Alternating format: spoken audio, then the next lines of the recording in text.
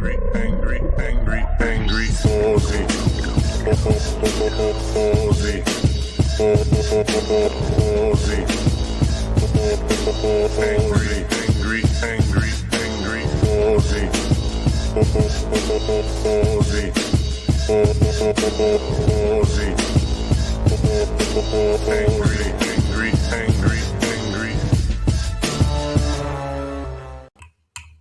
Yes, Micro, I'm like 2 minutes late. Life. Don't talk to me about life. So I'm making a weird drink here. There a recipe I was told about.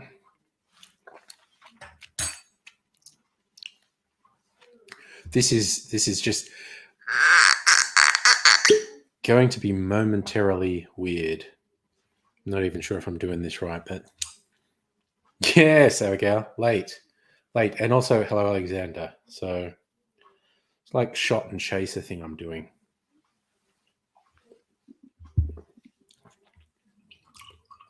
A thing that was not as bad as I thought. A thing I might regret, but anyway. Oofed. One of my barrel-aged cocktails.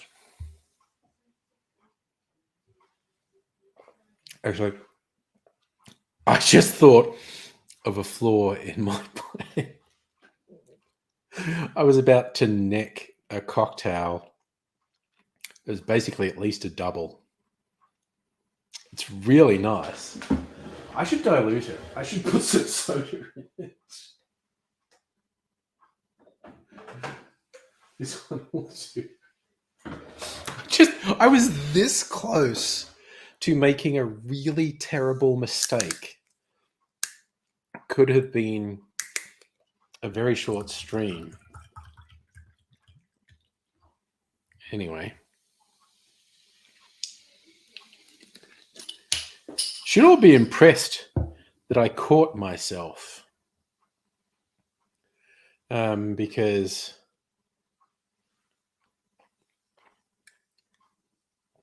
that had the potential to be well dodgy.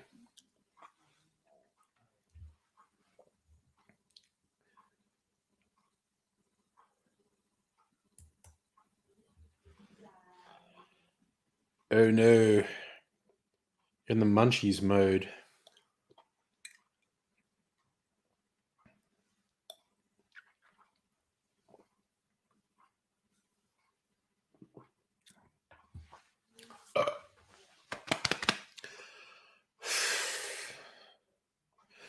The first in, who knows, possibly a succession of poor choices I make tonight. What is that doing that?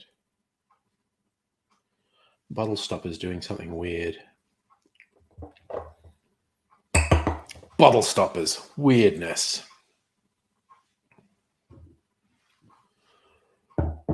Oof. Okay.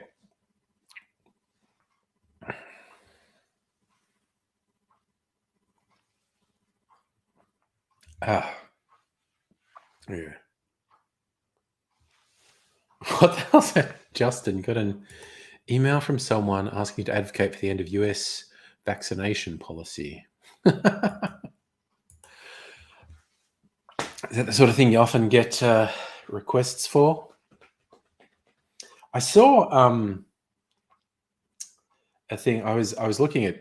I just realized that. Looking at news on the ABC website today, and there's a couple I sought out, and you get other news stories over here. And there's one was someone who called themselves a doctor making a claim about horrible, heinous effects of COVID vaccines. And I thought, I wonder what that is. Because I thought they'd run out of weird shit to say. Is someone actually saying something new? And yes, this person had this picture. They said that a nurse sneaked out of the hospital because the hospital was hushing it up. And she couldn't say where it was from because, the nurse's job's at risk because of big pharma and all that sort of stuff. And it's basically this gross gelatinous looking thing that looks a bit like corals. Also, it's the shape of the bronchial tubes in a lung. And what this person who calls themselves a doctor was saying is that this was caused by a COVID vaccine. It happened in a young man who was healthy, but it had 2 COVID vaccines. And the COVID vaccine had formed this gelatinous stuff in his lung that had filled up these bronchial tubes, and he'd actually coughed it up. And so there's these things basically in the shape of bronchial tubes. And she said, this has never been seen before. Micro, here for a few minutes. You got work, my friend. And so the story fell apart first on that. This has never been seen before. This is actually a known medical condition first described in the 1800s.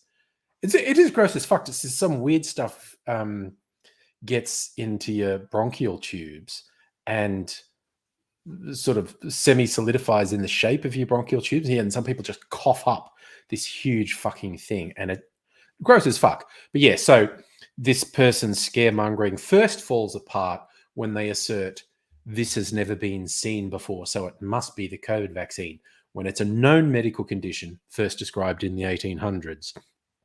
And also, as the fact checker points out, it's just a photo. Who knows what it is, where it's from?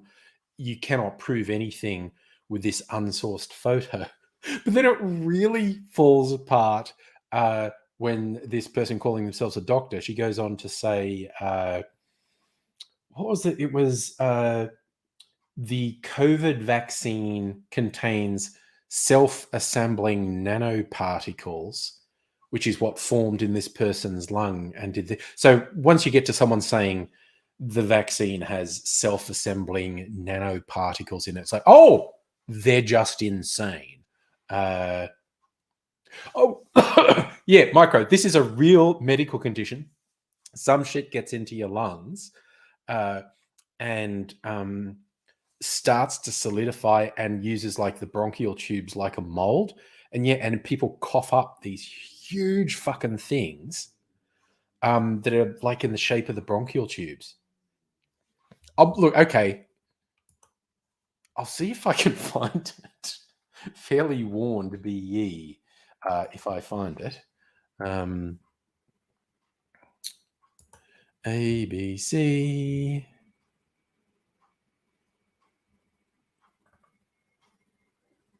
Oh God, yeah. And Liberal Party stooges have been putting up fake posters for the independents they're scared of with a Greens logo on it, trying to make it seem like they're Greens.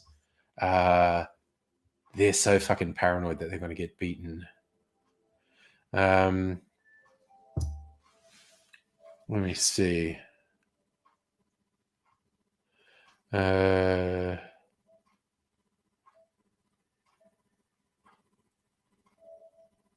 me see. Just looking for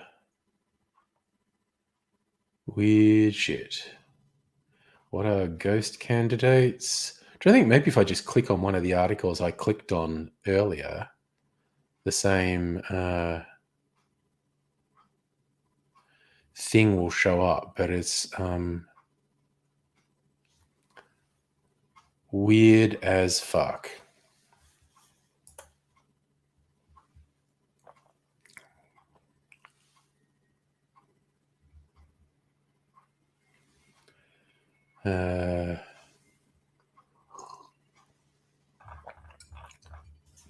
All right, I'll actually do a quick search and I'll go for fact check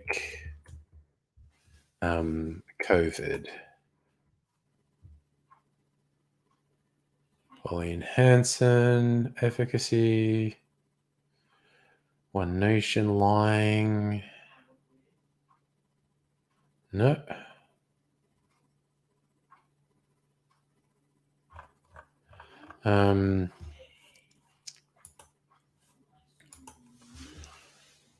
I'll just check COVID vaccine. That might bring it up. Latest.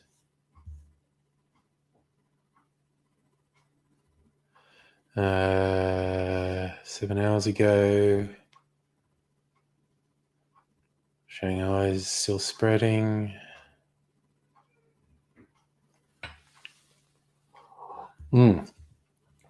Okay, so that's the one where I picked up. It's about the variants. Let's see if it shows up in the side thing.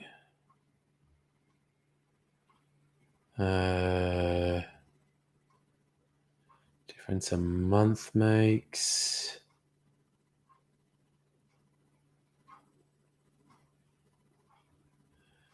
Virus found in pig heart used in human transplant. Well, that sounds good, doesn't it? All right, I'm just going to look for a second longer and then stop looking because. Okay, yes, 15 million people have died over the past 2 years. That's cool.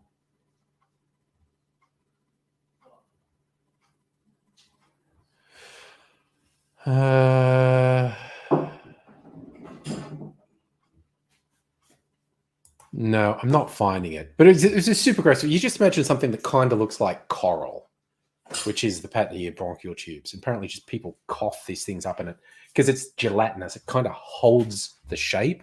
It's totally disgusting. Humans are gross. Look, I'm officially going on record as saying I find humans to be gross, and human bodies do extremely gross things. I know that's a potentially controversial take, but biology is gross, is what I'm saying. Yeah.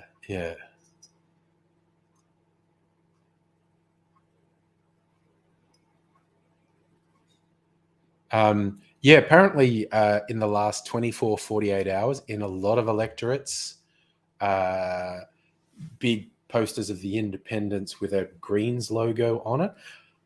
I don't know who they think that's going to work on. It's like anyone who's sort of been enticed by these independents sort of knows who they are and knows why they're interested. Or unless I just have unless I have too high an opinion of people, and I have a very fucking low opinion of people generally, and I'm a people, so but it's and you get the voting forms. Greens are going to be clearly identified on it. It's one of the weirder bits of hyperbole the LNP have done. Oh wow! I wish you hadn't closed the door like that. Now Mimsy's gonna.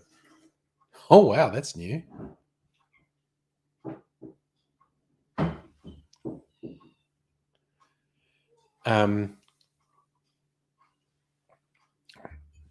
The bits of hyperbole. The LNP saying about these independents is going like, oh, they're just Labor, really? No, they're not. They're actually Liberal Party people, which is why I wouldn't vote for them. And I wouldn't advocate voting for them because they are Liberal people, Liberal Party people. They are just Liberal Party people who rightly say, hey, this current mob have gone fucking off the deep end.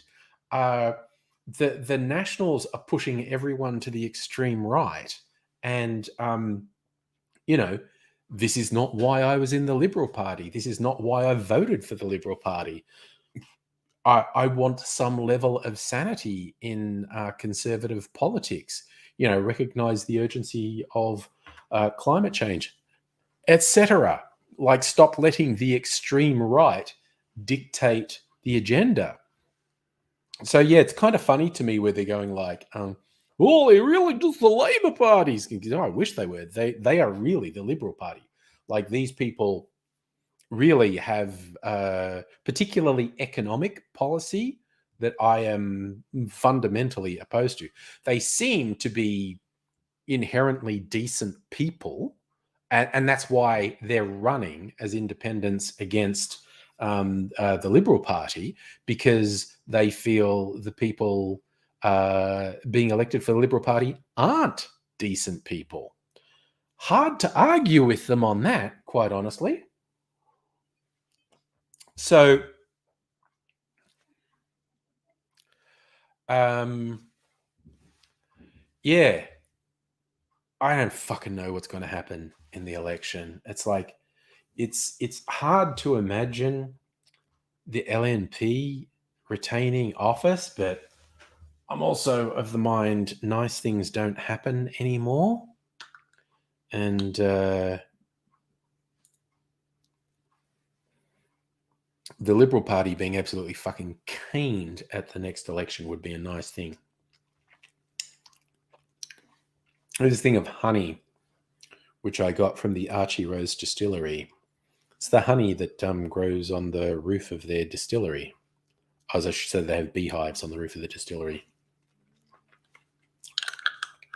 It's gone solid. It's very flavoursome. It's really tasty honey.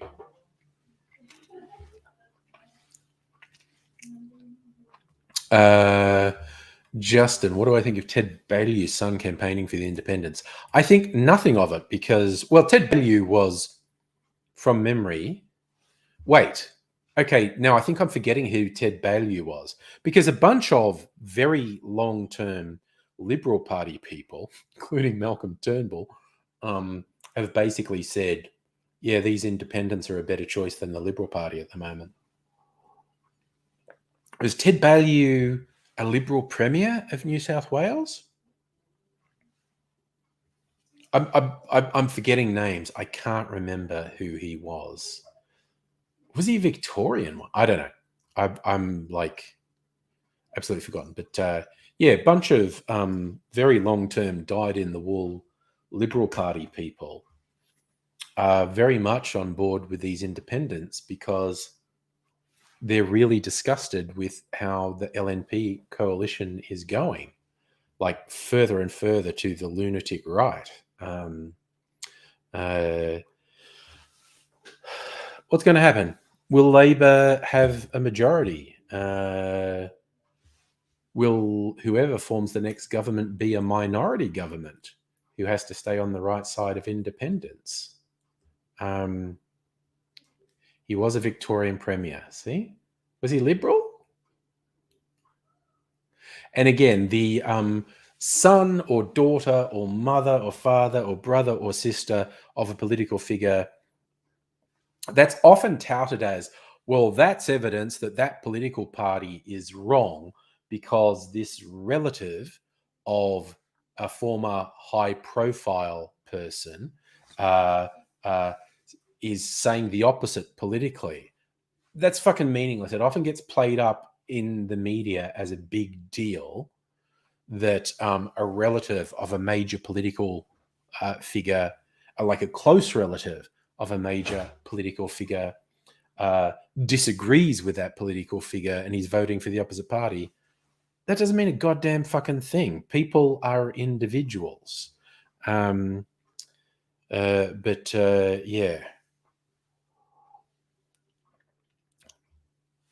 It is interesting how many high-profile Liberal Party people are saying, yeah, these independents are good. Oh, shit. My laptop wants to restart. Don't you fucking dare, okay? Just don't fucking do it during this live stream. Oh, just you're saying, according to friends who know the Baillieu, he would have joined the Labor Party if it wasn't for his family. Yeah, well, that's the thing. Again, the idea that families should agree on politics is friggin' weird. And I'm not saying you say that, Justin. I'm saying that's the angle the media often plays up. Like, oh, division in the family. There must be something wrong with it. Families don't fucking agree on things. Jesus. Yes. Dr. Abigail, yes, Bob Katter does have a gay cousin or nephew or something. Is very interesting.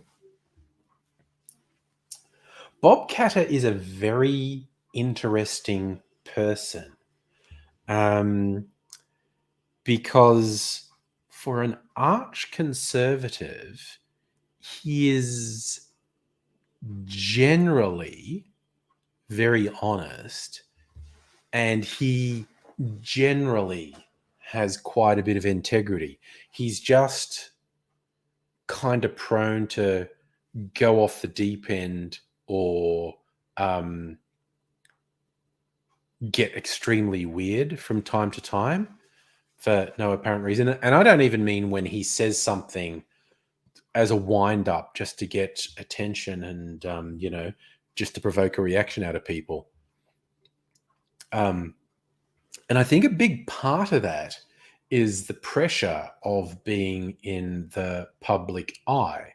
And when you are a politician of any persuasion, and the more high profile you are, the worse this is going to get. But when you're a politician, you are going to get absolute truckloads of hate directed at you. Really vicious, virulent hate. And yeah, I think there are some people who deserve it. I broadly don't do. I'm actually kind of mild on social media. Like I will occasionally like quote tweet various politicians when they say something phenomenally fucking stupid and just go, "Oh my god, this person's a piece of shit." But you do get the people who send messages to politicians and they're death threats. Like in the overwhelming majority of cases, they're not actual death threats, because I regard a death threat as someone who is making a serious threat on your life. But they're saying terrible things and awful things and provocative things. That happens a lot. So I think anyone in politics, you're going to end up with very weird stress responses because you're going to be under stress all the time. And Bob Katter's an interesting one because I feel like I could have a very interesting conversation with him, and starting with the things we agree on, because there's a bunch of things I agree on with Bob Katter. Mainly, he's anti-corporate. Some of his views are almost socialist in that he is very against big corporate profiteers taking resources out of Australia and taking all their profits offshore. He's very anti that, and so am I. And I feel like I could potentially have a very interesting conversation with him by starting with things we pretty much agree on, and then just really gently going, I understand there are some things we fundamentally disagree on, and that's okay. People can disagree. But, I kind of like to broach some things where I think you're just wrong. This is not opinion. This is not how I see the world. You are objectively wrong. And I think if we have a rational conversation, you might start to understand, oh, I was actually wrong about that. Because again, people like lefties like me virulently attack Bob Katter. Why would he waste time on nuance with someone who's just viciously attacking him? I think he earns it sometimes, but it's interesting. And Justin, Darren Hinch. Darren Hinch, he's kind of like Bob Katter, quite honestly. He's sincere about some things, and I agree with him on some things, but he goes off the deep end on some other things. Abigail, when did Bob Katter agree to a minority government with Labor? If you're talking about Gillard, he didn't. He expressly said he wouldn't. It was the other two Conservative independents who did support the Gillard government. Unless you're talking about something in Queensland. Something could have happened in Queensland that I don't know about. But I think he's a federal politician. But he specifically said with Gillard he could not support a Labor government. But yeah, no, Kat is a really interesting person, I think. And I think he truly believes he is acting in the best interests of his constituents when he does stuff. And I say that, and I think politicians of all stripes are very cynical and are much more about their own career and their own party line more than their constituents. I think Bob Katter is acting with more honesty a lot of the time than a lot of Labor politicians are. I think he goes off the rails. I think he's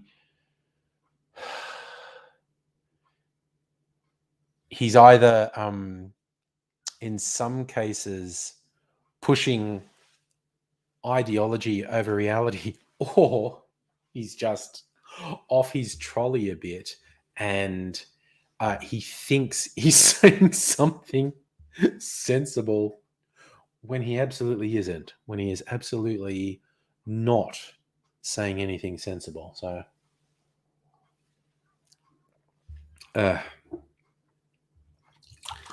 finish this sody. Then I might get more serious alcoholic beverage. And Dr. Abigail, I assume you will remember the conversation we had, but the thing I was doing here, which is why this has all been a bit weird to start with, was the lemon juice thing that we talked about, that you told me about. So I'm exploring that. The lemon juice. The first thing I knocked back at the start of the stream was lemon juice. So yeah, is that oofed.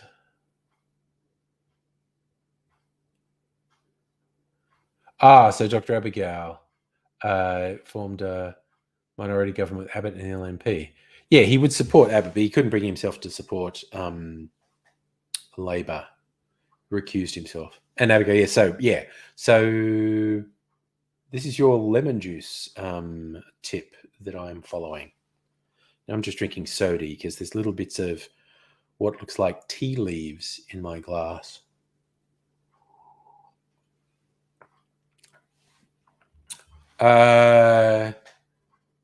Justin, I doubt that. But who knows? I don't know. Is Labor reducing vote in my area, the Bagel Belt, the blue ribbon of Victorian Liberal seats that under some considerable threat from these independents. Rays, hello. What's up? What's up? Oofed. I think I drank an energy drink just before the stream. Ugh. Now I kind of feel like I have to pee. Oof. I might put on an old Angry Aussie video. Run out to pee. Oh, yeah. Dr. Abigail. Fuck, Labor is angry at the Greens. Which, okay, look, I understand. Labor wants, it's politics. Labor wants to form a majority government. The Greens stand a good chance of siphoning away disenfranchised Labor voters. So the Greens are a threat to Labor's power. And Labor's just all about power.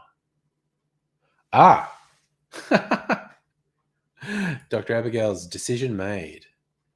You've got an early start, not going out to buy a cola. Okay.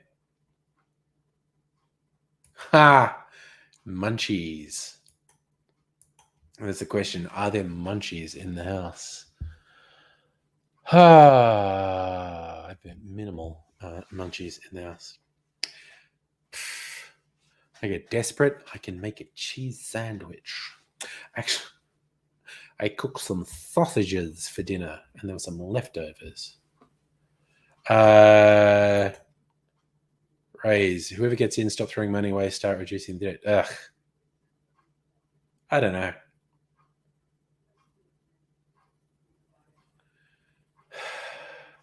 Money's imaginary, man. And Dr. Abigail, I have said this before. That's a potentially positive future that I see, where neither the major Conservative Party, the Liberals, nor the major middle of the road party, Labor, can form a majority government on their own. They need to form a coalition with someone. And Labor are they're clearly terrified of that future when they can never form a majority government again, and they would rely on the Greens. So they make all these weird public pronouncements. We definitely won't work with the Greens. Politics is so fucking stupid. And also, Australian politics is so conservative. Holy shit. And Labor are so fucking timid and so fucking embarrassing. Oh, is that a fact, Justin? In ACT, Labor Green government for 16 years. There you go. Well, public servants are hardly going to vote for the Liberal Party, who are just going to cut funding to the public service. Yeah. Government debt isn't the same as personal debt. Yes. It's also imaginary. Government debt is imaginary. Oh, yes. No, raise that stuff. Oh, Jesus Christ. Yes. Absolute wastes of money. This nuclear submarines, the various other military things, the plebiscite was an absolute fucking waste of money. It's weird that good economic managers, the LNP, have wasted horrific amounts of money. I mean, like, the nuclear submarine thing is now, what's it, $5 billion down the toilet? And yes, the plebiscite was a waste of money and just an excuse for a lot of anti-queer propaganda. But it was a small amount of money compared to this fucking military horse shit.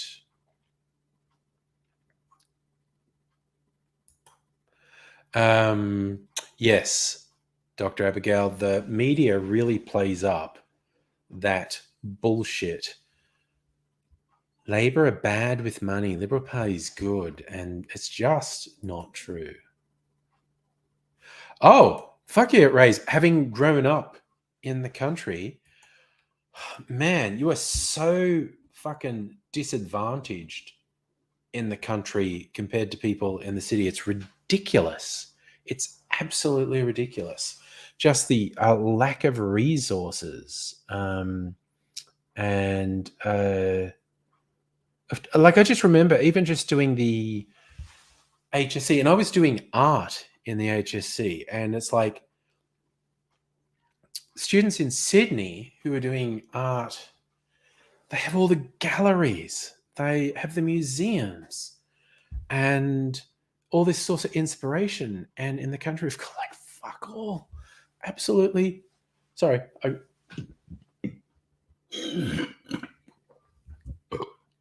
Oh, burping. Hot damn burps. Is it gassy, Marge? Is it gassy? Are you gassy? It's this soda and also the energy drink I had before starting. Lawsy. And yes, Dr. Abigail, the Man, the lemon juice might be knocking me about. I may yet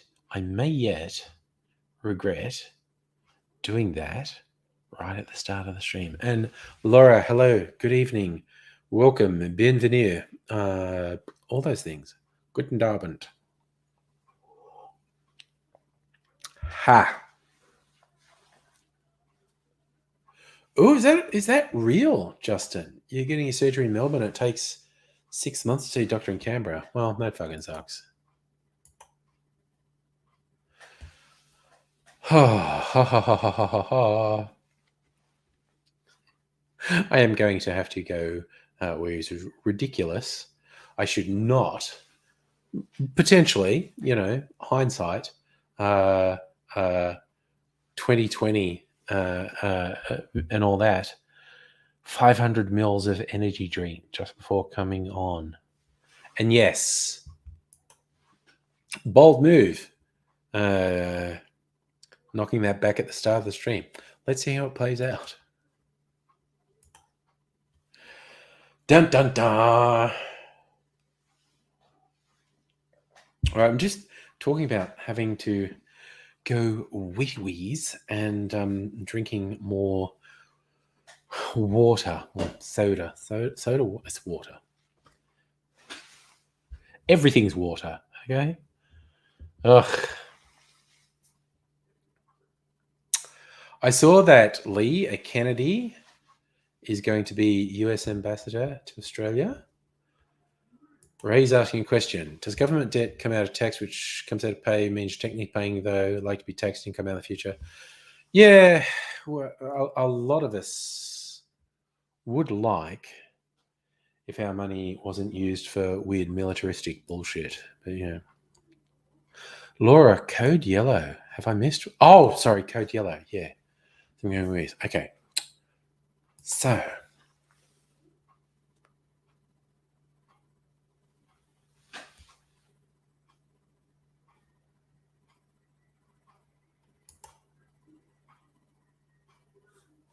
Okay. Go to my YouTube channel. Yes. Okay. Go to my videos. Oh, I'm trying to think of something that I made that's just a couple of minutes long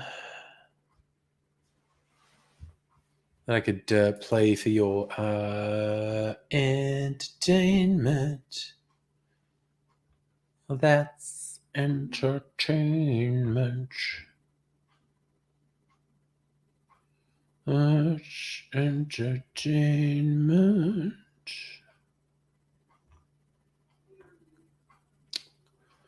Oh, damn.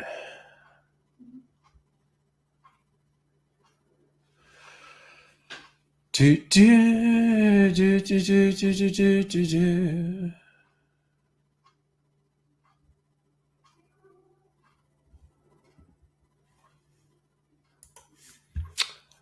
See how much support. Oh, Raze, you want a mask throwback? All right. I'll find a mask video.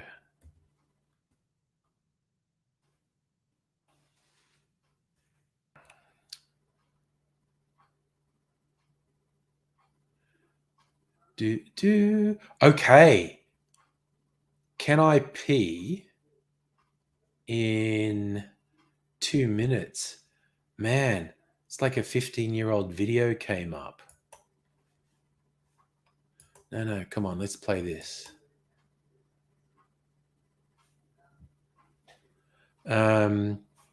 This, I used to do a lot of short videos. This is only a 2-minute video. Can I? This is from 2007. Can I pee in less than 2 minutes? I mean, probably. I can probably pee in less than 2 minutes. So if I share screen and the audio tab, this one. I'll make it full screen. Turn my microphone off so you don't get echo. And now countdown. Can I pee in 2 minutes? Look, I have to think for a bit about what I'm going to do about this auto haircut. While I consider what to do, here's the video I shot earlier before I decided to trim my own hair. Angry, angry, angry, angry, Ozzy. Ozzy. Ozzy. Angry, angry, angry, angry, Ozzy. Ozzy. Ozzy. Angry, angry, angry, angry.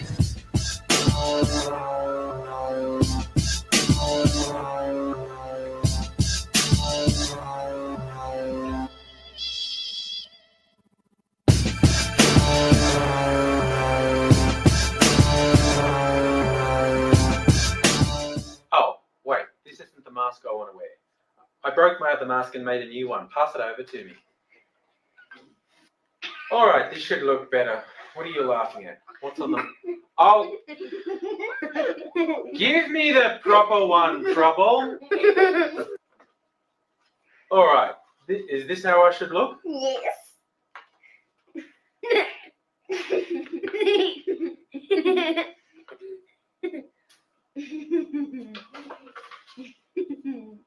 Hey! Come here, you! So why is it you think this is the right mask for me? It's a good look. Okay, time for bed. How cute was that? Sorry. That was extremely cute. But I had no idea what the content of that video was going to be because it's from 2007. I don't know what I was doing in 2007. Jesus. So of course I washed my hands, Laura. Of course I washed my hands. Hey, Nettie. It was cute, wasn't it? Yeah, that was Fridge Ninja 15 years ago. 15 years ago. So she would have only been 7? No, she was 10. I said 2007, wasn't I? Yeah, because she was born in 9. So she was 10 years old. Oh, again. Nothing sus. Nobody and Nettie showing up at the same time. Don't know what they were doing just before. Okay. Yeah, no, that was kind of... Well, okay, I didn't see a lot of it because I was... that was a toilet break for me.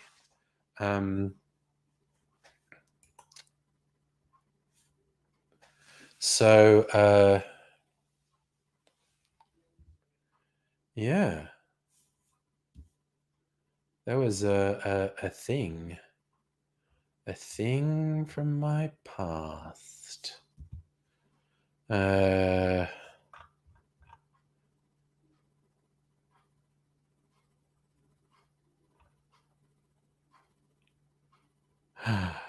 Video with 1,000 views and 6 comments. And I'm looking at, man, and just the name of some of the commenters.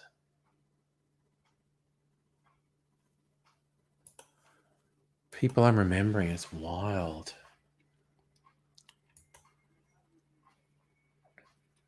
Yeah, Rays, 2007. You're producing magical, pretty colors to create a moving outcome. Hey, if anyone's up for Angry Bunch, because Laura wants to, I'm just, sorry, momentarily distracted while I get the link. Shazam, y'all. Captain Marvel Jones. He's a southern Superman, remembering very weird songs from when I was a little lad.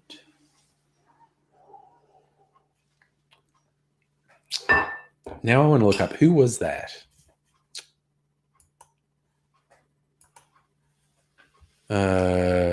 Captain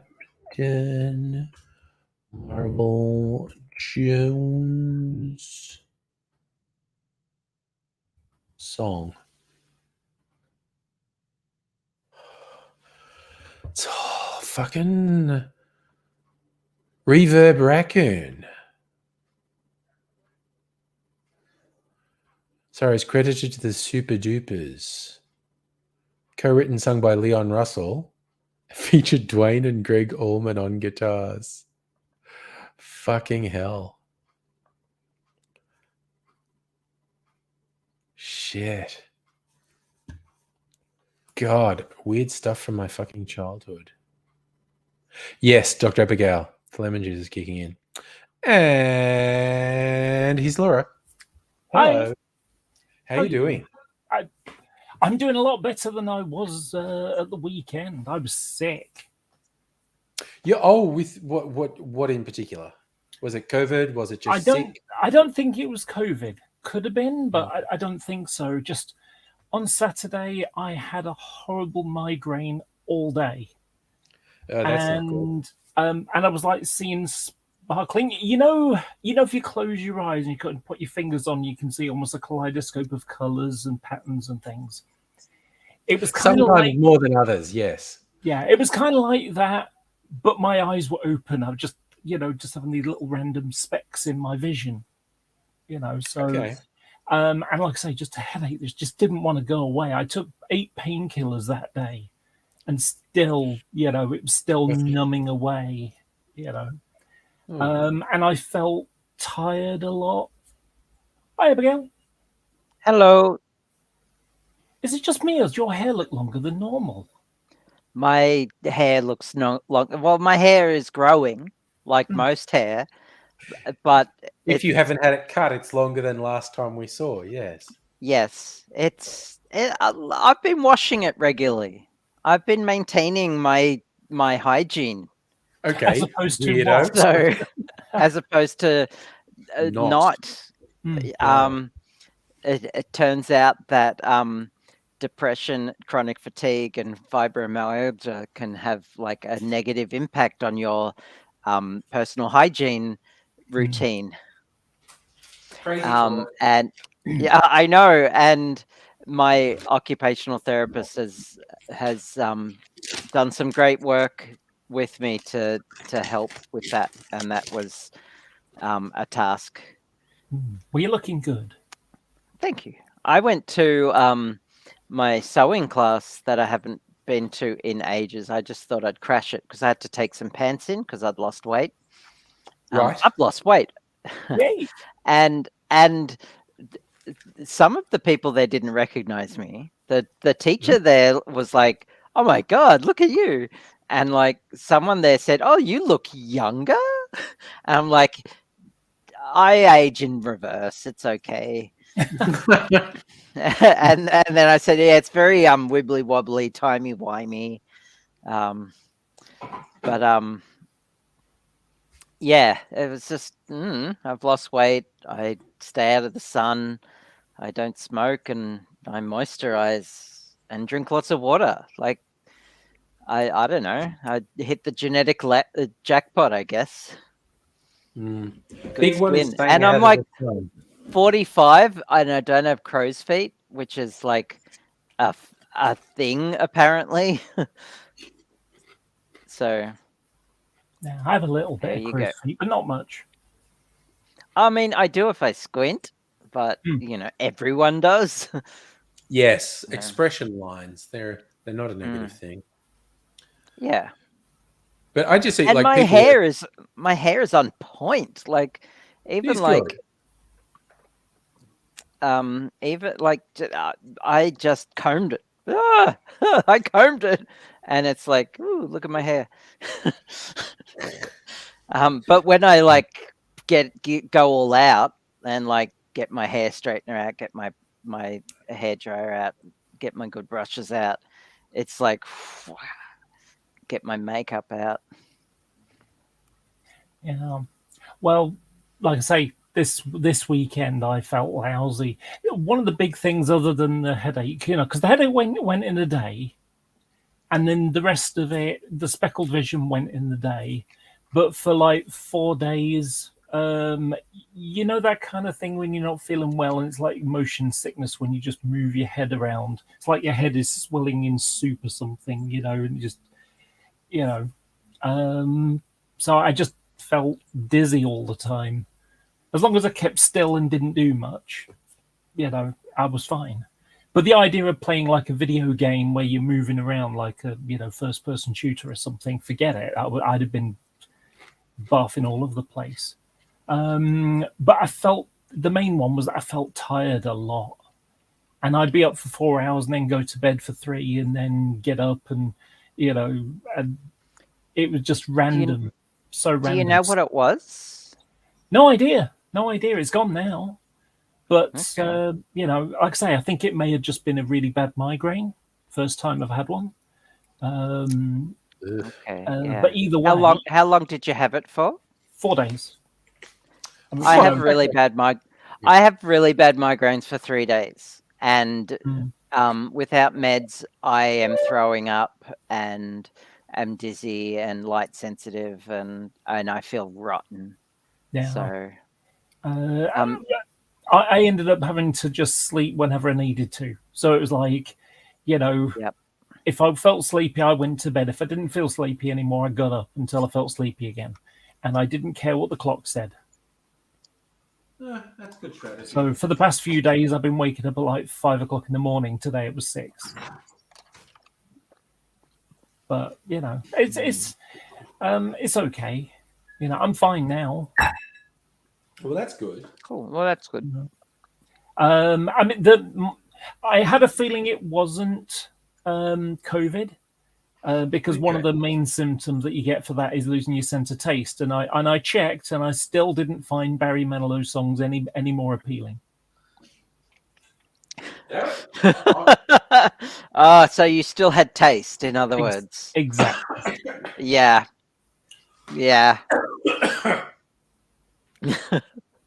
All right. That was what, jokes aside, when I did have COVID, that was one of the ones I was actually paranoid about, losing a sense of smell and taste. And as some people say, it doesn't come back for a long time.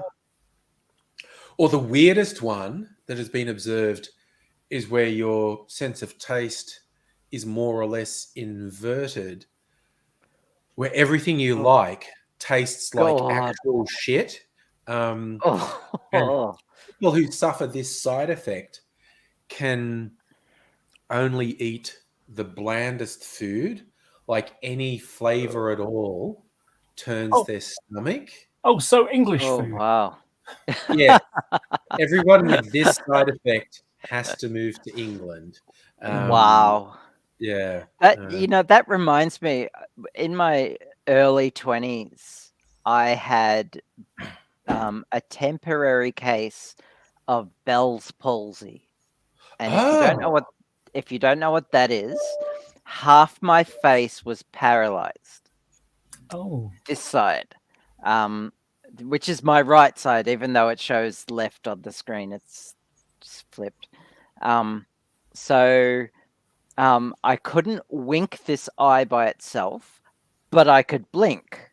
I could wink this eye, but I couldn't wink this eye, but I could blink. If I smiled, it came out as a leer, like I was leering at people. So Ted Cruz. Yeah.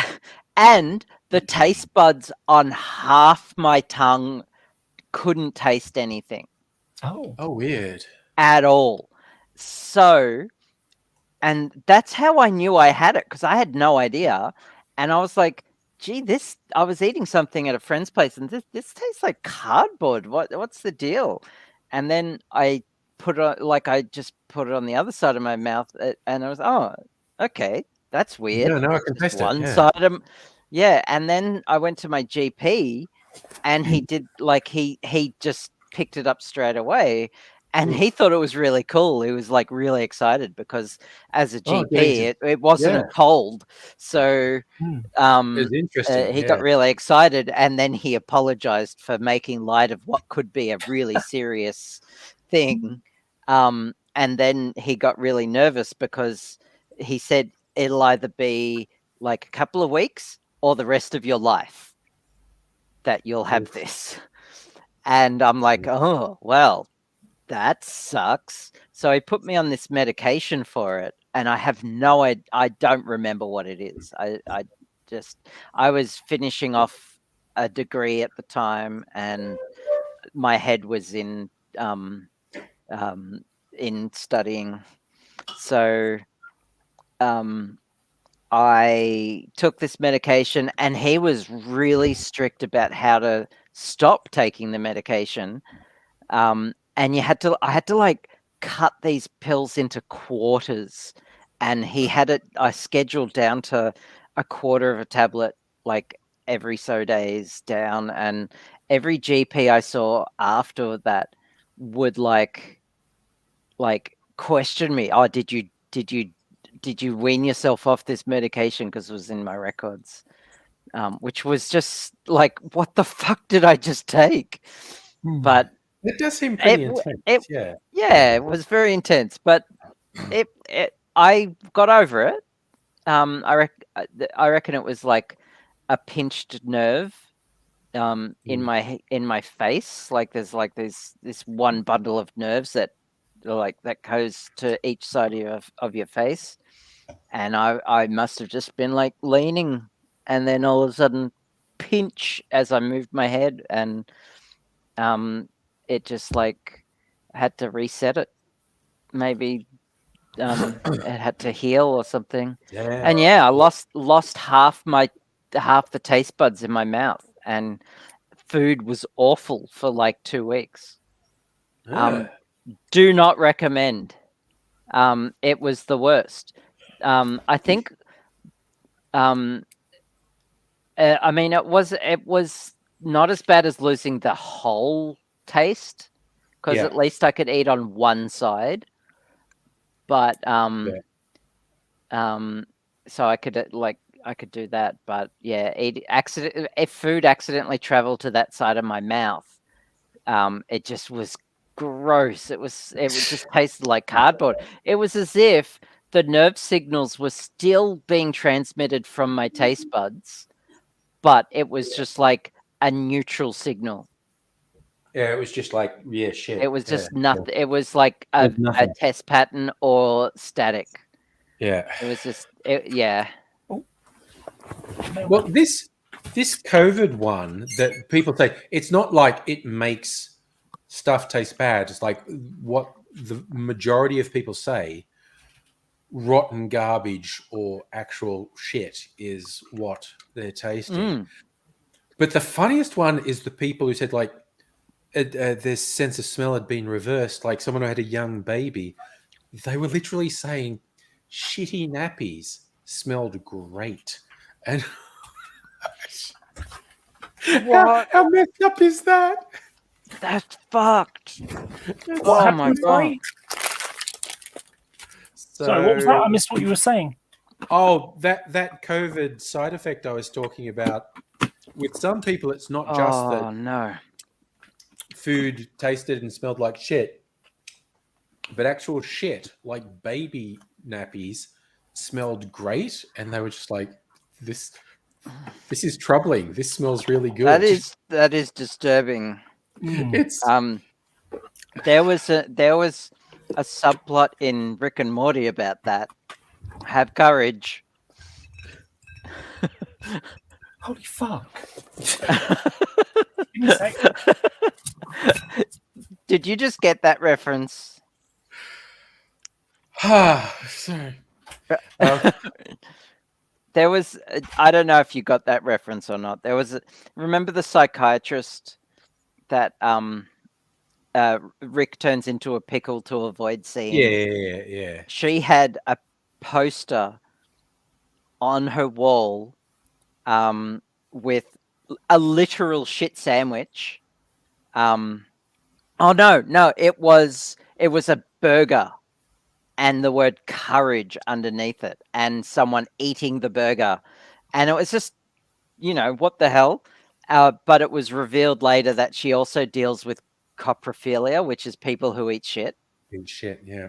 And that was her coprophilia photo, her poster, her inspirational photo for that. The coprophilia, all right. And Jim Young in chat, too young to join in. Okay, good. Sorry. And then it's revealed that one of the side characters, who I don't even think has a name. Teacher, I think. Oh, the teacher, yes, is being treated for that. Yeah. So, yeah, my man. Yeah. You're never going to believe this. This is actually quite funny. Oh, So, yeah. What? No. Okay, so I live in a block of flats, and there's 3 I buildings. don't believe it. So there's 3 buildings, each called something A house, B house, C house kind of thing. Don't want to tell you exactly where I live. Of course not. Yeah. So yesterday, the post, letter comes through my door. So I pick it up, I bring it here, and I'm about to open it, and I realised that's next door building. Aha. So I went out and I kind of ran down the stairs to catch up with the postman and said, wrong building. Yeah.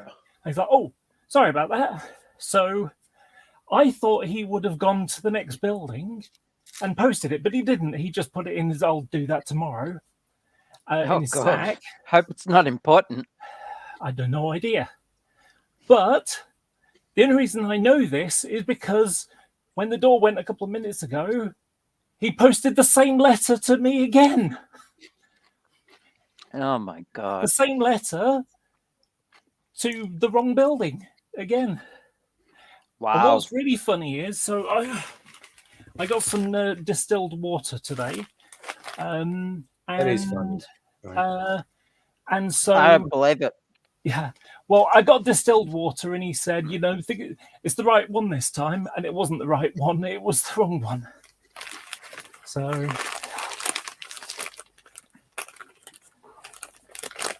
yes, it wasn't distilled water.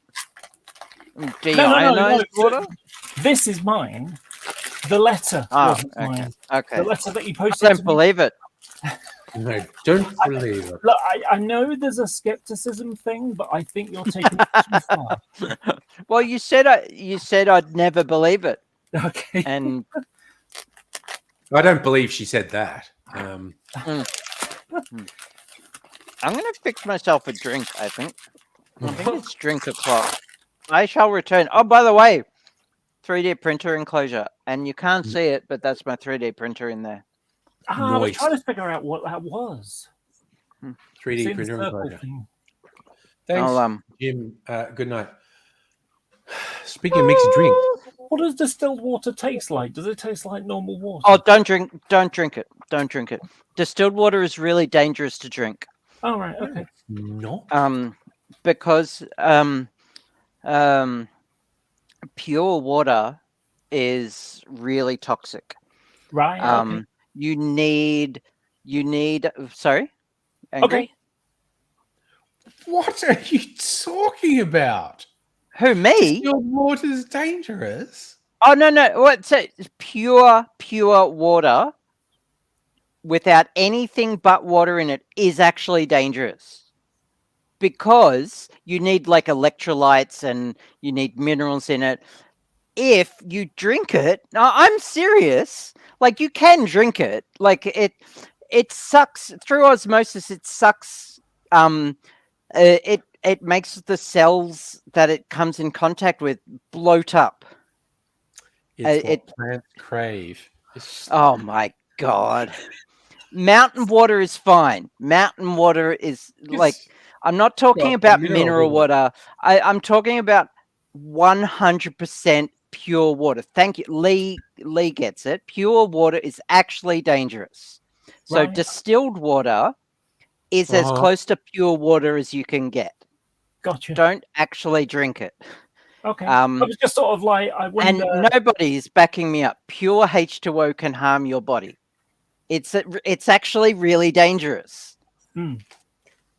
I'm not kidding. Normal H2O can be out of normal my H- depth here. I'm just like, Yeah. normal H2O is also dangerous, but that's what they call drowning. That's when you have too much So of it. well, that's that old chemist joke of the two H2O2, scientists yeah. go into a bar. One says, "I'll have a glass of H2O," and the other one says, "I'll have H2O2 too," and dies because that's acid. H2O2, because it's hydrogen peroxide. Mm. Yeah. Anyway, So the reason why I got distilled water is because I bought some Model Air paint. So you airbrush this stuff, as opposed to the thicker stuff. Nobody is backing me up after just saying Lee is backing me up. Yeah, alkali water is alkali water is not as harmful as you might think. I mean, I drink antacids when I get heartburn, but that's an overabundance of acid. But it can throw off the acidity in your stomach.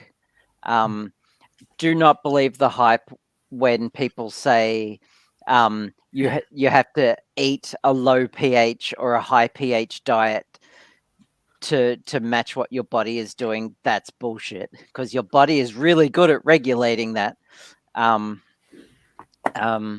it's like, Called are you doing a homeostasis. cleanse? Well, are you letting your body do the stuff? Then that's a cleanse. Your So body is someone- already doing a cleanse. Gwyneth Yeah. Paltrow is such a scam artist, but she did a thing about how she drinks alkaline water and she makes it more palatable by putting a squeeze of lemon juice in it. And people are going, so you put acid in the alkaline water? Okay. Sure. So yeah, pure 100% distilled water is actually dangerous to drink. Well, the reason why I got it is because I saw a video, and if you take 50% of this and 50% IPA, and then you add a couple of drops of a paint retarder, I think it was called, and a few drops of airbrush thinner, that's the perfect mixture to go through an airbrush. And you just, rather than buying a little bottle that will cost you like £8, you can buy yeah, make a that stack of it for squeezy bottle there. Mm-hmm. This is my own formulation. It's 50% IPA, 50% distilled water, and a couple of drops of what's IPA? isopropyl alcohol. Oh, okay. Thank you. Yeah. Okay. So it's not methanol, it's not ethanol, it's propanol. Yeah. Anyway, and a couple of drops of detergent, and it's perfect for cleaning 3D print beds. Okay. And so yeah, a little squeezy bottle. Anyway, I'm gonna go fix my drink. Also, I'm because feeling- certain beers are called gin. an IPA, so I was getting really confused. Yeah. Well, IPA is also isopropyl alcohol. I'll be back. I always find that a bit weird because I don't know the difference between isopropyl alcohol and isopropanol alcohol. I always call it propanol, but Well, you'll have to wait for Dr. Abigail to come back to potentially get an answer for that. she is a doctor after all. I'm familiar with isopropyl alcohol. I'm not sure if the other one you're saying is an actual different thing or not. It could just be aluminum. It could be that. It could just be a pronunciation thing. Yes. Yeah.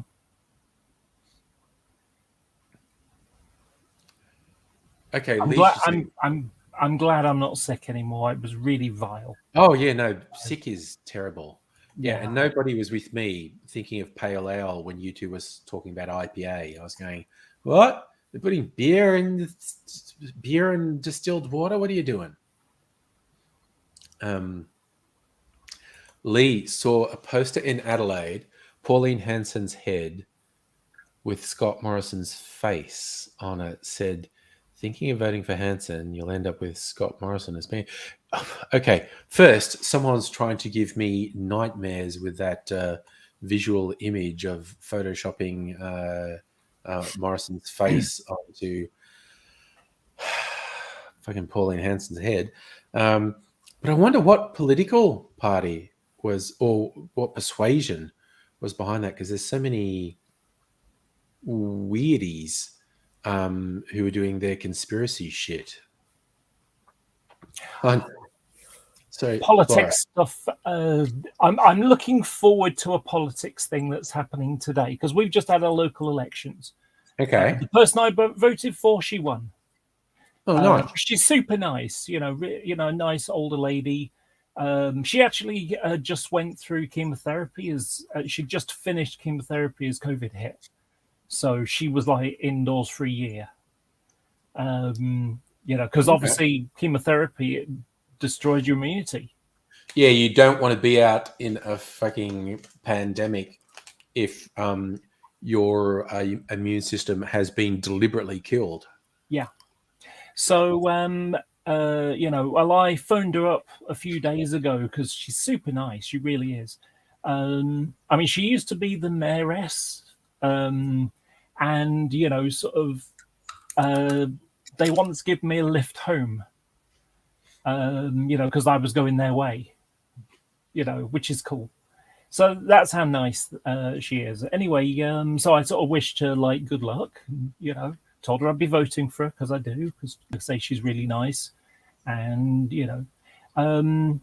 But do you remember I told you the last time that there was that anti-trans hate group arsehole who turned up and his boyfriend walked into a bollard? Do you remember that? Yes, I do remember that. Yes. Okay, so that guy is Alexander Bramham, and he stood for election twice and got 293 votes last year, and then there was a by-election for a local seat, and he got 66 votes. Well, he's up. The local elections, he was standing again. And I'm just hoping that, I'm disappointed in a way because the thing that I wanted to sort of, I made a tweet yesterday guessing that he was going to be crying himself to sleep when he came in last again. Yeah. And unfortunately, I woke up this morning and they haven't had a chance to count them all yet. So it's like, damn, maybe it'll be tonight that he cries himself to sleep. Local politics. Ah. Sorry, Abigail? Yeah. So I found some lemon juice in the fridge that I didn't know I had. Oh, yeah. Supermarket lemon juice, yeah. So I think I might join you with that lemon juice. Okay. Yeah. Last time I got lemon juice, I called it a tart. I said it was tart. Forget it. Bad joke. Yeah. By the way, actually, question that popped up as you left. I noticed you called it isopropyl alcohol. And the stuff I buy is isopropanol alcohol. And is there a difference? No. I didn't think so. I was expecting it might be aluminum type territory. Technically, it's isopropanol, but you can call it's interchangeable with isopropyl alcohol. Isopropanol is just a shortened version of that. You could call this ethyl alcohol. Yes. Or ethanol. Gotcha. It's interchangeable. Is it just me, or does that look like you're just about to drink? What's it? I'm looking at it. I'm thinking, is that like, is that petrol? Is it like, is it leaded or unleaded? That would be octanol. Because that's what petrol is. What's it called? Octane. Ah, yes, octane. Okay. Yeah, octanol. Yep. Not Sorry, great Andy for you. might be joining us. She just demanded to come in. Is Is High Octane Dr. Octopus when he's high? Doesn't need an answer. Doesn't need an answer. Rhetorical jokes. It was a cheesy joke that just sort of passed through my brain and fell out of my mouth again, unfortunately. Yes. It does that. Anyway, I'm gonna zone out a bit, but I'll stay Right. here. I'm playing a game at the moment. That's fair. Megaleech bought me a game again on Steam. Oh, nice. So yeah, I know he wants me to check it out for him. But I'm not. That's not the game I'm playing. I'm playing a different game. But I'm gonna do that next week, I think. There's a guy I Check watch it on out, YouTube called Let's Game It Out, and he basically plays games and just like to make people, just to make it go bad effectively. Oh yeah, that's always fun. He's really funny with it. It's like I'm going to call my ship.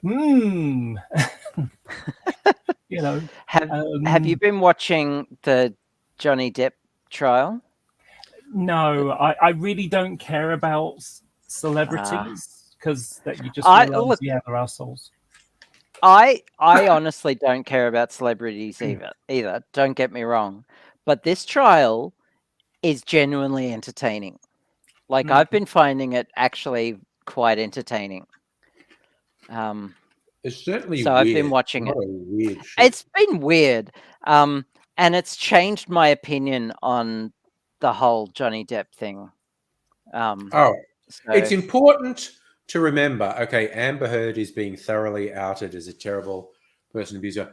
Johnny Depp is also an abuser, a groomer, a racist, a violent prick with a long history of just being the worst, which is why a lot of people didn't believe the stuff he said about Amber Heard initially, because he's also had a long history of drug abuse. He has a decades-long track record.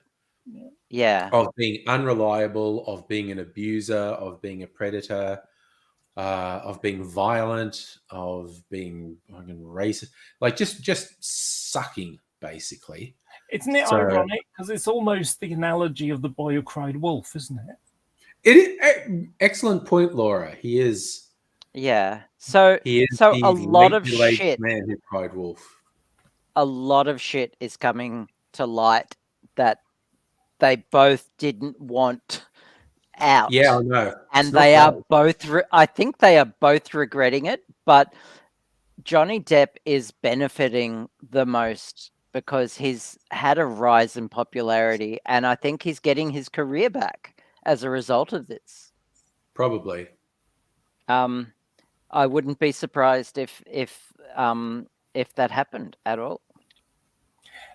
I've been watching. I've been sort of, I don't know. I can't say watching. I've just caught some of the stuff, and there's someone called Alison Bailey who started the LGB Alliance. She's one of the co-founders, and she is in court. Basically, she's made accusations about Stonewall, which is the LGBT charity. Mm-hmm. So what's happened is she was on the stand yesterday, I think it was, maybe the day before now, and effectively, I don't know the ins and outs of it, but she made a tweet and she was asked to remove it, and then said no, and then said there were consequences, but the consequences were, Stonewall did nothing. There was no action to kick her out of a job or anything, because I think she used to work for Stonewall or something. Anyway, so what happens is on the stand, she said there were consequences, and it's like, well, what were the consequences? She was asked, what were the consequences? Well, we're here in court about this, and it's like, yeah, but you're the one that challenged them. You're taking them to court, not the other way around. So yeah. Hi guys. Hello. Hey, Nettie. Hey, Nettie. I'm having flashbacks to the old a viral YouTube video from 10 years ago. Consequences will never be the same. I remember that. I spent far too much time this week watching the court drama. Oh yeah, Way too much. me time. too. Me too. Yeah. Oh yeah. Me I'm not too. usually a celebrity watcher at all, but this court case, I'm kind of Mm. fascinated. It's really. I'm finding it is it way too fascinating. entertaining. The thing that's great about stuff like this, and like the crazy lunatics you see on the internet, it makes you realize that even though my life might be shitty sometimes, it could be worse. I could be like them. At least I'm not Yep. Amber Heard. Mm. Oh man, like the emotions I have gone through this week with this court case, it's just too much. It's too much. It's so intense. Like, Yeah, I've been watching Johnny Depp since he was on 21 Jump Street. me too. Yeah. And he was, Oh. he was such a cute boy, such a good boy. Mm. And Hello, Kirsten, too. by the way. Hey, Kirsten. Kirsten. What's that feeling? What's that feeling? Is there a name for it? I've literally had like a couple of sips of this drink, and it already feels like it's just gone to my head. And it clearly hasn't, because I've only just had a couple of sips. But that's I called already being a cheap feel drunk. I'm not. I can hold my liquor, but Yeah, I already that was the feel last time. I had a drink last night. Okay. By but, the ears. Sorry. What? I what? How you hold your liquor? Sorry. Oh,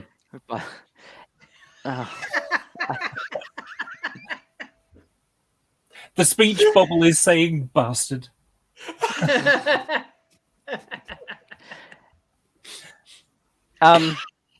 but I feel like I like a head spin and like, oh, that went to my head, but it was only a couple of sips. It's so Have weird. you had much to eat today? I had a couple of slices of freezer pizza, That's probably not And- enough. probably, I don't know. Somewhere. and a meal replacement. It's somewhere Oh, between the being meal replacement, psychosomatic and That'll get you. anticipatory. Yeah, that could be it. These fucking flies. Sorry. I've just got flies around me. Where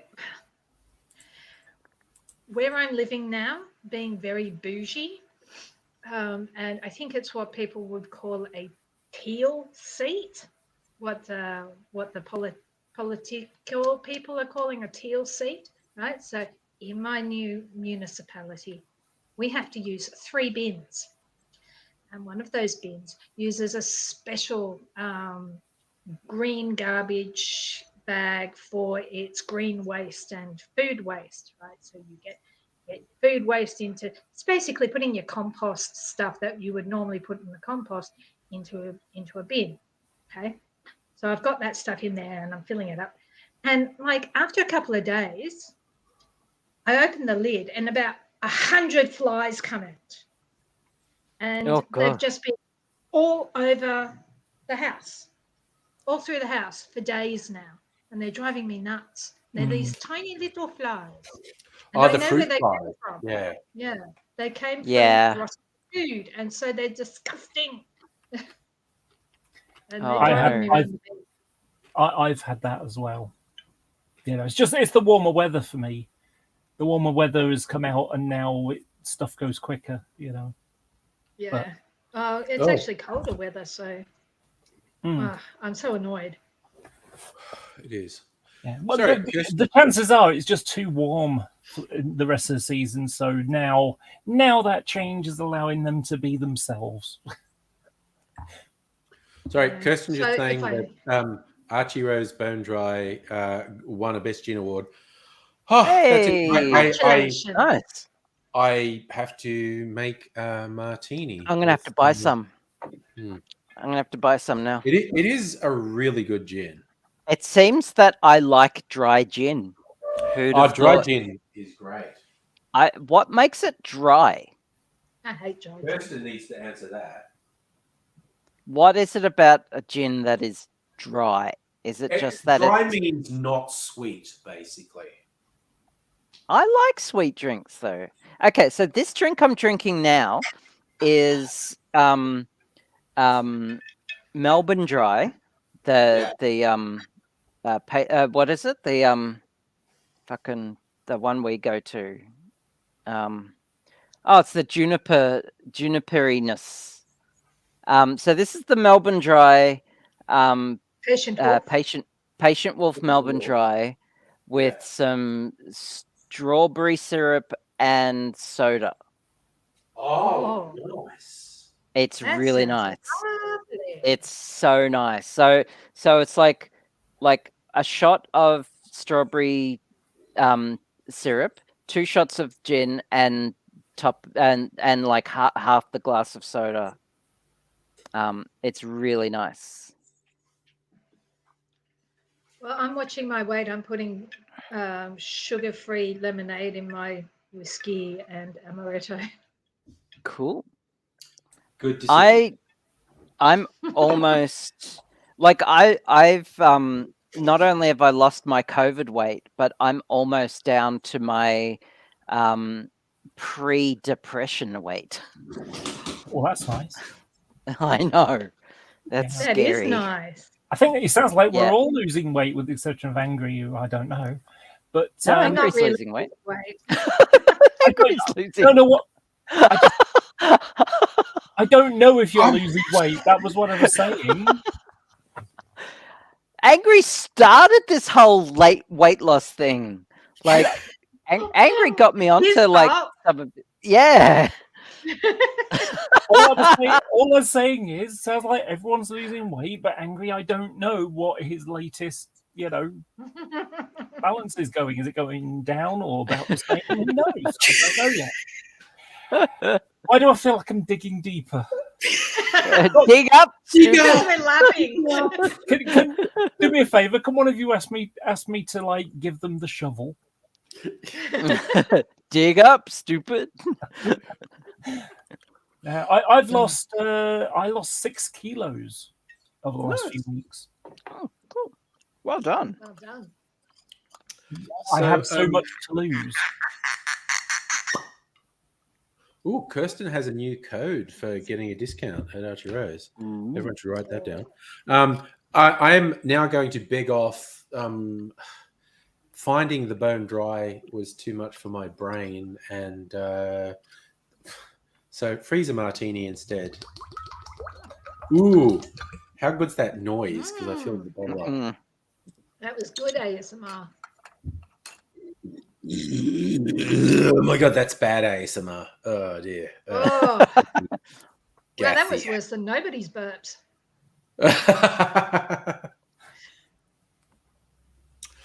Oh, all right, so I haven't actually tried this blend of the freezer martini because I just topped it up the other night and put it in. So,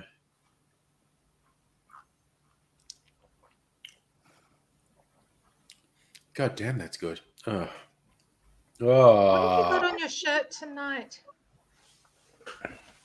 Martinis. Lovely. You're right. You're bang on your theme today. You're on I'm very on brand. Martini. From back in the day, my favourite shirt of yours was 333. I'm only half evil. I thought that was a great one. And it's sort of amusing how you had the angry t-shirts, and now you've got less angry cocktail shirts. Cocktail shirts, yeah. It's just a change of mode. I've still got all those t-shirts I used to wear in videos. They're just in a cupboard. What was a funny one, like the half evil one? But there was another one. Guys, the big shirt is yellow, and it just like has a very simple line drawing of a devil, and it says "God's busy, can I help?" Oh yes. Holy fuck! I used to get some angry comments when I wore that. That's awesome. I just think, man, you people can't take a fucking joke, can Yeah. you? Probably I would- Americans. I would wear that just to spite people. I Yeah. want the half evil one. I want the Ugh, half evil. it's- yeah, the half evil one was good. That was a thing like 10 or 15 years ago. T-shirts with sassy slogans on them, Yeah. and they all went yeah. away. I don't see them anywhere anymore. Yeah, Nah, where's they'll be back. T-shirt hell when you need it? Exactly. Remember I T-shirt remember hell? T-shirt hell. Yes. They are still around. Hmm. I found a couple of t-shirt shops on AliExpress. Yes. They've got that's the one that's got breakfast with Baphomet and morning activity written on it. I don't know if you've seen it on my breakfast with Baphomet. Breakfast Can with I- Batman. Can I share know. T-shirt hell? Can I share a screen Yeah. with T-shirt hell? Where are we? So Very little. happy Cinco de Mayo, and it's a drunk leprechaun. Jesus returns, and it's fucking like I've come again. I can barely read that. He's come again to judge the living and the dead. Oh boy. yes, Jesus is an action hero. Yep. I love that Ron Jeremy's there. What an asshole. Clearly a Republican, sup- Jesus. Yeah, he won't be a Republican. Sorry, he won't be a carpenter anymore. He'll be sheep. Oh, I want to wear this T-shirt to the next dating event I go to. It says, "Ask me out, you pussy." All right. So, oh, feel the beat. Oh my god, What's that? feel the Oh, beat. no. It's a Oh. disco cop with a taser and oh dear. Stop quit drinking resisting! in- Stop resisting! Led Zeppelin and it's Kiss on it. This is one of my favorites. That's the classic one. Fuck the colorblind in a colorblind. Oh yes, in a colorblind test. Yeah. Yep. Hi, Yeah. Bum Fungus, by the way. You can't have manslaughter without laughter. Man's laughter. Yes. White flower swallows. And it's two swallows. Oh my god, the straight one there, look. Straight. Go local sports team and or college. Relax. I'm hilarious. That words on a shirt was one of their first ones. I made. I'd rather be That's snorting. I'd rather be snorting cocaine on a hooker's ass. That's another one for Johnny. Yeah. And also like Bum Fungus has called you out, Abigail, for having the 1,000 tabs. Oh fuck! I literally just yesterday did a purge of tabs, so called out. I like this one. I support a climate's right to choose, gay warming, bans on assault marriage, background checks for women's rights. I shaved my balls for this. Oh, that's a classic. I shaved my balls for this. Yep. Alice in Chains, Oh, because the band. yes, I know. Grand Canyon reminds me of your mom. Ooh. Well, I got a Facebook memory thing of a T-shirt I made like back in the day on YouTube. As I'd made the T-shirt myself that said, "This will look better on YouTube if you smile." And you can take that and that was deliberate when I did it. Like you could take that so many ways. Free Britney, and it's a picture of Taylor Swift. Nice. Yo, I have There's a that somewhat famous one which is like a backpack, and it's got Sonic the Hedgehog, Harry Potter, Obama, and it's like, what is this? I have a good friend, who's a massive fan of Britney Spears, and I want to get a T-shirt just for this, just for them. Am I cancelled yet? Fisting makes me come alive. It's Kermit's a frog. Have you seen the Kermit doing the goatsy? Yeah. No. Oh, yeah, actually. Hopeless romantic seeks filthy whore. I've seen people do terrible suggestive things with Kermit puppets. Basically, it's Not an accurate representation of white people. Oh yeah, I've had it up to here with midgets. The shirt, it's printed down Yeah. low. Yeah, it's printed like at belly button level. yeah. The Free Hugs T-shirt has World Champion Slut Hugger on the back.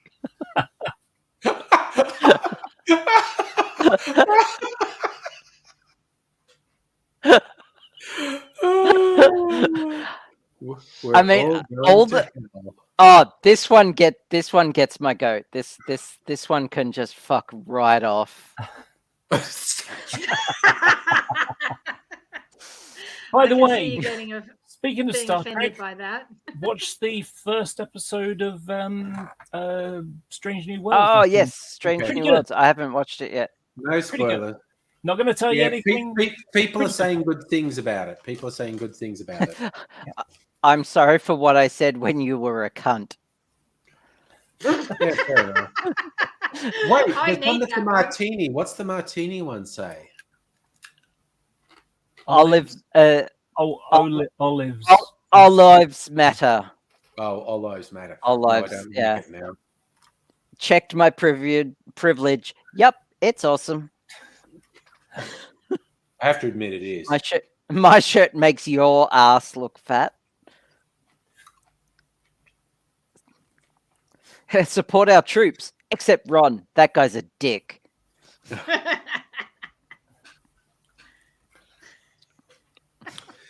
I Yeah. like this one. Let's talk about potassium. Okay. Oh, nerd jokes. Natural Ooh. redhead. Down and to the left. I wish my tits were bigger, but I'm okay with my cock. That's almost the kind of thing I can imagine a trans woman to see these days. Yeah. What's that? That's Kevin Bacon BLT. Yeah, bacon, lettuce, Yep. tomato. Yeah. Oh God, hung my god. Oh, sorry, Kirsten. That is actually exciting. Getting arterial spins up. Geez, I'll get one next time I buy some booze. I haven't bought a new pin in ages. Oh, Mr. Potato Head going into the showers at a McDonald's. Oh, No. The classic hand job with Yeah, hand job. is a Slayer good one. Yeah. reaching into his pants. Papa Smurf. My body, your choice is kind of funny. My Marxist feminist dialectic brings all the boys to the yard. Yeah, that's a classic. That's I a don't classic. get the white one, atheist. Well, I think I better get that one for Ali. atheist. I don't get that one. It's a praying mantis. Yeah. So that's the only thing you pray to when you're an atheist. Oh, okay. And he's like disappointed because he's not praying to anything. Hmm. He's just a mantis. Gotcha. Yes. I like my women like I like my coffee, ground up and in the freezer. Cheesy. Oh Rocky, yeah, that's an old one. I bring nothing to the table. You remember To the the old left, airplane Rocky and movie? Bullwinkle was what I was looking at. Yeah, Rocky, yes, Reynolds. Rocky and Bullwinkle. nice. But the coffee one reminded me of the old Airplane movie with the kids who are acting Oh, like yeah. adults on it. Hey, would you like some coffee? Yes, I would. Do you want milk? No, I take my coffee black, like my men. Like my men. and these And two she's kids like were like 8. 12 years old. And the boy, when she says that, is like, ugh. Yeah. I just want that special someone who won't press charges. Ooh. Yeah. Again, we're all going to hell for Oh. things we find funny. But We are definitely going to hell. Antichrist. And he's playing poker. oh, Auntie. Oh, God. Oh, dear. Yeah. Pimp. Pie. MP. Pimp. Oh, Kirsten, you're going to gift me a pin. I haven't added a pin to Ooh. my best for a while. Huh? Oh, the school lunch with the gun. Oh. Oh, this t-shirt is 100% organic. 65% baby seal, 25% panda, 10% manatee. So Yes, Dan. recommend like a whiskey in a barrel deprived of oxygen for at least 2 years. Yeah. I like this one. It's from two Gift women wrap. from God, and it's a gift wrap. Yeah. God's gift to women. Yeah. Yeah. Yeah. Luke J. Walker. Jaywalker. That's so stupid. That's so stupid. I love it. There are two people fucking on the back of this shirt, and the back of it is just kidding. Believe in Jesus. What the Oh, gay Jesus offends Christians. Jesus Christ. When God has sex, he screams my name. Oh. Whoa. Oh. Oh yeah, t-shirt hell. All of these good ones have been here for like since the 90s, I think, I was about to or at least say, they're like the 2000s. Yeah, proto internet humor. yeah. Jesus. I haven't looked at it for several years, but I really used to like English. That was really funny too. Yeah. Oh God! May and I I share? read one. There was an American military guy. Why who kill them with Chico kindness when virus. you can use an axe? Every time we you see a all just, rainbow, God is having gay a sex. schlong. Can't we all I just bet get you'll a vote schlong? next time, Snowflake. Can't we all just get a get a schlong? Yes. Oh dear.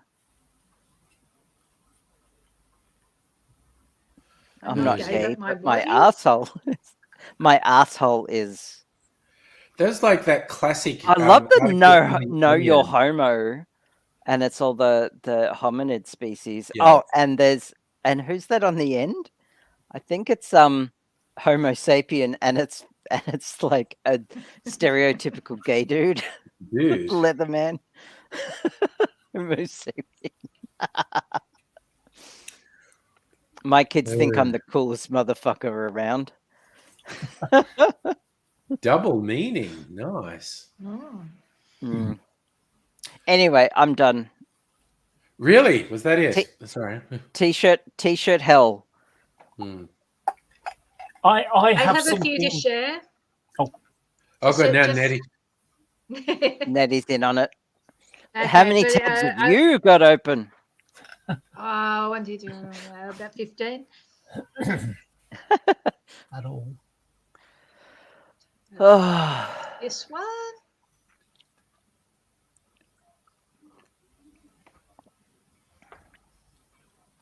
Yeah, you're gonna have to. breakfast with no. Baphomet. Oh, that's the breakfast with Baphomet one. Okay, yeah. Nice. Okay. Skip screen. Do another one. What am I doing?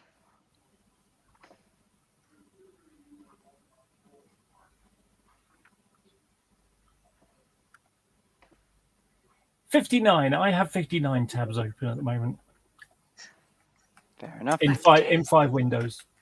Black Death European. European tour. European tour, okay.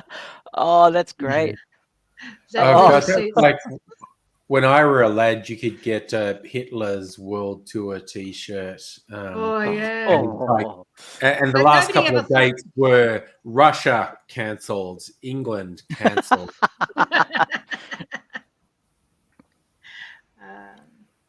And one more. And Mimsy wants to say hello to the world. hi, Mimsy.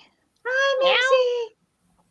She literally demanded to come in here. She was like banging at the door, and she Well, just last time she came in, you gave her food. learn the error of my ways. What was that one at the top? Which No, one? above, up one. I'll smell old people. Oh wait, it's me. Okay. I smell old people.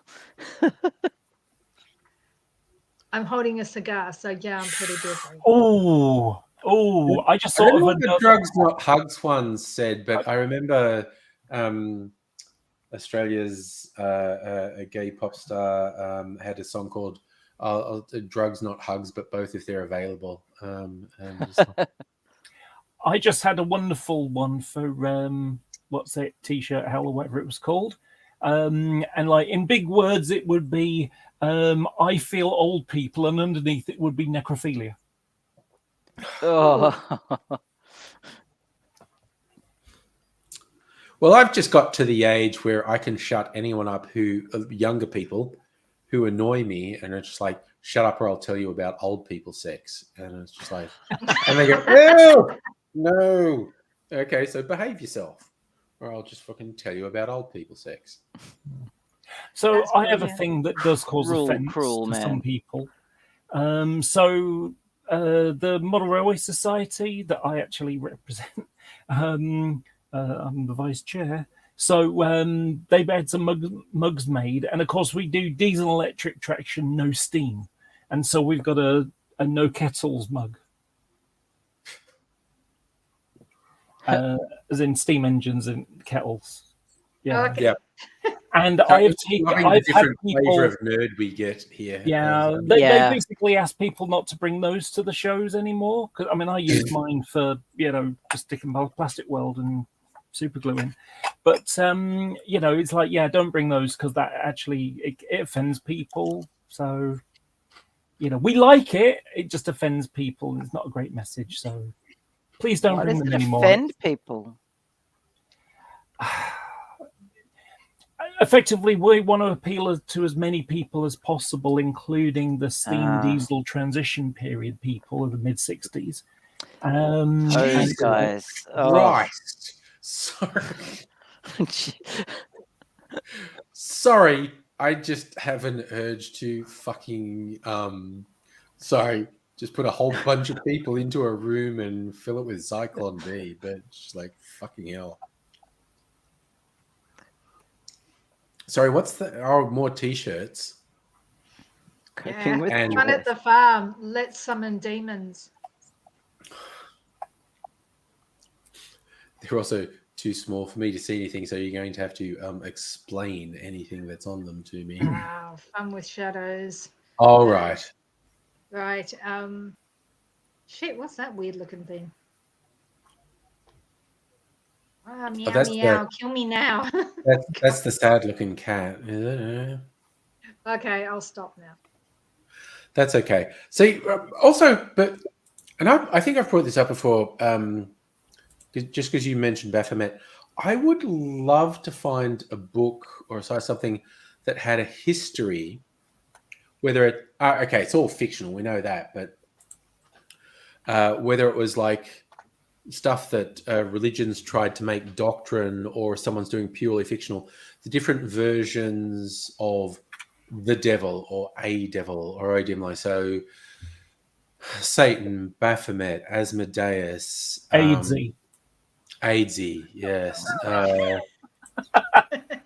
I feel so Remember, mean say whenever I his do name 3 this. times. 80. Do it. But yeah, just the history of when these entities were invented, what their supposed powers are. Yes, Bumfungus Skomo, and no, he's not even a demon. He's just like a He's a dretch. yeah. He's the lowest of the low. Which one?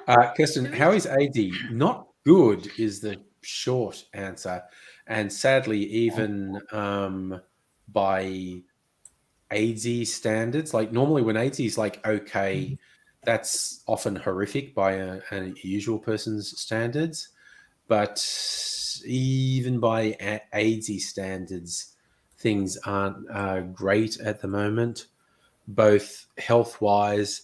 I don't think he's in hospital at the moment, but he has had hospital stays recently.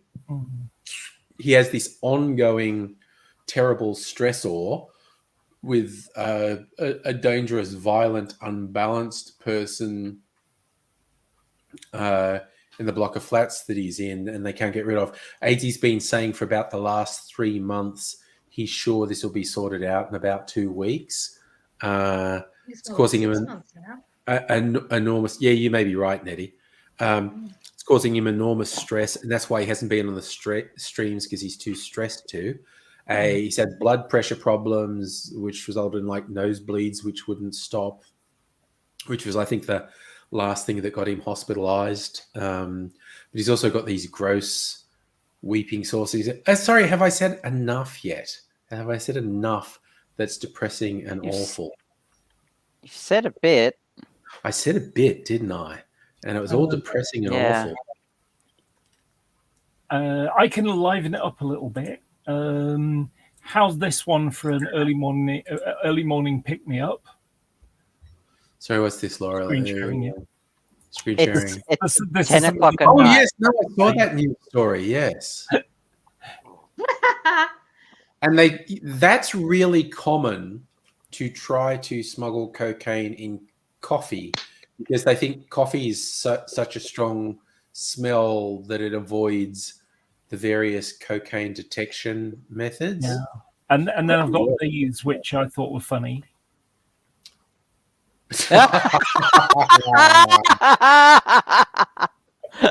There are a few good memes. And this about- one. Yes. Yeah. Pick the squares where the Russian cruiser is. Yeah. Probably the ones at the bottom.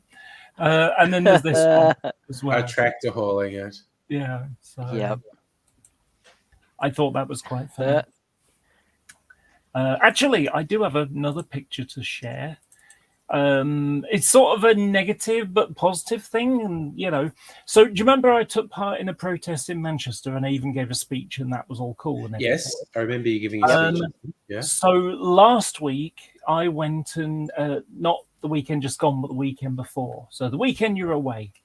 I went to Liverpool because there was another protest happening there, and it was shit.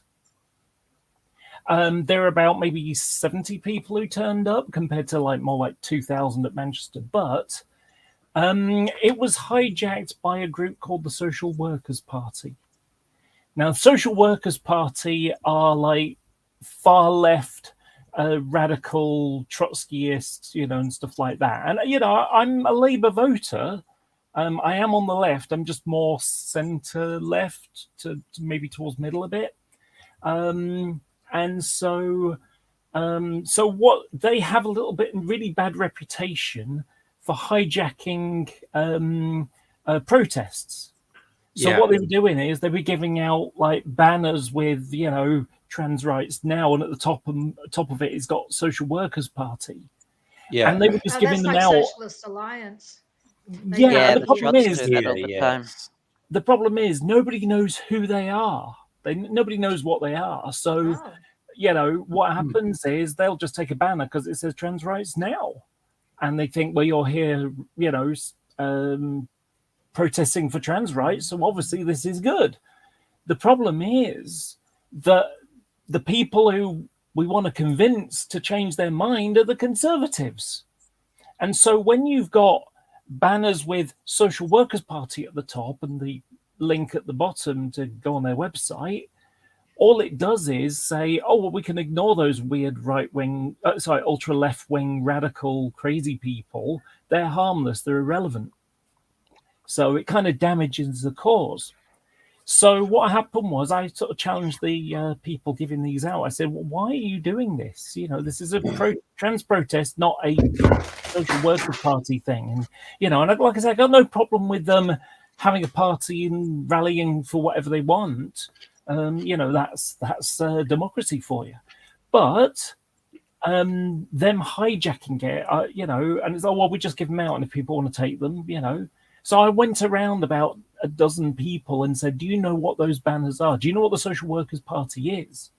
I mean, the fact they had a sex scandal a few years ago where one of the, you know, the leadership raped a girl, you know. Oh, that. So they've got some, you know, some skeletons in their closet and stuff, as well as being radicals. So out of those 12 people, one of them, who just happens to be Social Workers Party person. So what happened was there were some speeches being given, and I asked if I could give one. I was told yes. So I took my flag to my friend to hold it while I gave my speech. And in that sort of 30 seconds or so, the person who was with the Social Workers Party and who was trans went and spoke to the person who was organising it. And suddenly the organiser's like, oh, no, I'm sorry, you know, I misunderstood. No, the speeches are closed. You know, we're only a certain amount of people. And he gave this weird reason. The reason why I couldn't give a speech was because it had to be limited because he'd had a stalker. And it's like, what's that got to do with this? So what happened was I was refused. And I basically said, you know, not in words to effect, but like, well, fuck you, I'm going to give I just said, well, I'm going to give a speech anyway. And so when I started to speak up, because I wasn't allowed to use their loudhailer, and by the way, this protest was like really, you know, like left wing. It was workers' rights and, you know, join a union. Oh, yeah, and by the way, trans lives matter. That's the way it came across. And so, you know, when I decided I'm going to give a speech anyway, it's not like you can force these people to go away kind of thing. What happened was as I started speaking, they did a loudhailer. And next thing you know, we're going to go on a march now. And they ended up leading a load of people away on a march. It wasn't supposed to be a march. So how threatened were they that I wanted to, you know, maybe they were worried that I would say something about the Social Workers Party and not about trans rights, which was what the fucking protest was about. So I ended up with about maybe 20 people staying behind out of about 70. So, you know, and then afterwards, several of us went to the pub. So although the protest itself was shit, you know, it was nice to be around people who thought similar things, you know, and, you know, listened and clapped. But the problem is my speech was shit as well, because my Aspie brain was so like thrown, because I had a sort of like, you know, I'm good at expressing points that I want to make. And I had like a mental flow of like, I want to say 5 things. So I had a flow of it. And what happened was because I was like thrown into disarray by these people twisting it all around, and you know, I ended up losing track of what my flow was going to be. So I ended up sort of rambling all over the place. So I wasn't really satisfied with my speech either. But so yeah, but anyway, like I say, we went to a pub and we had a good time. I had a pina colada as well. And so I got one picture to share with you, and this is me flying the trans flag in Liverpool, because fuck them. Nice. So yeah, cool. That is nice. I'll drink to that. I'm like I'm so far to the left of Trots, but if I ever want to wind up, God, anyone who identifies as a Trotskyite is a fucking sad fuck as far as I'm concerned. So the joke that an anarchist friend of mine said years ago when Trotskyites were trying to take over something is like, hey, why did Trotsky get an ice pick to the head? Because he fucking deserved it. I And was about to Trotskyites say- really don't like that joke.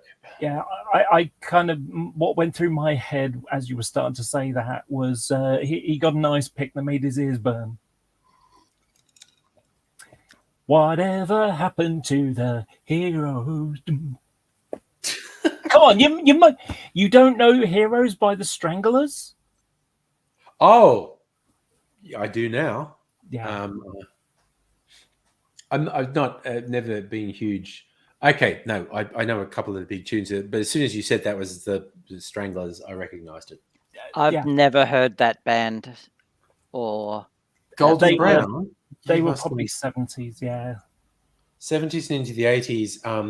Yeah. They are still releasing stuff, but the lead singer from their post-punk heyday left them in 1990. But they're still around. Like, they released some new stuff in the last year. So on YouTube, it was actually pretty good. It's like, oh, a new single from the Stranglers. Okay, this is probably gonna suck. And I played it as actually pretty good. But the original singer, for anyone who knows classic Stranglers, Golden Brown, Always the Sun, Skin Deep, etc., he left them in 1990 because Hugh Cornwall was his name, I think, and he basically said, I think we've done everything we can do. We're done. I'm walking away. And the rest of them kept going, and they're still around. And they've released new stuff in the last year. So, Nobody. I did see that video. Friendly Geordie's doing a drunk. He was drunk and requesting celebrities do cameo videos dissing LNP politicians. It was so good. And he Okay. got It was so he good. got I know. Okay, He I haven't got- seen it. he got Flavor Flav to tell Scott Morrison to stop lying. When was he getting Because poor God Flavor doesn't like Flav? it. Okay, so do you know what Cameo is? Oh, yes. Sorry. No, Cameo is where Yeah. you pay desperate Pay former us- celebrities and they all record a video. Yeah. Yeah. Yes. Sorry, I So, thought it was and like at a he got- party or something. I don't know. No, he got Kevin Sorbo to do something, and he, like, who else did? Yeah, and poor Kevin Sorbo didn't know what the fuck he was saying, but you know, Well, Kevin Sorbo's not very bright. He's no. But not. no, it was actually hilarious. It was. It's kind of like one of the who remembers PewDiePie? No one talks about PewDiePie anymore. He was a hot topic like 5 years ago. Yeah, I remember. Um, Yeah. Well, And he's he, still, as far as I know, he's still making billions of dollars off YouTube. I don't know. yeah, the I haven't 9-year-old looked army. recently. But I sorry, you just make me think. He did one a while ago that got him in a bit of trouble, but he's basically like, yeah, there are these people online and you pay them money and they'll do whatever. And he said, if I pay people to do something truly terrible, will they do it? And they were, and he was just, and they were getting his instant reaction to, we paid someone $20 to say something really shit, will they do it? And they do it, and he's just like, oh my God. And there was this one guy who cosplays as Jesus, basically. Like, he's like this stereotypical white Jesus, and you pay him and he'll do videos, anything. And PewDiePie paid him to say, like, you're like, Hitler did nothing wrong. He sits at my father's right hand. And it only cost like $20 to get the guy to do this. Fuck. It was just like, holy Oh. shit. Okay. So I know someone who's a big Star Trek fan, and their partner got Jonathan Frakes, who Mm-hmm. played William Riker, Yeah.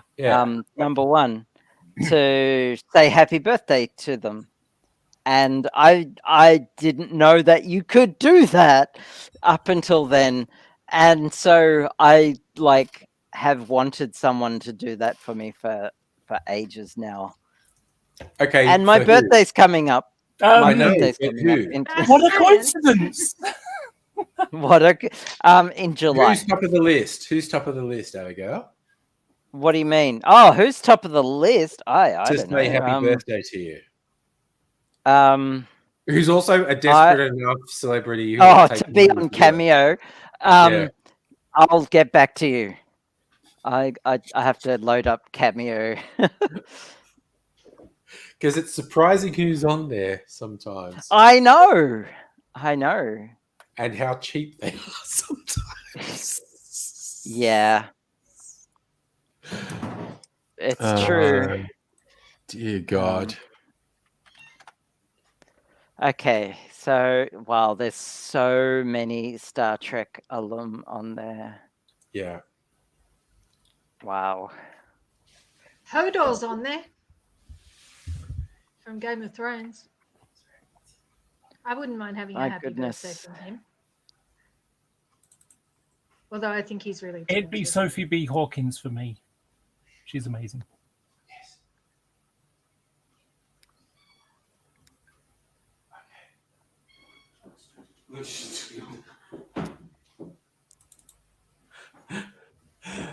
Sorry, why did it go quiet when I walked off there? Because everyone's busy. I don't know. You're all looking up stuff. The topic just went. Yeah. the topic Okay, just how went about this quiet, one for that's all. Abigail? I think she might like this. The Midwharf. Call the Midwharf. Oh my god, Jonathan Frakes charges $420. Blaze it. Sorry. Yep. There you go. This one's a good one. You're saying it wrong. It's transphobia, not defending biological sex. And of course, if you remember, it's like, it's transphobia. So, Yeah. It was so funny on that Harry Potter anniversary show. Basically, the entire cast said, "We're not showing up if J.K. Rowling's here because fuck no." Yeah. And so the producer said to J.K. Rowling, "Yeah, you can't come because none of the cast will show up if you come because they refuse to endorse your fuckery." Funny how that works, isn't it? Yeah. That's Play stupid games, win stupid prizes. And My Safa, God, I there also are agree. So many. I am looking so forward to many the Obi-Wan celebrities on show. here. if she They're doing was a some- reasonable person, that might get her to wake up. But I don't think she's a reasonable person. They're doing some good teasers for the Obi-Wan show, notably Hayden Christensen gets to play Darth Vader in it, apparently. And so it's like teasing. There is direct I'm sure there's going to be huge, It's gonna be like the last couple of episodes. sexual tension that they never actually meet each other. But they've said, no, honestly, there is a money shot, guys. Obi-Wan, and because that happened in Star Wars Expanded Universe, that happened in comics. Obi-Wan and Darth Vader had another interaction. But Hayden Christensen gets to play Darth Vader, which he seems excited by. This is Oh, no. What? Dungeons Trust and us, Dragons. Oh, I like that. Sometimes I just see stuff and it's like saving. And then other times you got a Star Trek one, so you'll appreciate this. Oh, yes. Yes.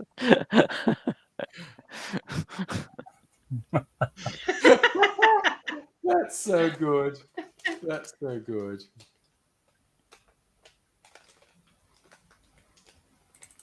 people, I mean, honestly, the internet is the definition of a million monkeys at a million typewriters, but you get gold. If you give a million monkeys a million typewriters, you do get gold. Heine's got a Disney Plus trial. Yeah. Binge The Mandalorian. Book of Boba Fett's okay. I enjoyed that. I transitioned to get over it. Nice. And Heine, That's cute. the Marvel series on Disney Plus are really quite good. The Scarlet Witch one is good. The current one is Moon Knight with Oscar Isaacs, and I fucking love anything with Oscar Isaacs in it.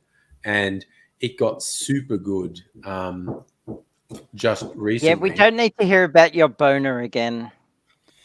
Okay, I mean, we we all haven't know even- Oscar Isaac. We haven't No even one- heard. No one's even mentioned Taika Waititi, and we already Oh, know what shit. you're Okay. thinking. There's a list. It does include Taika Waititi and Oscar Isaac, and there's probably a couple others on it. Sorry, Lindsay's being a shit. That's the way to do it, nobody. Oh, okay. The door's going bang, bang, bang. Are you guys ready for the best cat picture of all time? And when Angry gets back, he can share That's it. a bold Okay. claim. Mm. I am needed elsewhere for a little while, so I shall see you later. Cool. I'll see But you I and might be nobody back, later. Who knows? Bring Okay, nobody with bye. you. Yeah. Bye. He's out of spoons at the moment, I think. Who's out of spoons? Sorry? What? Nobody's out of No. spoon. Nobody's out of spoons. That's fair. Laura's sharing Okay. stuff. Nettie- See you guys. Oh, those Oh, the Oh. photographer. Good. The photographer who got that actually has this whole series of photos with cats, which are amazing. okay. Bye, guys. Bye. Bye. Trying to find a picture that I saved like a few months ago. And of course, Heine also, there's a bunch of good Pixar stuff and Disney animated stuff on Disney Plus as well. But, and also, Disney Plus has the adult channel called Star.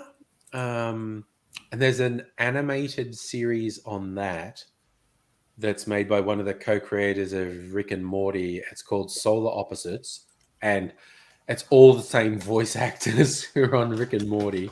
I really like it. I'm going 1000% wholesome now. Oh, wholesome. Yeah. Ah, Boy hugs his brother for the first time. because he's got prosthetic arms. Yeah. That's so cute. And the pure joy. That's And like- I've also seen other ones where you've got a child that's deaf and they fit them, Okay. and then they can hear something, and it's like just wow, I can hear, this is working. That's very controversial in the deaf community as well, because there's a section of the deaf community who feel they don't need to hear, and they find that they call it like inspiration porn of deaf people getting an implant.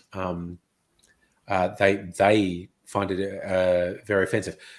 It's just it's worth listening to. It's just a section of the deaf community, and there are people who are deaf who get cochlear implants who at a certain point switch them off because they decide the cochlear implants is like a net negative to them. And what it says is humans are complicated and diverse and not an amorphous blob. But yes, I find those videos, I'm very easy to manipulate emotionally. Like fucking razor ads will get me. The ones with, you know, men teaching their son to shave and stuff, that will get me emotionally. But those videos of a kid, a deaf kid, getting a cochlear implant switched on and like hearing a parent's voice for the first time and whatnot, that shit gets me. That shit gets me every time. But then again, like I said, I'm very susceptible to emotional manipulation from media. And Mimsy's come back. Speaking of manipulation, Mimsy's come back because I think Mrs. Angry's gone to bed because it's after 10 o'clock. So Mimsy's going, no, I'm sitting next to the food lady and she's gone. So if I come in here, will you pay attention to me? Because I am an endless, desperate, needy, fucking vortex of want. Cat being a cat. Yeah, Mimsy is being a cat. And even though you're weird and fucking bony, Mimsy, because you're extremely old, you used to be a fatty and now you're really bony. So running my hand down your body is weirdly disconcerting because I feel all your bones. But your fur, Oh yeah. your fur is really nice. You have nice patterns in your fur. And the way the fur moves when I rub my hands over it is very interesting. And you seem to like it when I do it, so I'll do it. But, you know, it's weird, Mimsy. I'm just saying. You should... I shouldn't say mean things to Mimsy while she's right here. I was just going to say you should be dead. You know that, Mimsy. It's just, in terms of she is a geriatric cat. In human years, she's like 80 plus years old. And I don't know, she hasn't pissed anywhere annoying lately that I'm aware of. I have to ask Mrs. Angry if she's had to clean up anything that Mimsy's done anywhere annoying. She has this weird thing of pissing on power boards.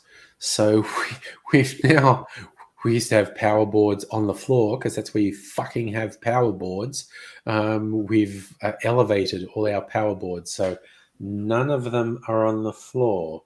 And the only reason I've done that is because this weird fucking cat had this thing of pissing on power boards. And we don't know why. We don't know why you do it. Why did you do it, Mimsy? You'll get zapped. That's a whole thing. People who want electrodes on their genitals. Is that what you want, Mimsy? Are you actually... Are you a weird kink cat? Humans are weird. Humans are so weird. So tell me more about this electrogenital thing. Oh no, that's a huge thing for people. I know you can get these wands that. Oh yeah, wands and yeah, electric wands and yeah. Oof.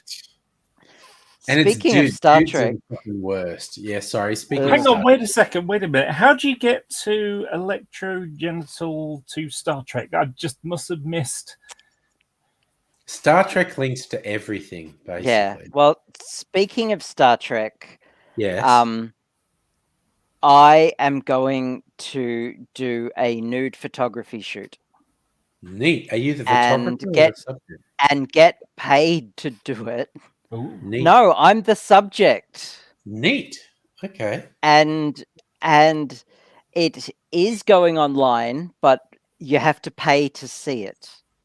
So it's so just randoms can't see it, and it's for an art project. But it's like a place close to here are doing an online exhibit showcasing artistic women nude things, and it's one of their projects they're doing at the moment.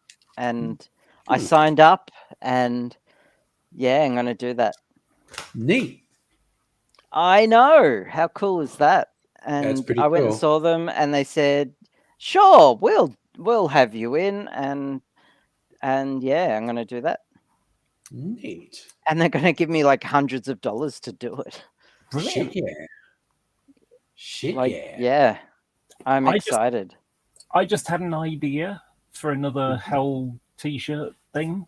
Yeah. And that Oh, would T-shirt be, hell, yeah. yeah. So you know how there's the old pronouns and stuff like that, you know. So you know who likes the pronouns they them? Conjoined twins.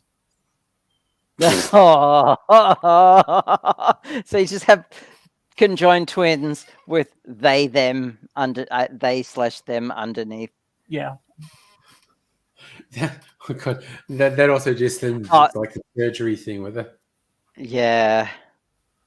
Ugh. People are getting thirsty in the chat for this I naked know. photo shoot now. I know. You just Don't gotta get bring up creepy nudity now. and Don't people get go for it. creepy. Just wait for the Yeah. after party. Sorry, and yes, we haven't even because we don't do that anymore. No, But- we haven't had a properly raunchy raunchy after after party, party. debaucherous after party in a while, have we? Oh, yeah, it's just people. Well, yeah. That's We haven't probably had- it's probably my fault because I'm not very good at that. Well, fuckface has been hanging around too much, and But like, it's hilarious how I've shared some things. That fucking loser has some incredibly weird, twisted fantasies of what happens, and he's so angry at missing out. It's yeah, it's hilarious. it's hilarious. Yeah, it It's- is genuinely hilarious. Like, dude, Jesus, everything is so fucking G-rated compared to Mm, what you get up It's- to in your weird, fucked up brain. it's always worse in your imagination, or better. I don't know. What I don't know. Who knows? it's always, yeah. Ugh. Here's another picture of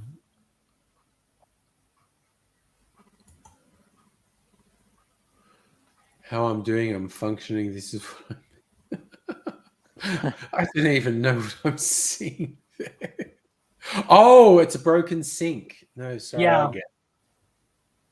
Sorry, Jesus Christ. It's not even that late. It's only 10:30 and my brain is Yeah. working so fucking slowly.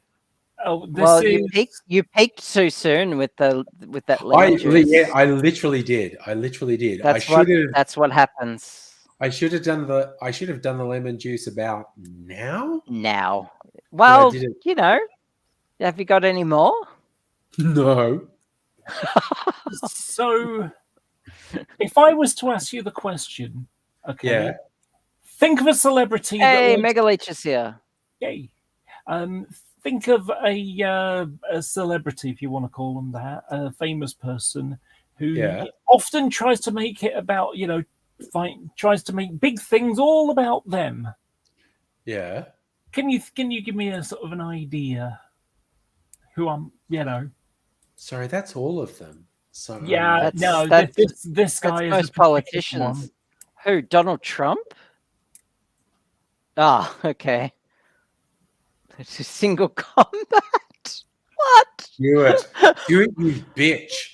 Do it, you absolute fucking bitch. Exactly. Um, Putin will mop the floor with your skull, dude. I know. What That's are why you- I want it to happen. That's why I want it to Jesus happen. Christ. It's just like Elon Musk, privileged child of Oh. apartheid's wealth inheritance, versus man who grew up as Yeah. KGB killer. Do it. Mm. Do it. Yeah. Do it. Do it. Oh, And Some live stream it, some- pay per view. yeah. Where Putin not only teabags your corpse, but literally skull fucks the eye sockets Yep. of your dead body. Jesus. Jeez, and I don't like Putin. Ah. I don't like Putin. No. but, Yeah, jeez, Putin would that wipe thing's the probably floor not with real. him. But Putin's a fucking psychopath. Jesus Christ. Yeah. Musk is just a deluded narcissist. Putin's a fucking psycho.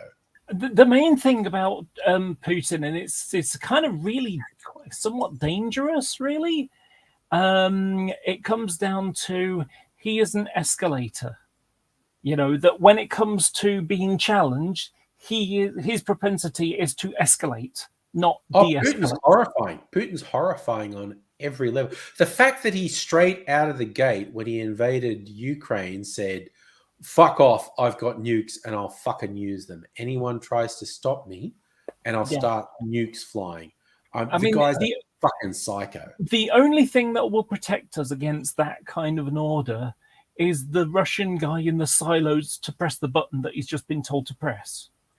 Will he actually press it? From Cold War law, probably at least 3 times, 2 different Russians and 1 American at various point were like given information that's like, you should be launching your nukes at this point. And they went, no, this seems like a bad idea. This seems like they didn't get orders from on high. It was just what the system was telling them. They went, this seems like a bad idea. If I follow all the protocols, I'm supposed to hit the launch button now, but it actually seems wrong. And in every case, they were right. Like what was happening was not a nuclear war. And they resisted the urge to hit the button and they saved us all. And that happened. There was at least 2 different Russians and 1 American who essentially disobeyed orders. They saw things that said, you should hit launch. And they went, seems like a bad idea. Seems like a really bad idea. And it turned out they were right. Yeah. This one is more subtle, but, you know, it's just a photo out of a car window. And it's the name of the company and it's Gaslight. And it's like, ooh. Also, I wonder, because the term gaslighting comes from an extremely old film, like from the 40s or something. And I wonder if you go back in time, like, do you know in the 21st century, people are still going to be saying gaslighting as a thing? What that would be like to them. But I'm not transphobic, but again, there's a couple of guys. I think it's 3 different guys take turns doing the comics. What do they call it? Cyanide and Happiness. It's actually 3 different guys who take turns doing the web comics for it. And one of their really famous ones was this character. It is just like a butt on legs.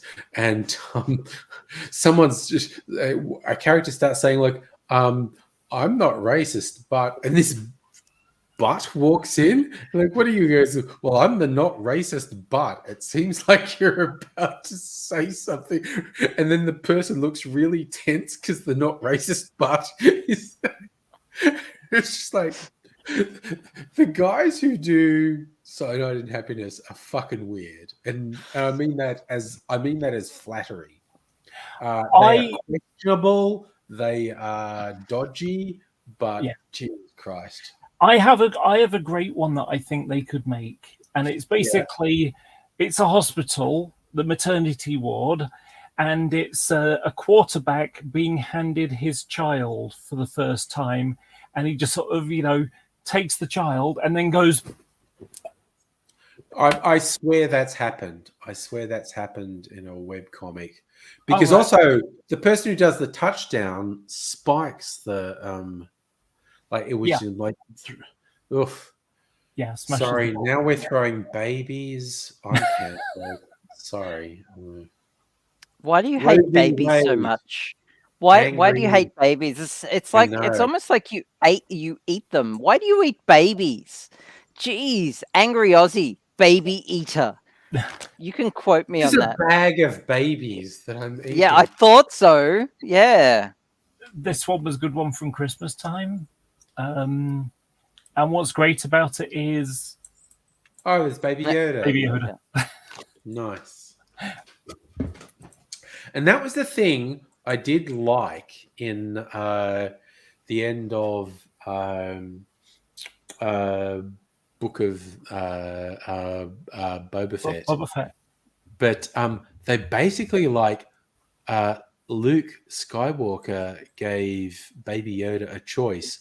Like, your old dude, the Mandalorian, he wants you back. You can either stay with me or go back to him. And if Baby Yoda had stayed with Luke, Kylo Ren would have killed him. We know that's what would happen. And so Baby Yoda has actually gone back to the Mandalorian. So, next season of the Mandalorian, who knows what'll happen? What's this? Oh, yes. Flamingos stripping the bones of a Tyrannosaurus. Lawn flamingos. Yeah. Real flamingos. They're very weird. So, Abigail, what are you playing? RimWorld. Sorry, gay. It's not what you think. It's not a game all about rimming and eating ass. Yes. It's like RimWorld, just like these spaceships flying around with bumper stickers on them saying, I eat ass. Sorry. Yeah. RimWorld. It's Dwarf Fortress in space, basically. Oh my It's God. it's on a planet, but it's Dwarf Fortress sci-fi version. Also, sorry, fucking Mimsy's doing weird shit with my cables here. But so I was going changing from the I'm not racist, but the I'm not racist bottom. So it's the sub in a sexual thing going, I'm definitely not racist. I'll bottom to any race. Sorry. I think I've showed you this one before, but I've got some. Oh yes, Nicolas Cage. I don't know what it is. Americans and costumes for their dogs, just clothing for dogs. I don't know. Don't get it. Lost Unicorn. If found, stop taking drugs. Never. Sorry. What? Guy threw a Grim Reaper costume on a drone and proceeded to chase people around with it. He's my new hero. Now, what you really need to do that is like at some fucking evangelical Christian thing. Just yeah. With the happy clappers. Get the fucking happy clappers. Yeah. You're not fluff, you're faffy. So, oh my God. I totally failed to say fat, not fluffy. Oh my God. Fucking forget me. Yeah. You see a rat, I see a hardworking dad just trying to feed his 4 teenage turtles. Oh, yeah. Subway Pizza Rat. I remember that. That was a meme from It's been a while. Yeah. I can't respond to any emails today. Something's crashed on my computer and the mouse is missing. Nice. This is the weapon of a musician, an elegant instrument from more civilized age, before the dark times, before the beaver. Also, okay, fuck it. I am just going to, I'm sorry, left field. There's a meme that goes around which like compares Frank Sinatra to Justin Bieber and goes, men, what happened? And I'm like, okay, fuck off. Justin Bieber is a self-taught multi-instrumentalist who writes his own songs. Justin Bieber is an incredibly flawed person. Frank Sinatra never did a fucking original thing in his fucking life, did not play any instrumental. He was an absolute fucking hack who did shit for commercial gain. He was a good entertainer. Frank Sinatra was a very good entertainer. But the idea that you could compare Justin Bieber and Frank Sinatra and think Justin Bieber comes off badly when Justin Bieber is a multi-instrumentalist who writes his own shit, and Frank Sinatra never did a fucking original thing in his life, owed his entire career to fucking mobsters. Fuck that bullshit. And again, I say that I think Frank Sinatra is a brilliant entertainer. He's a great entertainer. But seriously, if you put him next to Justin Bieber and just want to say who is the most talented, Frank Sinatra fails on every fucking level. And I say this as someone who does not like Justin Bieber. I don't like Justin Bieber, but he is objectively orders of magnitude more talented than Frank Sinatra. Yeah. Just saying it out there. The fucking mafia's probably put out a hit on me for saying that. What is that? It's I a know mask. It's a Trump mask. And it just so Why happens would on you- the back, the barcode kind of looks a bit Hitlery, doesn't it? Oh, no, I get it. Shit. I wondered what the point was. I wondered what the point was. I also Uh, like this one. Please help. We're stuck on a small island with a bunch of Tory psychopaths. Thanks. Thanks, Britain. Britain.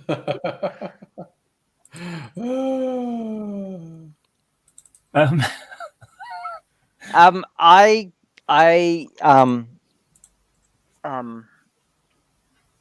I've run out of spoons for memes and That's fair. technology. okay. That's fair. I'll I exit. either need to go or we need to talk about something else. All right, English motherfucker. Yeah. do you speak it? All right, so we, Dr. Abigail, putting the ball in your court, unless that is actually too much. You know what's funny? I'm actually really tired. I'm super tired. I haven't had any caffeine today. Oh, Um, do you normally yeah. have caffeine and maybe lots of it even? yeah. Yeah. Oh look, I didn't have any at all this week until a friend came over on Wednesday night and bought a bottle of Coke. And we were drinking cola and playing Factorio, and then she left and I was a bit wired, so I started watching the Johnny Depp trial and then saw that she'd God. left another bottle of Coke in the fridge, and then I stayed up all night and Yeah. I'm still recovering. Yeah. So I'm just gonna have to tell everyone, don't bring Coke to my house anymore. Don't bring Pepsi, no cola drinks. It just like messes with my sleep schedule too much. Mm. Now that I'm trying to be healthy, it's All right, just too much. Yeah. I'm just going to bring Cappy sodas. I think I'll bring Cappy sodas to your house because I can dig that. yeah, because they're lightly flavored. There's almost no sugar in them. Well, And I just drink tap water and Tap just water's am fine. enjoying it. And Mm. just I've repurposed this Pepsi bottle to just drink tap water. oh yeah, And no, I've got I do my it, like soda stream bottle if I need it. Mm. anyone who watches the streams will know. There's like, you know, I'll have a few on the non-party night streams. I'll have alcoholic beverages for the first half, and I try to stick to water in the second half. But it's kind of like after having a couple boozy drinks, and then I drink some water, and I'm going, "Fuck, water's actually pretty good, isn't it?" It's like, Yeah. But also after I just had a double, and I've barely eaten. I guess I and you'll feel I- that. If you have a double when apparently you're- I've barely eaten. Like I've eaten. I don't feel hungry, but Yeah. apparently I've barely eaten. And I did a Oh. bunch of stuff today, so I'm tired. yeah. Does it work well? Who said that? Sorry, that was something I was watching. I was trying to find something for you. So I've found someone on YouTube that is the complete antithesis of you, Abigail.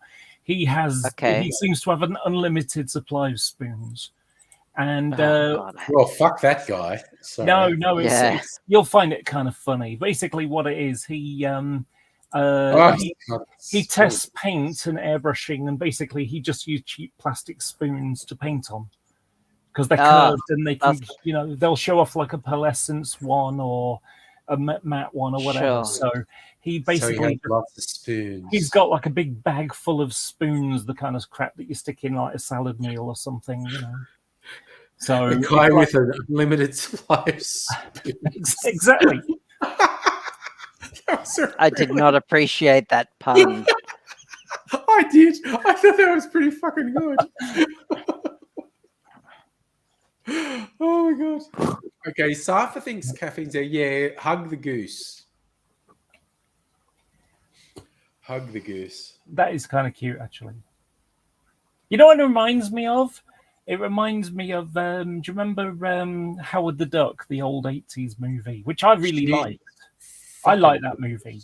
You know. Yeah, no, I tried watching that because it's on one of the, I think it's on Amazon Prime. Like, so I think it's on Prime Video. I tried watching it and it's like, what? Jesus. Wasn't that George wonder- Lucas who made It that? was a George Yes. Lucas film. It's like, what the?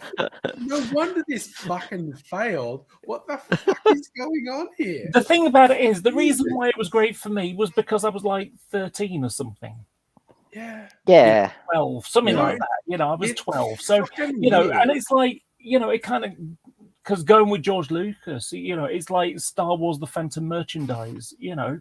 Yeah. You know, when that movie came out, it's like, oh, it spoiled my childhood. It's like, you know, and I've mentioned this before, I watched like a documentary about, you know, The People versus George Lucas, it was called.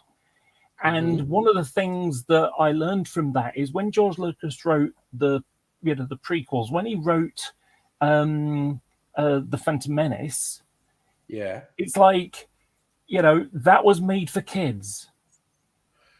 You know, And the kids when in 1977, which I have no memory of, but you know, when Star Wars first came out, the kids went and watched it. And like, wow, this is amazing, and they made all the toys, and you could play with them and stuff like that. So, it was aimed for kids a lot, and so you know, well, all it is, it's just like, you know, a couple of decades later, it's the same thing.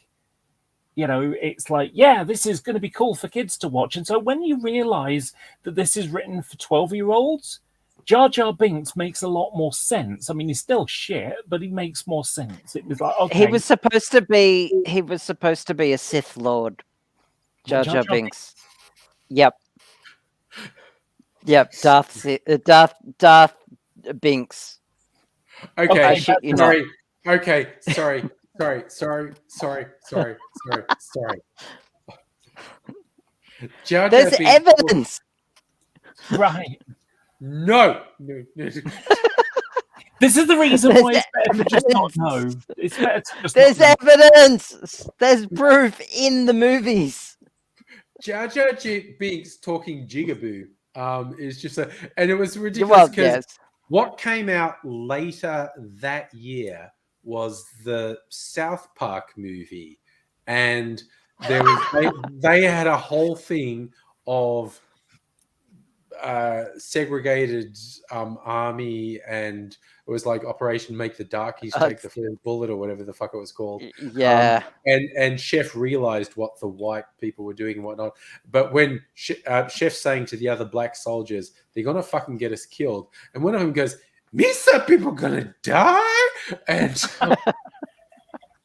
And because that came out at literally the same time as the Star Wars movie and animation as well.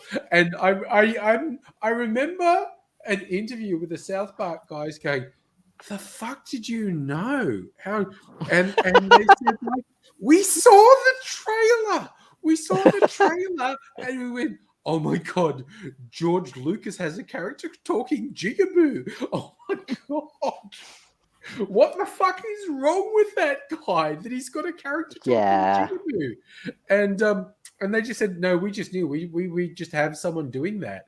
And they were like, oh, we thought you had some sort of prescience. And we're like, no, man, we saw the fucking trailer and we could, that was just a one-off joke we could put in there. And it was just like, because we just saw that trailer and our mind was blown like, George Lucas has got a character talking jigaboo. What the fuck is wrong with him? So there's a quote from George Lucas while he's in the editing process of making Phantom Menace, where he's actually saying, it's all about Jar Jar. It all hinges on him. He's the key to everything. Yeah. And that's an actual quote from George Lucas. Yeah. And then there was such a huge backlash about Jar Jar Binks. Everyone hated him so much that he backtracked and hated Oh. what happened because of it, and he was all about the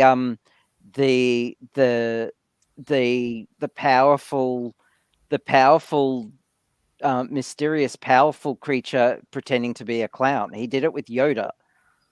Also, has he ever talked to a girl in his life? True, yeah. that- But Jar yes, Jar no, was yes, supposed yes, to be a Roman- Sith Lord. Jar Jar was supposed to be a Sith Lord, and you can see moments in the Phantom Menace where he uses Force powers, and because he's an animated character, those little slips were intentional. You see his lips move occasionally. You see his hands move occasionally using Force powers. Like that jump in the lake was abnormally high. Like, come on. Yeah. See, I took it He's as a that, Sith like, Lord. maybe they're strong and they can jump high. No, he did a Force jump. that big jump.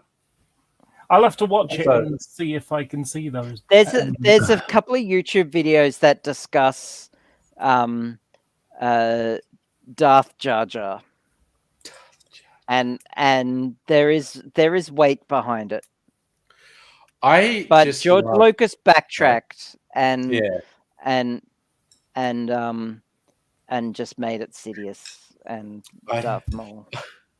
I love the robot chicken ones where it's like Anakin was so annoyed with Jar Jar that he like spaces him, kills him, but because Jar Jar is Force sensitive, he comes back as a Force ghost, and Anakin, and then Anakin's stuck with a Jar Jar Force ghost bothering him the whole Oh God, that would And that's suck. what drove Anakin to the dark side, I think. A Jar Jar Force ghost. My favorite, one of the robot chicken ones, I've said it before, was, sort of as a like UPS guy turns up, knocks on the door, and the door opens, and it's Boba Fett in a, just like in a dressing gown, like he's just got up, but he's still wearing the helmet, Still wearing the helmet. and the UPS guy goes, Mr. Feet, Mr. Bobo, Bobo Feet. Yeah. And like, sorry, no, Mr. Feet, Mr. Bob A. Feet. And just, yeah, whatever. I just thought that was really funny. But again, Pretty funny. robot chicken guys love Star Wars. That's the difference between, say, Family Guy and their dumb shit, where they're doing Star Wars spoofs. See, I Where quite they like think those they, as well. they think they're above it, but the robot chicken guys fucking love Star Wars because the arcane nerdery that's in the robot chicken stuff for Star Wars is just mwah. It's and you talk about Boba Fett, they have one where it's like Boba Fett's in the Sarlacc, and there's someone else is like one of the skiff guards in the Sarlacc's gut as well, and the skiff guards go, "How did you end up here?" And he's going, "Well, I was doing this like laser fights, and I was going bam, and it was bam." And it was like, he's the laser thing, and shooting, and and I was outnumbered like 100 to 1. And they wanted to shoot me, and I'm like, I'm out, guys. And I just dived in because I wanted to. Yeah, I definitely didn't go out like a punk. It was, if you know Star Wars, it's just brilliant. I never really got into oh shit, what do you call it? You mentioned it earlier, cartoon. Oh my god, they kill Kenny. South Park. South Park, yeah. I never was really into South Park, but I really did like Team America World Police by the same guys. Holy shit, that was good. Team America World Police captured a moment in history Yes. almost perfectly. And they will never ever use live action puppets again.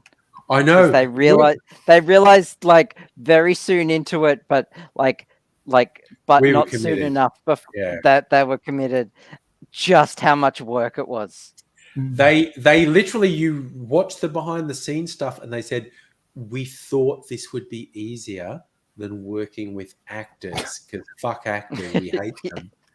And this was the worst decision we made in our entire lives, but we were fucking committed and we just like saw it through. Have you did see seen the other? They had to desync the mouth movement because they had a thing so that the mouth moved and the voice played. They had it all synced up, and they found that it was too good, so they had to, off sync it ever so slightly so that it seemed hammy enough. I don't know, because Have you they were trying to relive their childhood memories of Thunderbirds being really shit too. Yeah. Basketball and Orgasmo by Trey and Matt. Again, very weird films. Again, Yeah. hardly perfect, but Mm-hmm. they have their moments. Both those films have their moments. You can't really see Yes. it, but I can do a really good impression of a Thunderbird puppet, and it's just the walking. You just have your legs sort of bent, and you sort of go Yeah. like that. There was, I remember there was an Australian sketch show. It's like Rob Sitch. It was the D-Generation guys, like in the 90s. That whole Thunderbirds thing one. And Rob Sitch was doing a really good Thunderbirds walk across a set, and it took like 15, 20 seconds. And then he sits down, and it's basically like someone asks him to leave again, and he's like,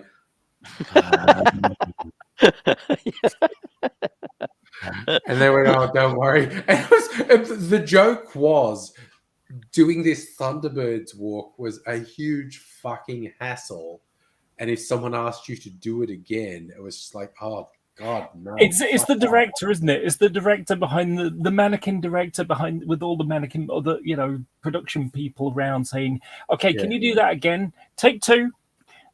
Yeah. There's two parts in Team America World Police that I find the most amusing part. So one of them is Kim Jong-il basically saying, "Hands breaks, you're breaking my ass, you're busting my ass, hands, it's like, you better do this or what?" And he's like, or what? Yeah. Or we will write a letter to tell you how disappointed we are in you. And it's like, so it's like, yeah, that's how much power Hans Bricks The UN has. but also, but the other one was he's about to go into the enemy stronghold, this actor, and it's like, okay, so if you get into trouble, just give the signal. You remember the signal, and the signal is panic. Act like you're panicking, yes. Yeah. What am I drinking? This is just orange and pineapple squash juice. Yeah. So I remember. It's okay. You can trust him. He gave me a blowjob. Yes. Oh my God, that movie is so fucking weird. You had me at Dick's Fuck Arseholes. Yes, that movie is so fucking. And again, this is from the guys who dressed in drag and took acid to go to the Academy Awards because they were nominated for the song from the South Park movie Blame Canada, and they got an invite to the Academy Awards. So they dressed in drag and took acid. And you watch it, it's on YouTube. Videos of those guys, and they are fucking clearly tripping balls. And they're trying to deal with the red carpet while wearing dresses and having cameras shoved in their faces. And they're just like, yeah, okay, yeah. Jesus.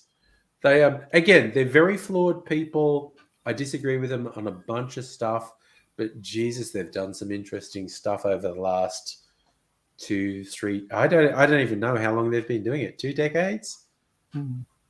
Oh no, more, way more. I remember South Park. South Park came out in the 90s. Early 90s too. Like I remember watching the South Park. I was movie. in high school. Yeah, I remember watching the South Park movie on the plane going to America for the first time, and that was November 1999.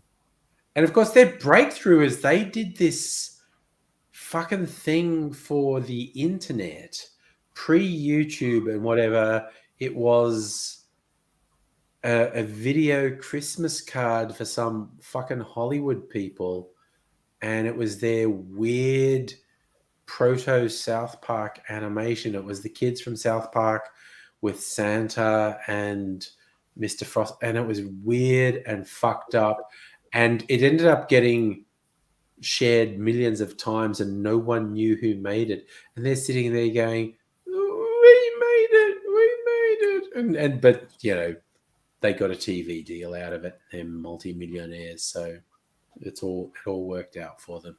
I think one of the I don't know, jokingly insulting things I once said to a Canadian is, "Wait a minute, I've seen South Park. On the top of your head's supposed to like flap around or something."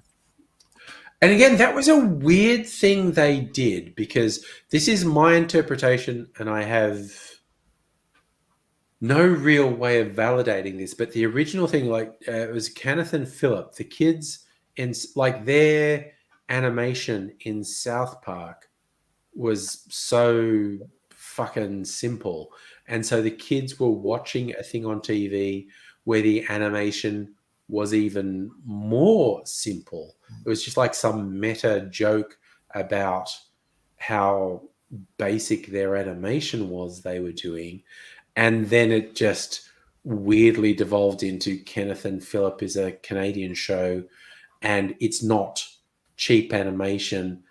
Canadians' heads actually flop about when they talk. But I think the original joke was, yeah, we know our animation is kind of shit, so the kids in our shit animation watch an animation that's even more shit than they are. And then it just turned into these weird jokes about Canadians have a head that flops about. But South Park started in 1997.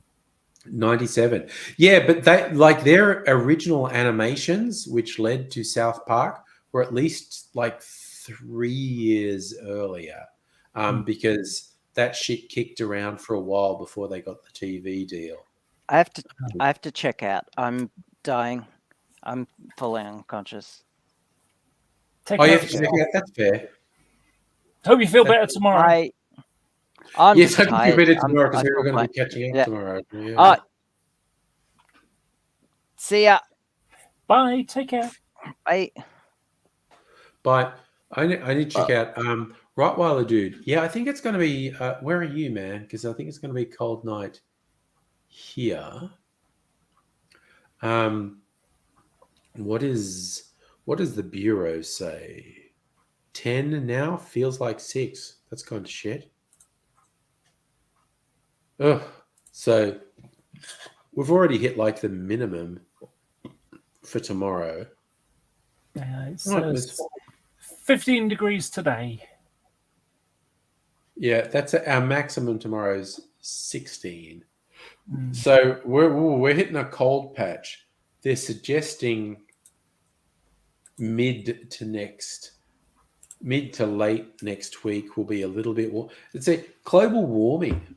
It used to be years ago, April. Here you would still get the occasional warm day in April that would give you this fond memory of summer past and whatnot. These days, thanks to global warming, you get that in May. All through May, you will get the unexpected, slightly warm days. They go, oh yes, the majesty of summer past. Today was actually quite cold. Today was a reminder of what winter is going to bring. Safa, does whiskey keep you warm at night? Whiskey is an unreliable bedfellow, Safa. That's all I'm going to say. My joke was going to be it's the warmth that comes out the sleep app machine. I've got my sleep apnea machine out there. I don't even call What it. I'm saying is, what is it that keeps you warm at night? Oh, it's the heat from the sleep apnea machine. Even with us, I have joke. I call it. I come up with just different names for it, like the breathing machine or the breathing apparatus or whatever. I just can't be bothered to actually call it its real name. Strictly So you're saying first film. Cannibal the Musical. Shit, yeah. Again, they've done so much wild stuff.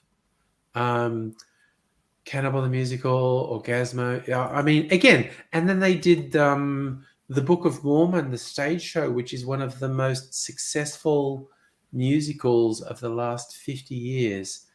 They're freakishly good at songs. The South Park people are freakishly good at songs. Again,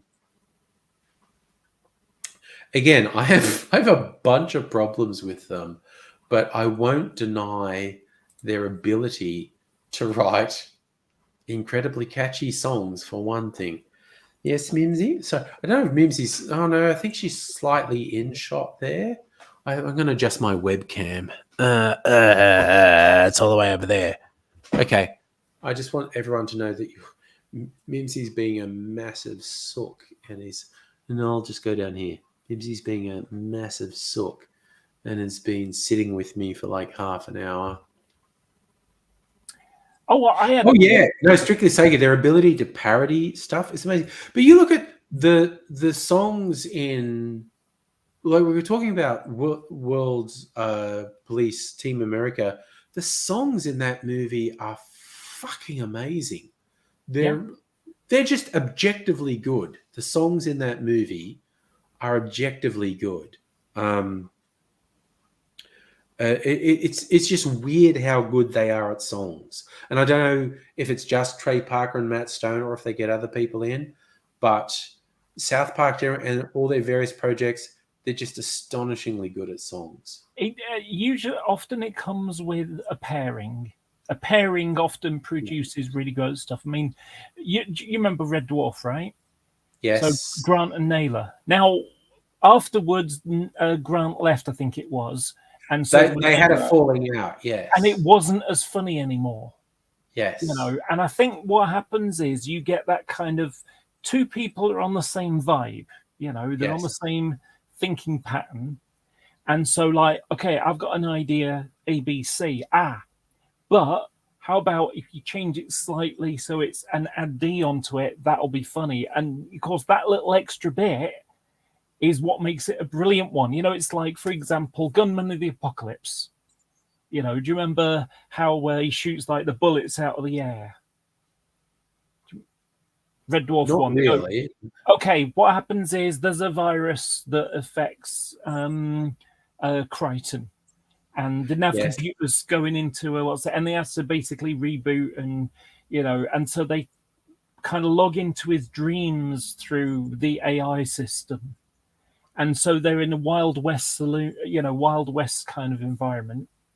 And so, so you've got like one of them, the cat is, a gunslinger.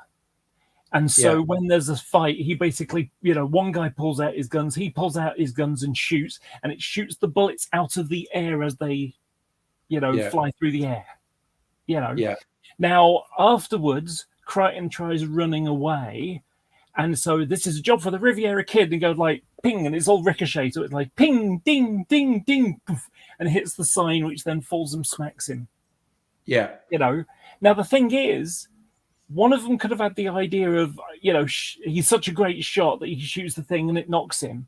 No. Yeah. Ricochet, ping, ping, ping, ping. That's better. And just like I say, that double act is what makes it work. And without that double act, it's not as good. It's good, but not as good. Yeah. And they also did a deal because there was a bunch of novels published after the show stopped being made, continuing the story. And because the two guys had fallen out, they actually did a deal like, okay, you write a couple of novels and then I'll write some. And they were just agreeing to a continuity. They weren't doing stuff together. It's like you do some and that'll be canon, and then I'll do some that maintains that continuity. But I've seen that in musical things, like music groups as well. For that matter, you could go back to the Beatles with Lennon and McCartney. It happens there's a particular moment where there's a synergy, but they get to a point where they can't stand each other, whether it's Lennon and McCartney, Morrissey and Marr and the Smiths, whatevs. You get a lot of these partnerships, but whatever. Sorry, we started talking about this because of the South Park guys. They're still together 30 years later. So Yeah, and also what of them's? I'm just going to say there's two reasons why I think they're together. Number one is, that they're good together. They like each other and they make great stuff. Yeah. And number two is, as a team, they make lots of money. That's a great incentive. I'm also going to throw in, I think one of them's good at hand jobs. I'm just saying. I think that's in there. What do you think, Mimsy? Yes? All right. I had a nice thing happen this week. I like nice things. Tell me about a nice thing. Yeah, it's kind of boring model railway shit, but basically what happened was a loco today costs a fortune. You're paying like 200 quid a time nowadays. Sure. And, like 10 years ago, I was able to buy locos for like, 70 quid. So the price has really spiked up in the last couple of years. It's gone up 50 quid in 2 years. Okay. So, that's a big chunk. Unfortunately, it's the whole Brexit and stuff, Okay. That's been one of the major ones. Yeah. Anyway, so what happened was one of the model railway places I buy from, they have some body shells. And they're basically, they take the body shell, they stick it in IPA to get rid of all the paint off it and remove all the glazing and everything. And they sell the body shells for 20 quid, which is a bargain because a body shell like this will go for like 40, 45 quid at kind of normal prices. So getting this at 20 quid, and it's got the right details for my work. So like circular boiler port, not a cut down cab version. So I can do lots of things with these body shells. And the problem is that buying new is really hard, but you can buy secondhand still. And sometimes you can get a model which is like an earlier version of this, which would be no use to me. But of course, I can buy that, take the body off, chuck it on eBay for 20 quid, and then stick one of these on the top. And now I've got something that really works for me. So that's the idea behind it. So I bought 2 of these. And after buying them, I thought, you know what? They're such a good deal. I'm going to buy another 3. So I, made the payment over their website, and I got a phone call the day before yesterday because I was due to spend money and buy model trains, which I bought a couple of locos.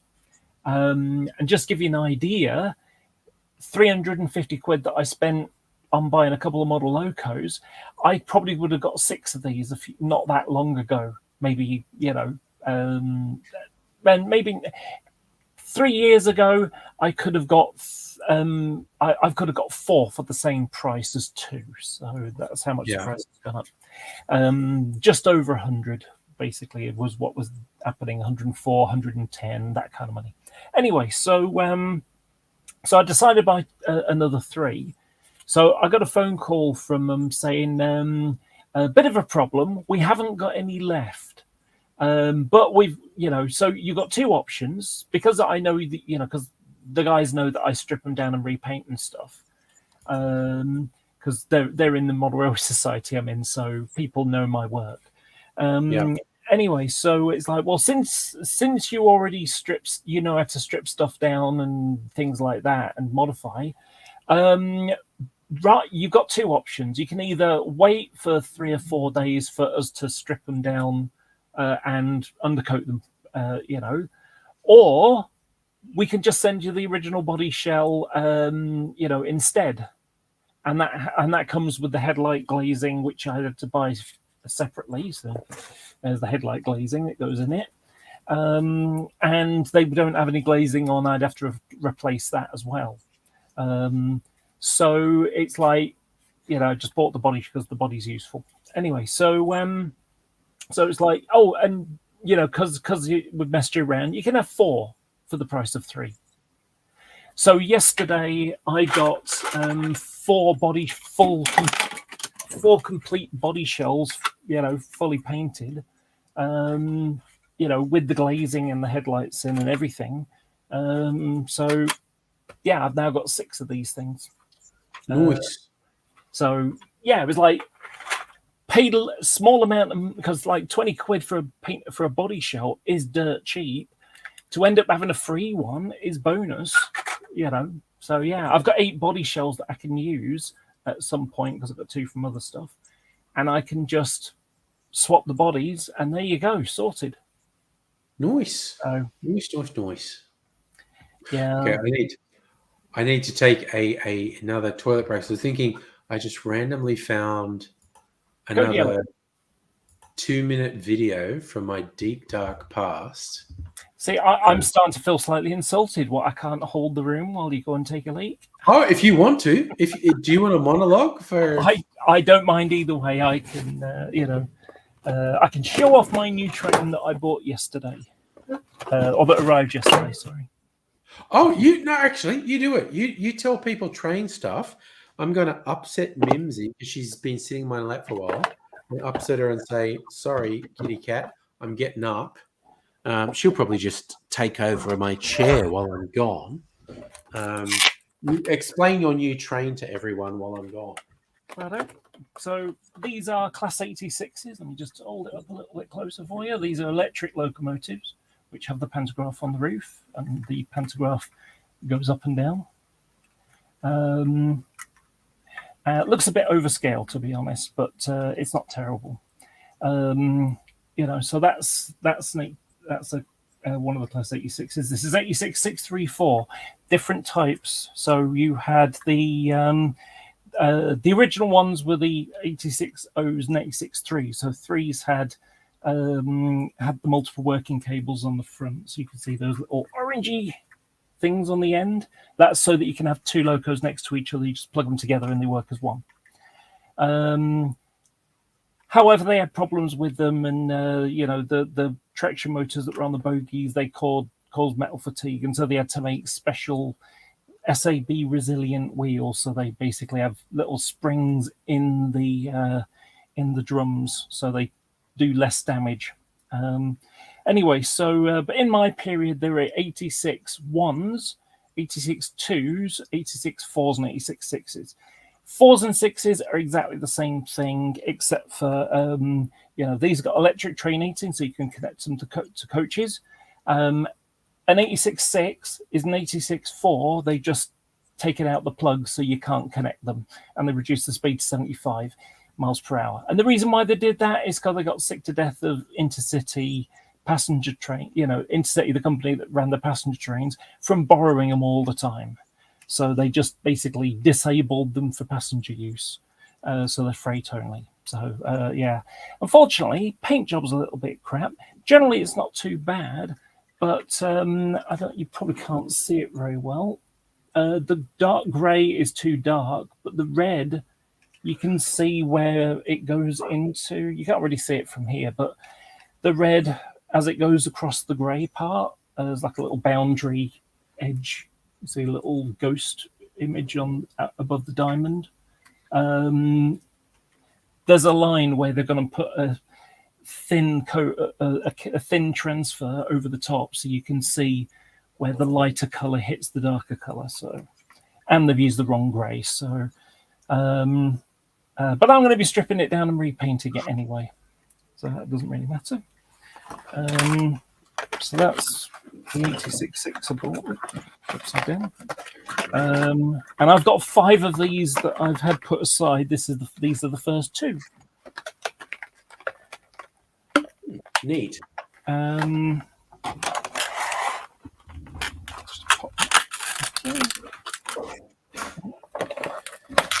all the detailed parts for it as well.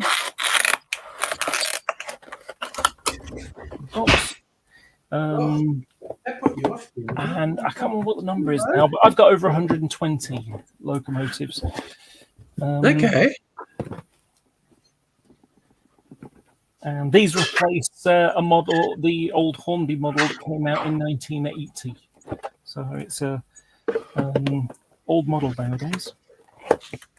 And then the second one is same type of thing, just a different color scheme. And this is that's the Intercity livery with the red and white stripes on the tan and dark grey. And they've stuffed up the livery on this as well, because the red is supposed to be like an orangey red, and yeah, it's quite a dull red. And then so on the front end, let's see if it can focus in.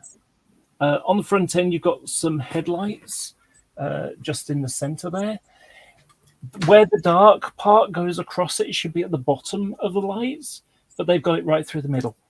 So it's in the wrong place, you know, so pretty ropey. But other than that, the colors don't look too bad. I'm not sure about this dark gray, though. It looks too brown to me. Now, when it comes to liveries and things like that, I am a bit of an authority, I suppose you could say. I have helped 3 manufacturers, 2 are the biggest ones around, because I did research a number of years ago. And so you know, normally when you get model railway paint, it comes as enamels or acrylics, maybe even. So it comes as a bottle of paint. Yeah. But I've got some friends who are aircraft modelers, and one of them introduced me to cellulose paint, which is car paint. And Car paint? yeah, but what's great about it is that so you can thin it right down.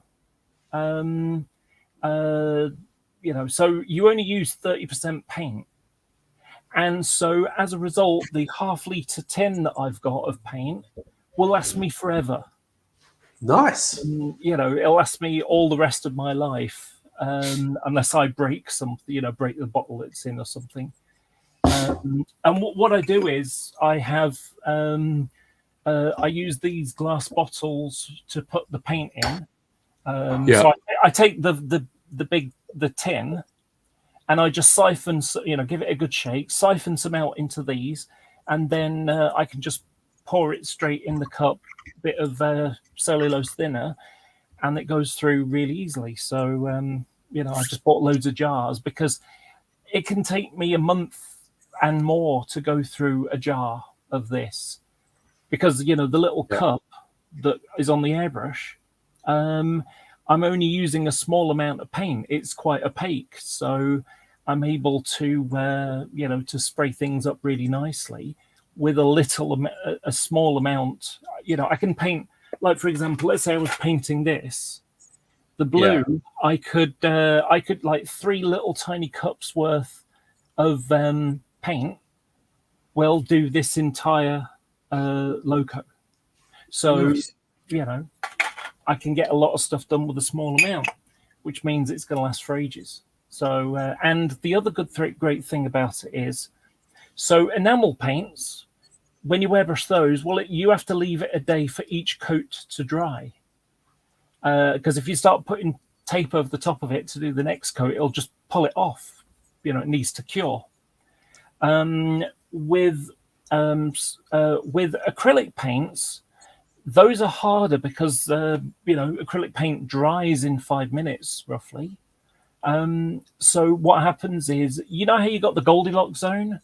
So when you're airbrushing, the mixture of the paint needs to be thin enough that it goes through the airbrush, because it's being blown with air. Air will dry it. So it needs to be thin enough that it goes through the airbrush without clogging up as it's going through. But it needs to be wet enough to go through without clogging up, but it needs to be dry enough so that when you paint it, you've only got paint going on the model. You know, you don't want it splatting on it because it's too wet. It'll just smear, you know. Yeah. So you have this Goldilocks zone. Well, the Goldilocks zone for acrylics is really narrow, but with cellulose paint, it's really wide. So, you know, I mean, literally, it can be painted. It's like, yeah, this is taking a bit of time to go on. Let's just put a little more cellulose thinner in, stick a bit of tissue over the nozzle, press it, it'll just blow back. And then, you know, you can spray it, and now it's thin enough. So it's really flexible, whereas acrylics aren't that flexible. And that's one of the reasons why I was watching that video with the guy with the spoons, Yeah. about, I need to learn if I'm going to use the new paints that I bought, the acrylic ones, the Model Air ones, which are thin enough, but they still need thinning a bit more. And you're supposed to use a certain thinner with it so that it will go through without clogging it. And this is why I use for acrylics. I've used IPA in the past, just neat IPA. Yeah. Because it's a solvent, it dries quickly. Yes. So the idea is that you need it to dry between the end of the nozzle and hitting the model. But you don't need it to. You don't want it to be too dry, because then what happens is, if you can imagine there's your nozzle, you don't want to end up between the end of the nozzle and it hitting the model. It's dried, because if it does that, you end up like end up with like a gritty surface, because you got the tiny droplets of paint that have dried as it's hitting the model. So you end up with like a textured, it feels like the pavement or something, which can be useful. If I was to paint some tarmac, I can make it out of plastic or whatever. I can make tarmac, and I can have the mixture just right so that when you spray it, it kind of pixelates and gives that three-dimensional texture to it. So, sometimes you can do little tricks. A splatter cap will do the same thing. Yeah. So, just a little paint thing for you. Also going to answer Strictly Sega's wondering about what I was drinking. So recommendation, this is even for if you don't want to drink alcohol. Fever Tree make really good mixes. And this spiced orange ginger ale they make is pretty phenomenal. Great on its own. If you like to mix with alcohol, goes really well with gin. I've done one. There's a Cuban rum. I've done Cuban rum, a splash of lime juice, and a neat little bottle of that spiced orange ginger ale. Lovely tipple. It's funny you mentioned ginger. Last week I had some bread, and one of the things I like to do with it is just stick it on. And so I've got ginger preserve. So it's like ginger marmalade. Nice. And it's quite tangy. It really is quite tangy. Yeah. You have more than, I can have maybe 4 slices with this on. Yeah. After 4, it's like your tongue's tingling. It's like too much. Yeah. So it's just got the right amount of tang to it, but you can have too much. I also got to do a hat tip to Strictly Sega channeling Paul Simon there. A great thing. I'm not dumb, but I can't understand why she looks like a woman but talks about trains. La la Laura. That is an excellent Paul Simon channeling going on there. I love it. So Sega's drinking Jack and Coke and Kahlua. That does actually sound incredibly sweet.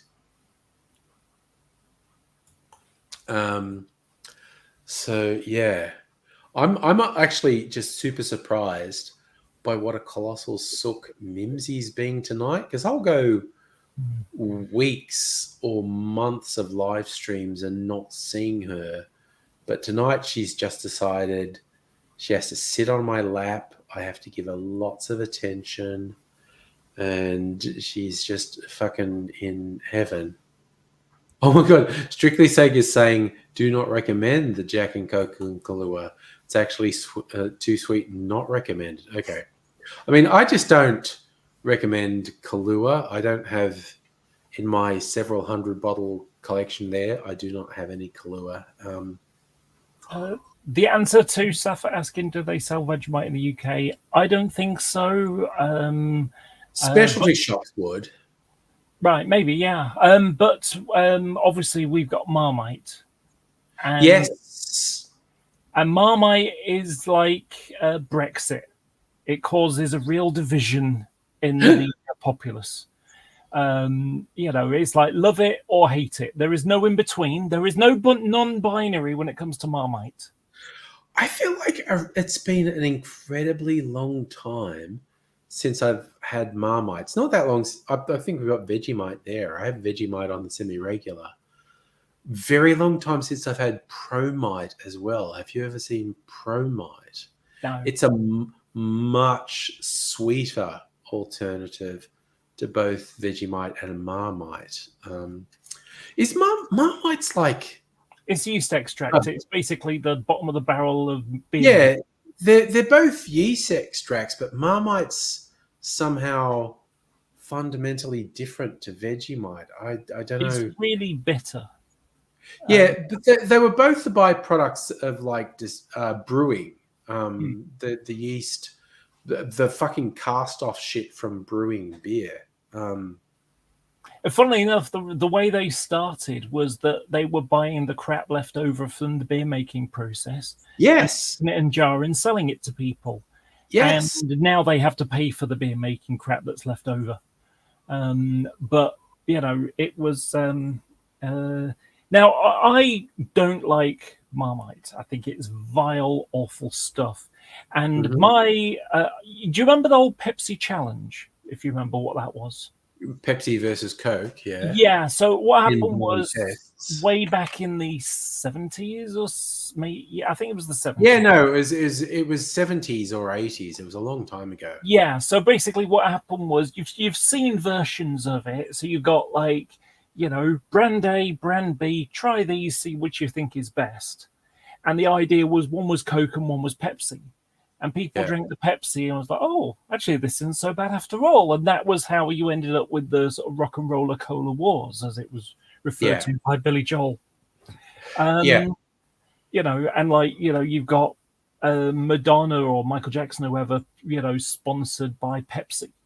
And Michael Jackson got his hair set on fire doing an ad for Pepsi. Sorry, I just being a Gen Xer. Do you know what? Funny little one for you. So it was about 94, I think it was, somewhere around there. And it was when Michael Jackson had the sort of his nose was falling off or something, you know, he was melting. Oh, he did too much plastic surgery, basically. Yeah, but my little joke about that time was that that happened because of the music video Black or White, because there's a little bit where it's and he's like walking through flame, and it's like that's what caused it. You know, that was my joke. But when it comes to the Pepsi challenge, I think that they could do exactly the same thing with Marmite and earwax, and people would the difference. And now you might be thinking, wait a minute, why do you know what earwax tastes like? Everyone knows what earwax tastes like. And my reasoning is simply this. So I will be painting and I'll be using the paint or whatever, you know, wash out my water and use different colors, whatever. And then every now and again, I might get like a tickle in my ear. So I'll end up sort of like, you know, just like sticking it in the edge of the rim and just giving it a quick tickle. And then later on in the day, I end up sort of, you know, well, while I'm changing colors from one pot to another, I'll just go like this. Yeah. And suddenly it's like, oh yeah. Just here, didn't I? Just clean that off. Right now, anyone who reckons they never tasted their own earwax as a kid is a fucking liar.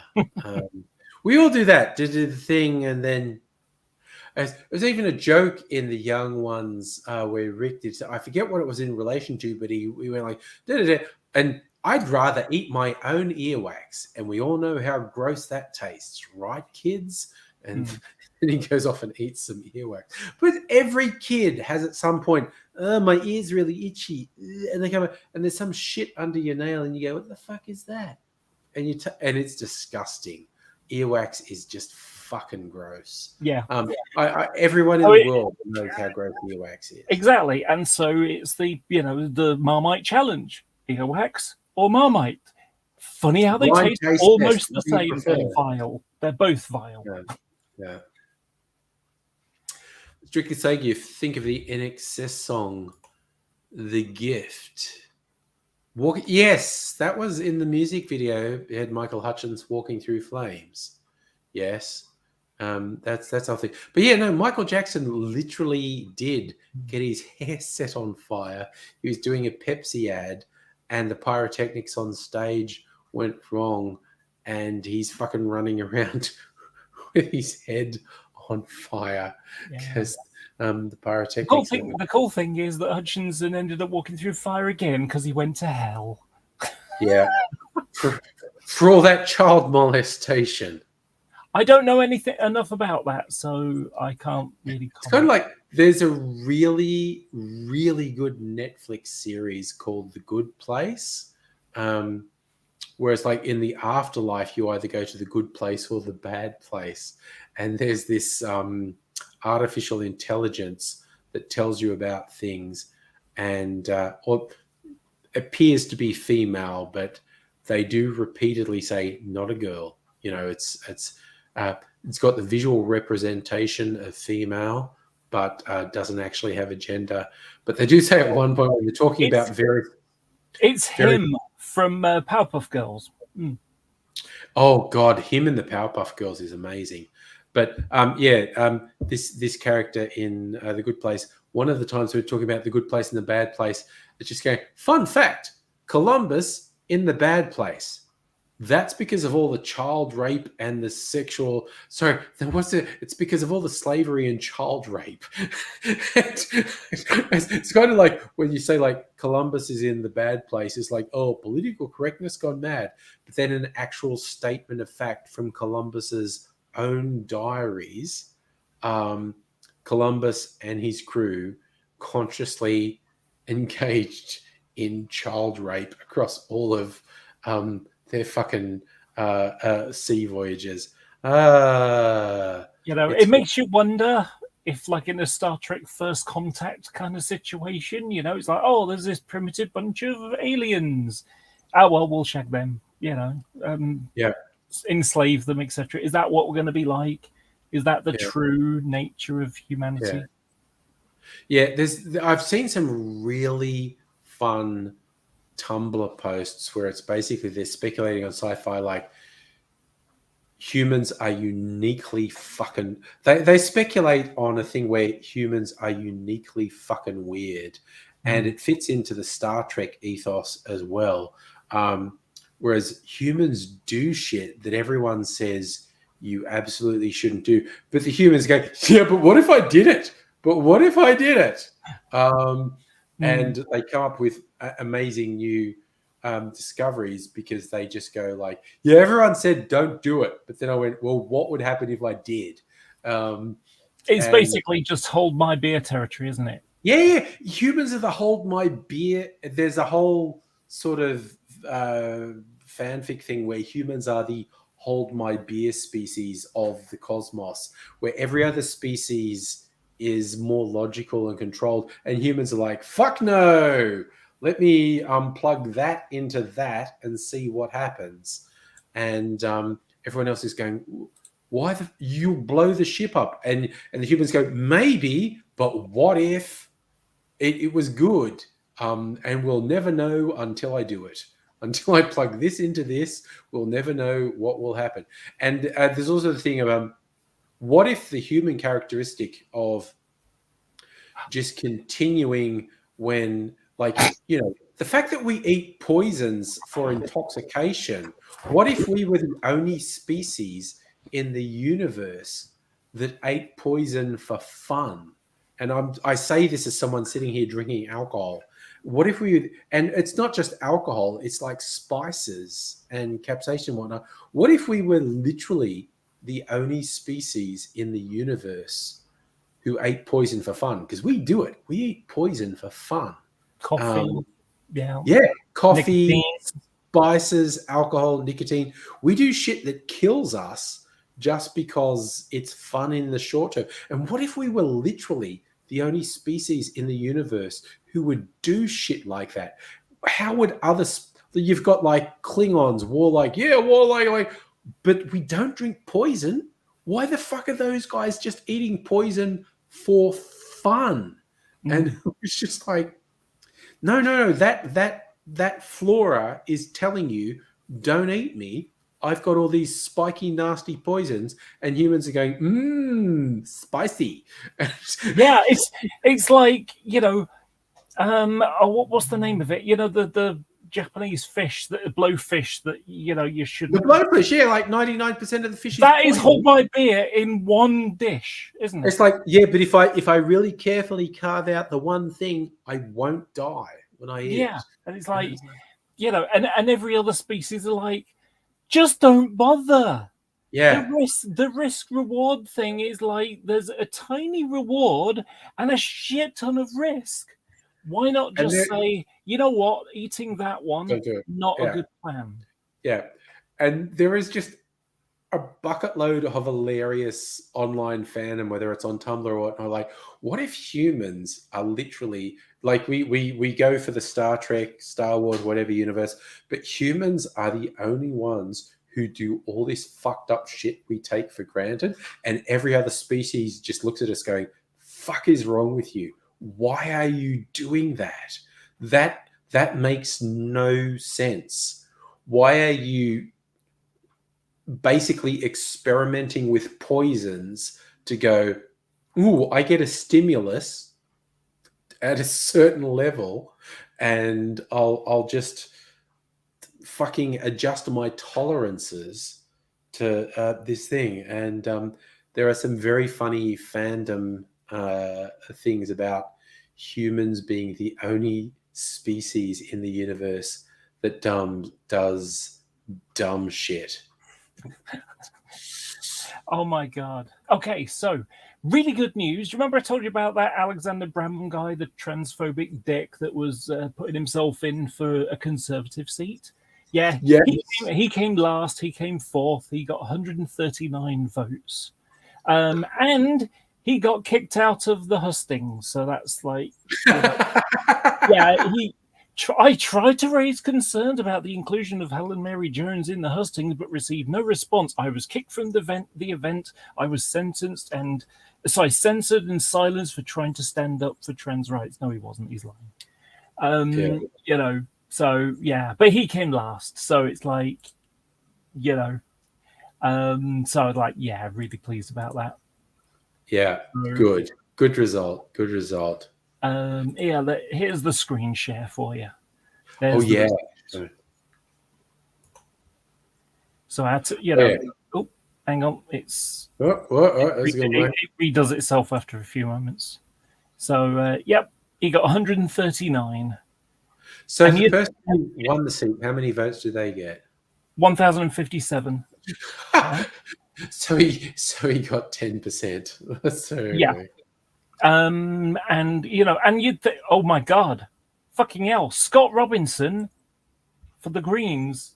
Isn't Scott Morrison a politician where you live? Scott Morrison is the Prime Minister. Okay, Robinson Morrison. Same thing. Oh. It just sort of sounded similar, But anyway, it is quite close. Yeah. Yeah, but you've got to love the fact that he came last, and he's with the Conservatives.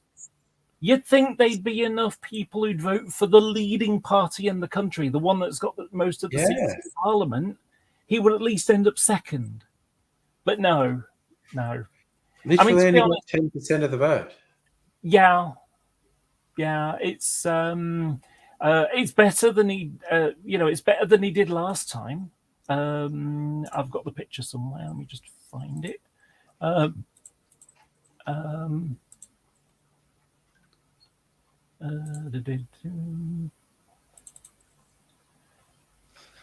So what happened was this is local councillor seats. So this was last year when he got 293. So he did worse than the last proper election. And so there he is with 293. So he only got 8.3%. Yeah. Down from 2.5, but that's just the Conservative rather than him in particular. Mm-hmm. Well, for that area, there was a by-election because someone resigned. And so when he did it, he got 66 votes. That's bad. That's not good. And of course, this recent one of, 1,057, 1,113. So it's basically same roughly territory. It's like just over 1,000, And he's, he's done better than he did last time, but not by much. Not great. No. So yeah, the guy's a loser. And the thing about it is, he paid like £500 and has to buy his own leaflets. And he had to to stand. He had to pay £500. Ugh. And not only that, he's gay. Okay, and there is the LGBT conservatives, which is a little sort of an odd thing to describe, really, isn't it? It's a weird. It's always a weird self-loathing thing, whether it's queer conservatives or non-white conservatives. Going, the core of that movement hates you, right? Yeah, if I can do my correct analogy, it would be the Canadian Liberal Party having an LGBT liberals, group. So what's happened is he has been vying to become the leader of the LGBT conservatives, but he can't stand trans people. He hates trans people. Literally goes out of his way to try and get beaten up at trans protests. Right. He's done that 3 times now. Yeah. And people are aware of it,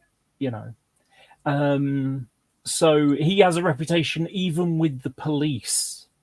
The police have an eye out for him. Jesus. Yeah. Well, what happened was at the Manchester protest, he turned up, and there was a couple of police liaison officers, and I spoke to one of them. I said, just a little warning for you. There's an anti-trans protester called Alex Brennan. That guy. Yeah. Yeah. And he said, "Oh yeah, he's already been. We sent him away." That guy's he keeps turning up at these things. I think he's trying to become a professional victim. And he said, "Yeah. I was at the Pride protest last year, because what happened was he turned up wearing LGB Alliance, so trans hate group, clothing, so a t-shirt and a beanie, and someone nicked his hat off him." And everybody kind of laughed. The next thing you know, the crowd's doing Trans Lives Matter. And so apparently he pleaded with the police liaison officers to lead him out of the area. And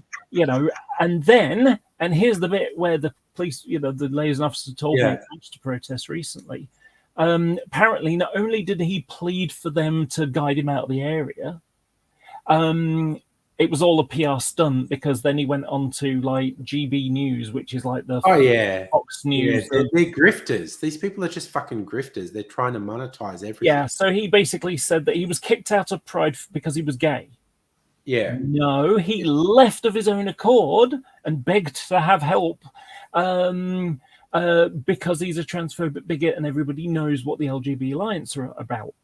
Yeah. Yeah. No, these people are professional grifters. Yeah. And my supposition is trying to become a professional victim so he can, in a years from now or whatever, because, people didn't get the message kind of thing. He ends up getting beaten up by trans rights activists and then goes on a podium saying so. So he's trying to, effectively, it's a self-inducing, self-prophesizing failure. Yeah. It's like white racists going into really black neighborhoods in the US and saying racist shit, and then when someone wants to kick the fucking shit out of them, they're going, "Oh, white people are the real oppressed minority here." It's like, fuck off. Yeah. So also, so this guy, not only did he ask to be helped out by the police liaison team, he afterwards he put in a complaint for police violence. Sure, so he claimed that the police officer had assaulted him. Yeah. So I'm going to go on a related and a much lighter note, strictly saying about how to make Jack and Cola premix better. If you have any citrus juice, lime juice in particular, a shot of lime juice in the premix, lemon juice would work as well. But you're also saying from an Australian perspective, Laura, what you're saying echoes a guy in Australia called Avi Yemeni. He's a fucking right-wing provocateur who shows up with this. And it's got to the point where the cops go, "Oh, that guy, yeah, he's just here to cause trouble. Okay, we are going to escort him away, and if he's a knob in any way, we're actually going to arrest him. Yeah. He's like such an asshole, and he's such a nuisance at big protests and stuff. The cops know him, and it's just like, yeah, it's like, dude, if you're going to be in here and be a fucking jerk off, we are going to, first option would be escort you away. Second option, if you're going to be a dick about it, we're going to arrest you. And he, again, he's a horrible person, got criminal convictions for violence against domestic partners. He's a gross little, it's really weird because he's a Zionist, but he's also pally with open Nazis. And every time someone says, oh, you're just saying everyone you don't like is a Nazi, I'm actually referring to people who openly worship Hitler, who advocate for Hitler's fucking portrait being in schools. And these guys definitely have swastika tattoos. And just because little Avi Yabini is a fucking ultra-right Zionist, there's some crossover with these other ultra-right, because he's got obsessed with two things: being anti-Muslim and anti-PC, and says, "Oh, I'm going to talk with these guys." Like, motherfucker, those are actual Nazis. You go, you just call everyone you don't like a Nazi. You go, no.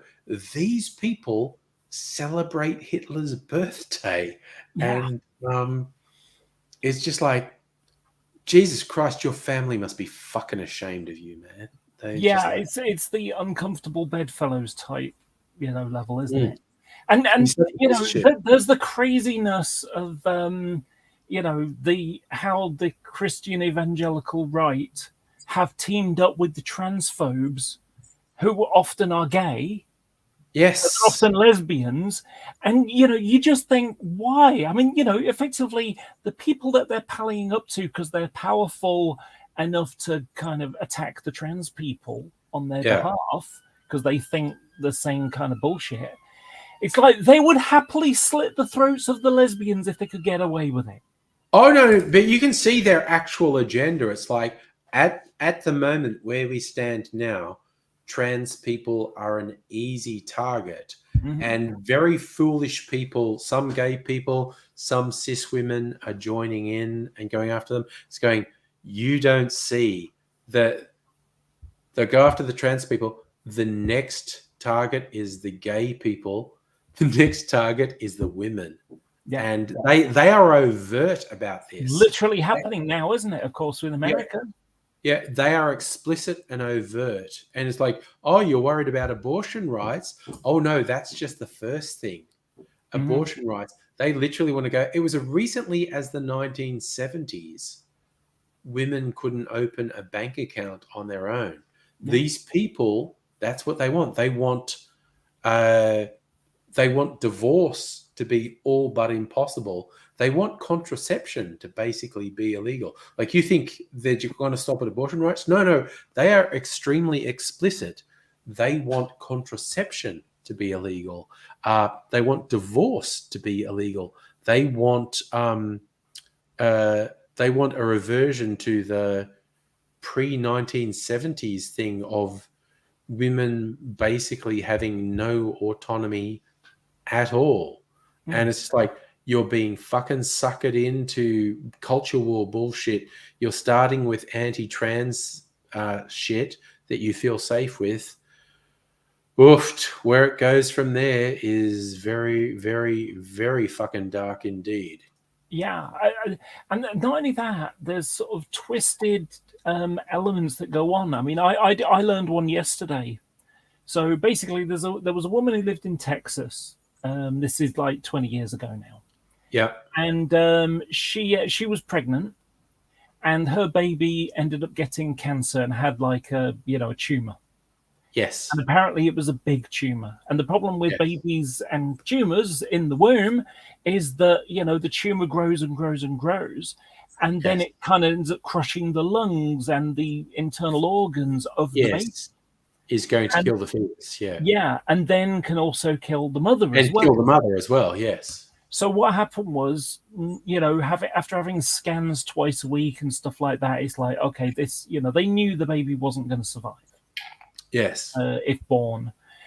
So they decided to do a cesarean section to remove the baby, and it would die shortly after. Yes. So at least they had the chance to hold the baby as such. Yes.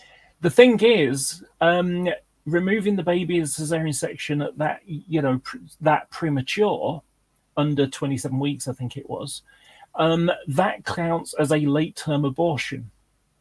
So on the records, despite the child being born through a, just prematurely born, effectively, through a C-section, because the child wasn't going to survive and would probably kill the mother as well, almost certainly. Mother was starting to show mirroring symptoms, Yeah. So as a result, it was necessary to remove the baby that wasn't going to survive anyway. Yeah. And so, like I say, but on the paperwork, even though that baby was born and didn't live too long, was alive, that's considered a late-term abortion. And yet, the idea you hear about late-term abortion is like, oh, you just like squash it up and suck it out or something, Again, disgusting, the anti-abortion crowd are fucking psychopaths. They're fucking psychopaths. And the thing is, they're not pro-life; they're pro-birth. No, they are pro-control. What they are Yeah. is pro-control. They are anti-women choice. They are pro-control. They are fucking psychopaths. Yeah, it kind of disturbs me when I see women doing it. Oh, yeah, no. But there is a whole group of women who are into the fucking weird subservient thing. And it is fucked. Yeah. So, like I say, it makes me angry when I see, the hypocrisy. Because, of course, this whole thing with the Roe versus Wade thing, if they can overturn, the rationale for it being overturned is that the founding fathers who wrote the Constitution didn't say anything about abortion, so therefore it can't be inferred that it would be okay to have it. So therefore it should be banned. That's the logic behind it. Well, the thing is, if they're going to go with that logic and the abortion banning assholes are going to say, yes, that's acceptable. Well, fuck off. You can't use the internet because it doesn't mention that in the Constitution. And anything else, cars, you can't use cars because that's not in the Constitution. That's not a granted right because it's not mentioned. If it's not mentioned, therefore it's not a granted right. The weirdo fucking conservative Americas and the founding fathers, it's Constitution stuff. It's just like, I want to push you into a wood chipper. I swear to fucking God, nothing you say makes any sense whatsoever. It's absolutely ridiculous. Yeah, and this is the bit that kind of, there are two problems here. So first one is you've got the Supreme Court. So you get nominated and you get nominated until you decide for life. It's a life thing, okay? Yeah. And it's like, no, because effectively what you've got, thanks to Trump and 3 justices being promoted by Trump, because they couldn't, the last one, it was like in the last year Obama's presidency, and they were saying, oh, no, you can't do that because it's so close to the election. And yet when the same thing happened just before, with this, I've forgotten her name now, the old lady who died. She was the Supreme Court justice. Left-leaning one, and was replaced by an anti-abortionist right-wing one. So what you've now got is 70+% of the US population are pro-abortion. Yes. And one thing to watch out for when you look at any of those studies of polling, there are 2 types of studies. There are ones of, would you get an abortion? And most people, it's like 53, 57, whatever % will say, yes, yes, in certain circumstances, I would. So they try to sort of make it look like, oh, well, it's only slightly more than 50%. So it's so close that it doesn't really matter.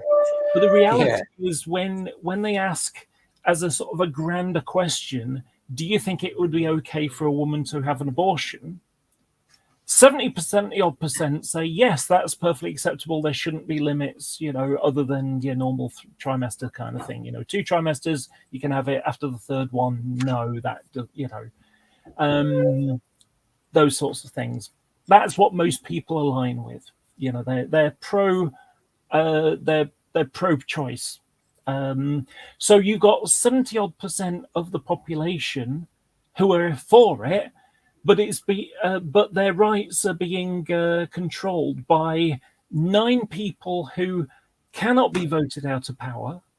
Who have to interpret a document written by the founding fathers from like the 18th century, 19th century.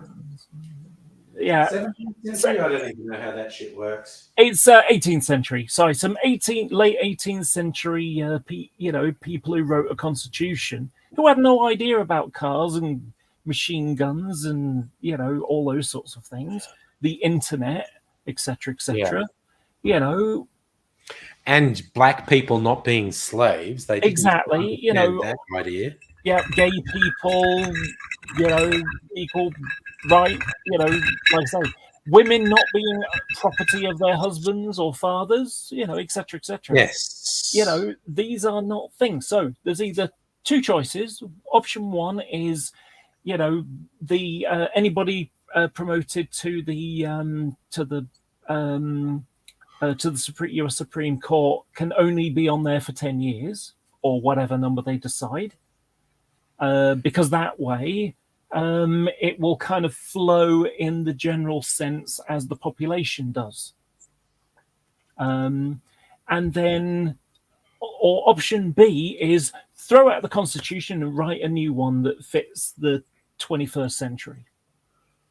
Just that American fetishization of the Constitution and the founding fathers.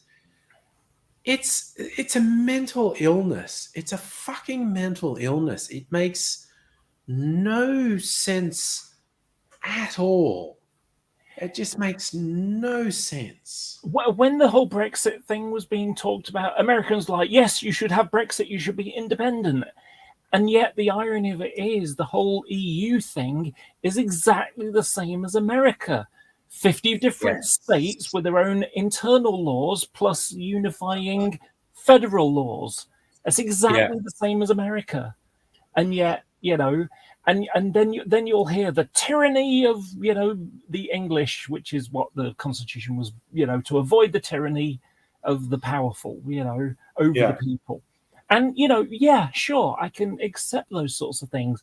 And yet, all the ones complaining about tyranny and all the ones saying about, screaming about freedom and American freedom is the most important thing. And yet they're voting to have women segregated, basically having their rights limited, their personal autonomy limited. If the United States is still united in 20 years, I'll be fucking amazed, quite honestly. You look at history, that absolutely divided group of people being a nation. Historically, that sort of shit's never held for more than a couple hundred years before it splinters. This isn't a spoiler for the new Star Trek show, but there was a little bit in it where you know how the whole sort of Star Trek history was, there was the Third World War. Yeah. And of course, you're thinking, wait a second, that's not the way it's going. The whole communism versus capitalism, Russia, America, you know, all that's not doesn't exist anymore. Well, of course, now it's starting to again, which is Yes. you know, kind of 2020s is looking pretty bad. yeah. So effectively, you know, the middle of the 21st century may be quite different than it is now. And it's like, crikey, Star Trek is almost becoming true again. And not that long after the whole Benjamin Sisko's goes back in time, and you know the is hanging out in the 2020s. Yeah. Yeah, you know, it's like they're not that far away. Yeah. You know, but one of the references in there before mentioning Third World War was you know, America had two civil wars. Yes. And it's like the way the rhetoric of America is, yeah. you know, speaks exactly to that. They, you know, it's like America is almost like the world under a microscope. Everything is magnified. Yeah. You know, so like one group battling becomes like a massive explosion in when you look at it in microscope level. Mm-hmm. You know, yeah.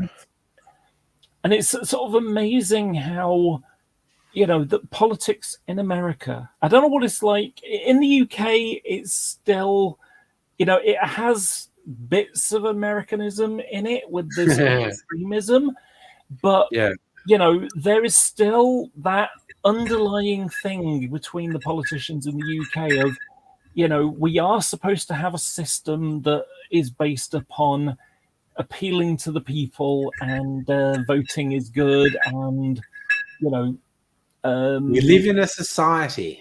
Yeah, there is still compromise that needs to be made in politics, and in America, it's hold my beer equivalent again. You know, it's like you know, it's my way or the highway. It seems to be the Republican attitude. And yet the idea of democracy is, you know, different groups have different ideas. Let's try to reach a compromise. So, yeah, sure, we don't get it 100% our way, but we can get it roughly 50-ish% and both walk away with, you know, accepting a conclusion that they can be, you know, okay with. Yeah. If America that doesn't exist anymore. If America doesn't have a civil war in 20 years, I will be fucking amazed. Yeah. The problem is, though, the problem is if it does, it'll bring the rest of the world down with us because, you know, think about oil based upon the dollar, and America just turns to shit, and and the dollar turns into what the ruble is now. Yeah. You know, that's just going to mess up the whole world. I mean, this Ukraine thing has shown... It's pretty fucked up, yeah. You know, the Ukraine thing has showed how the global economy is brilliant, but it's got, you know, serious problems that that Russia, doing this thing with Ukraine has suddenly turned into shit. Where are we going to get our oil from? Yeah. You know, where are we going to get our gas and, you know, oil from? We've been getting it all from America. We need to get off getting it from Russia. So Germany, it's like, yeah, if they make this decision, there's not going to be any hot water available soon because there's no gas to be able to produce it and stuff. And it's like, wow, it's, you know, so it just shows. And because of that, the price of gas has gone through the roof. And because it's a global economy, even though the UK doesn't really get anything from Russia, the cost of gas has spiked up with it because it goes up for everybody, not just for the people most affected by the problem that's been caused. You know, it's kind of crazy. The global economy makes no sense whatsoever. It's superstition. It is the capitalist economy is horoscopes for rich people. It's it doesn't make any sense. Everyone's just believing stuff that's not real. But if everyone believes the not real thing at the same time, then it's fine. And it's like, Jesus. Yeah, Jeez. it's weird. You know, it's amazing how America is one of the most advanced countries, but at the same time, sociologically, one of the most retarded. And I don't mean that in I just mean You mean in the literal dictionary definition of the word retarded, as in restricted and Yeah. yeah, and effectively it folds on itself. Because in the UK, thanks to Catholics and Protestants killing each other, for the last few centuries, which is awful. Religion is a personal thing that you don't really talk about unless you're at the church or the thing that with the religious people, your religious friends or whatever. But it's not something you need to slap someone around saying, mine is more important than yours. That's not a thing. And fuck, even the Muslims are like that. I mean, yeah, there's some jerky ones, but oh, of course, even the Muslim people and the Indians and et cetera, they all pretty much keep to themselves. It's a personal belief, and that's the way it is. But in America, religion is a marketplace. Yeah. So if you've got the sort of the nice church leader, and he gives a really nice message and something like that, well, he'll end up with a little church around the corner, and on a Sunday he might get 100 people or something. Whereas quarter of a mile away, there's someone in a stadium-sized mega church, because he's the charismatic one and tells people they're going to go to hell, and the people we hate are going to go to hell. It's a marketplace, and of course, it's a marketplace of hate. They can, the religion isn't a bad thing in and of itself. It's the fact that people can use their belief to discriminate against other people that's the problem. Yeah. This is making me think of a potentially lesser known sci-fi film from the 90s called Alien Nation. I remember that. And it's a fucking great movie where it's like an alien spaceship lands, and these people from the ship get assimilated, and they were a slave race. And they get assimilated to a thing. Mandy Patinkin plays the alien protagonist, who's a cop, gets paired with a human cop who's bigoted against these aliens. But it's very cleverly set up. Initially, his human partner is black. He's not bigoted against other humans. He's not bigoted against his black partner. His black partner gets killed, and he ends up with an alien partner. He's bigoted against aliens. But Mandy Patinkin, as the alien, has this excellent speech where he goes, and I'm paraphrasing, but he basically says, we were a slave race, and you accepted us, and you told us what the ideals of your nation were, and that was incredible to us. And that's why when you fall short of that, it's so painful. You sell yourself a lie about what you are, and the gap between what you think you are and what you actually are is so painful. But you accepted us. We were fucking slaves. We were slaves. And you said, you can be part of our society, but at the same time, you absolutely marginalize. And it's not subtle. The aliens are black people. It's the enslaved race. It's the enslaved race saying, slavery's over now. You're part of our society.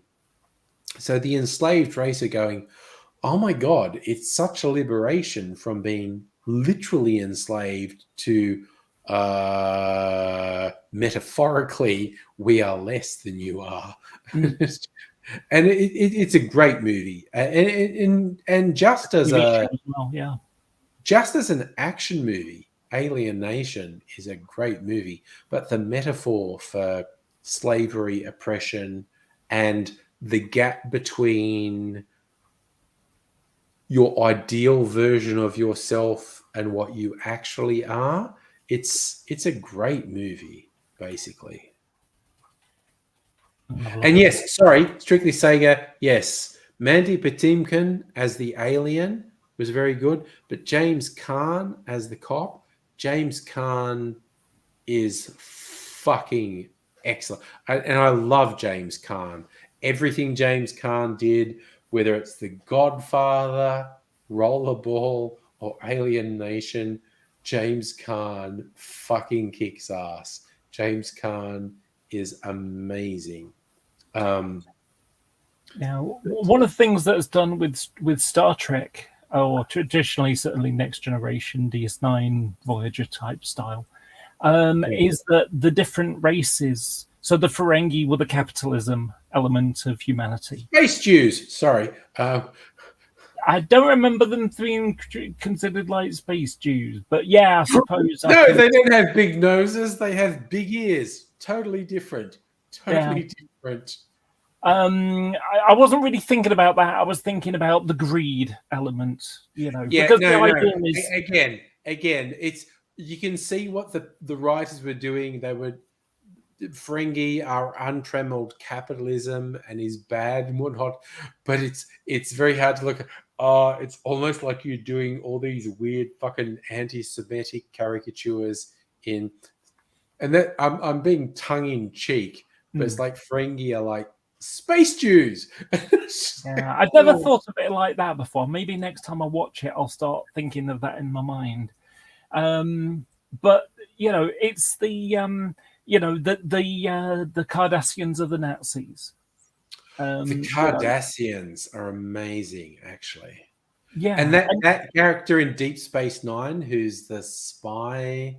Garak. I love Garak. He's Garak's my favorite one. Garak is possibly the best character in the entire Star Trek pantheon. Garak is fucking amazing. I fucking love that character. He's an old guy now. He's like 79 or something. Yeah, I know, but because we forget.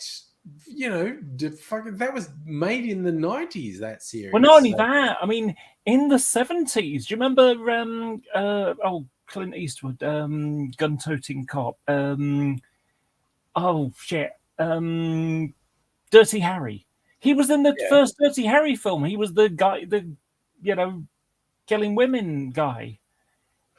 Shit, was he? Yeah. He Do you remember the bit where he's got, sort of black guys robbing the bank, and he's like, I know what you're thinking. Were there 6 shots or 7? And all this. Sorry, was it the black guy? I can't remember. Yeah, well, no. That was at the start of the movie. Yeah. And then at the end of it, the same phrase is used, and it's Scorpio, the nasty guy that Harry wants to kill. Yeah. Was Scorpio Garak?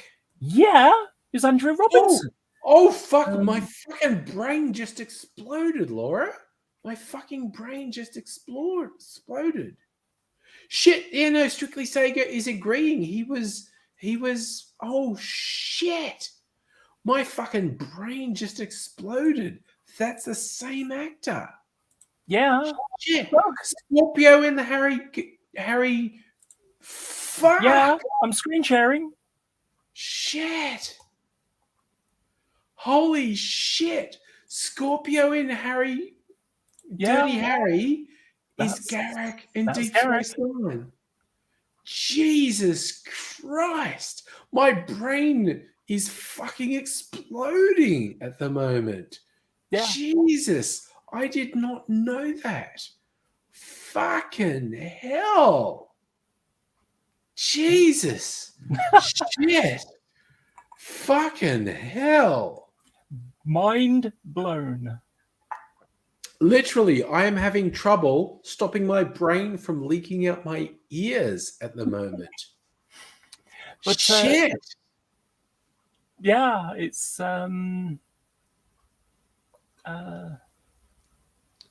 holy fuck. Oh my god! Again, because people have careers. Fucking love. Every now and then you watch something. Like occasionally, I'll watch a really old movie, and you realize, oh shit, that bit player there is someone.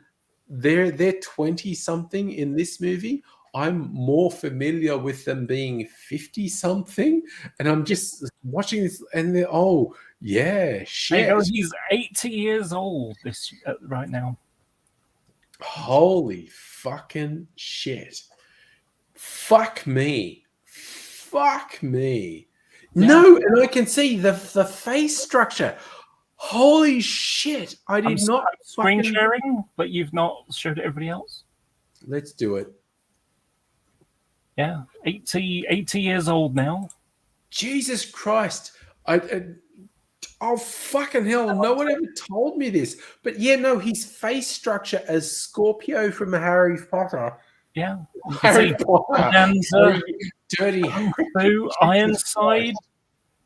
you know, Streets of San Francisco, Kojak, The Incredible Hulk, Chips, Fucking hell. you know, just No, all but these. fuck everything else, but his face structure as Scorpio in Dirty Harry and as Garrick in fucking Deep Space Nine, it is the fucking hell. Christ, my brain has just opened up to a whole fucking new dimension. Yeah, as Garrick, I thought he was one of my absolute favorite characters of Star Trek of all time. He's literally from the original series to now. He's potentially my favorite Star Trek character fucking ever. Yeah, 'Cause he's definitely great. up there. One of my favorite lines from him, and it's Dr. Bashir. So he effectively, Garrick blows up his own shop. Yes. And you know, Dr. Bashir ends up sort of explaining about the boy who cried wolf. Ironically, I mentioned it earlier. Yeah.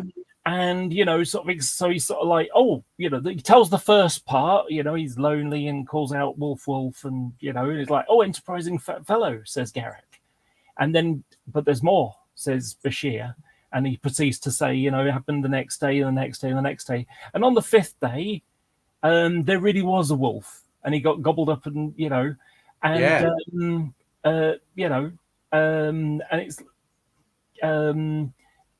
and you know, sort of the moral of the story is that you shouldn't lie all the time, because you know, if you lie all the time when something happens, people don't believe you. Yes. And Garrick basically just blows it away and says, "Are you sure that's what the message is, Doctor?" And Bashir's like, you know, well, of course it is. What else would it be? That you should never tell the same lie twice. And then he just walked away. And Garrick was such a good character. He was a spy, and he never admitted he was a spy, and he had morals, and he never. My God, he was such a good character.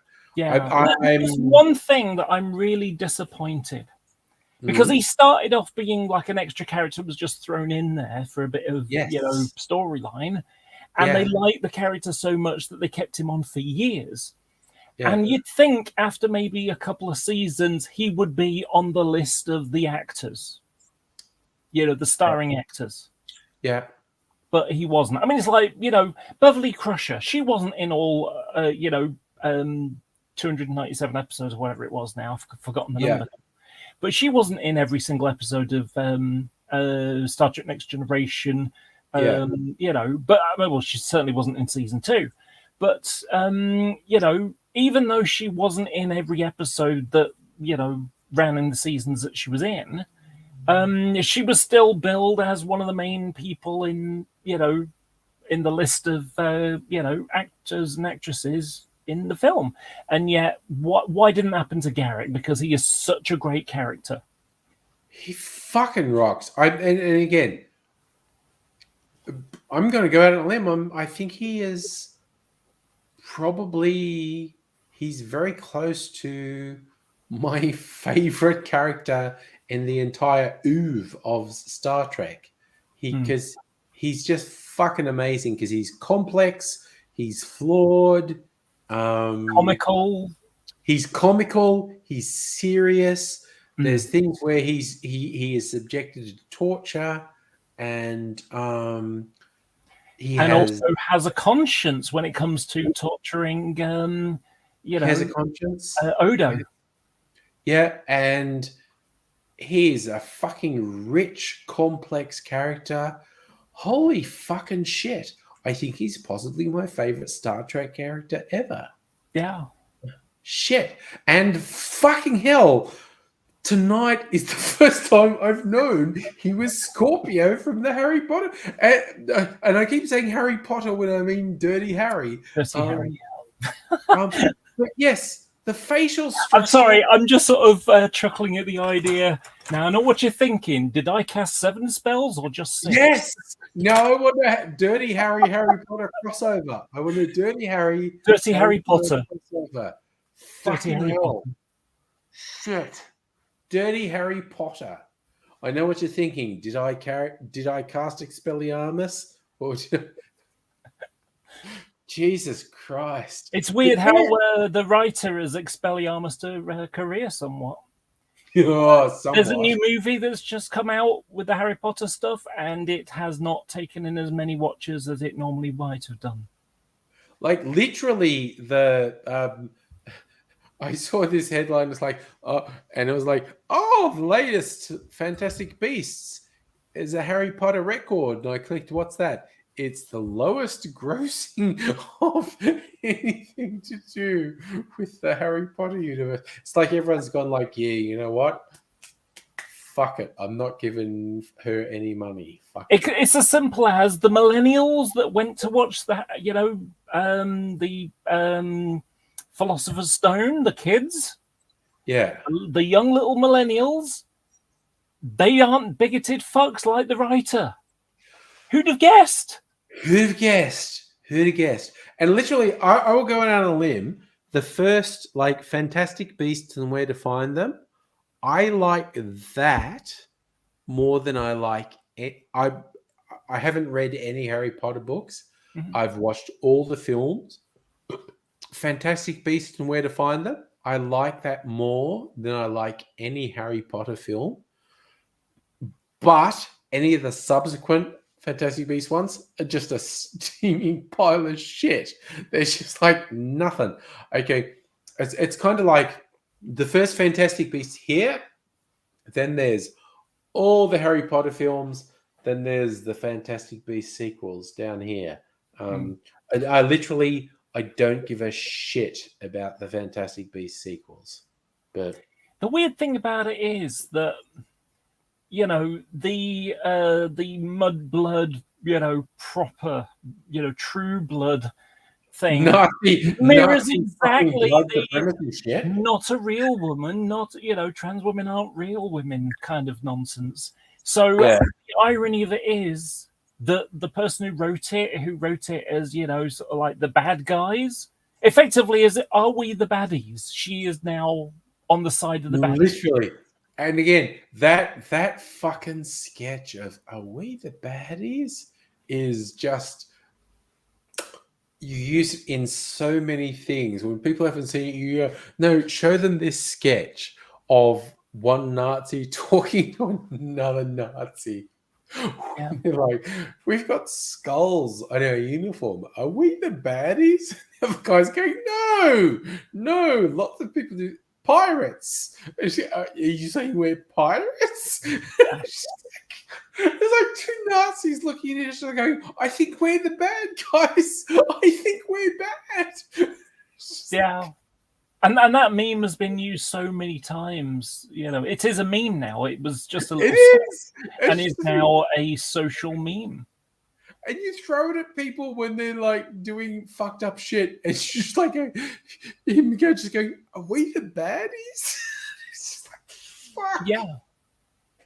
I mean, there's a rather amusing sort of. So when J.K. Rowling first got triggered, she wrote a Twitter thing, and one of the aspects she said was that, if your rights have been restricted, I would march with you. Said she says all this fucking shit, which is everything apart from you're not real. Yeah. And here's the great thing. So when as I mentioned before, so what happened was the government basically decided they were going. They'd been saying for the last 2 years we're going to ban conversion therapy because something the UN describes as torture. It is. 'cause it And is so torture. what Yes. happened was it got leaked. At the end of March, I think it was, that no, that's not going to happen after all.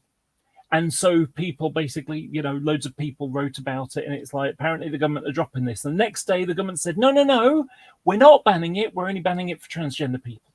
Because apparently there's not enough evidence as to whether torturing trans people torture, is yeah. bad for their physical or mental health yet. Yeah. Yeah, It's ridiculous. And that's what the protests have been about. So when there was a protest outside number 10 outside Downing Street, the gates of Downing Street, the same time that was going on, she was a couple of miles down the road having lunch, whining and dining kind of thing, with a group of people who are, who have anti-trans groups. They all run and just massive transphobes. So effectively, if your rights were being restricted, I would march with you. But when when the march happened, she was whining and dining with a group of people whose sole output in life is transphobia. Oh yeah, no, she's Rampant a weird fucking privileged fucker. And also, just going into the chat, Megaleech, you must have been away for a while, dude, and you must have watched on speech catch up.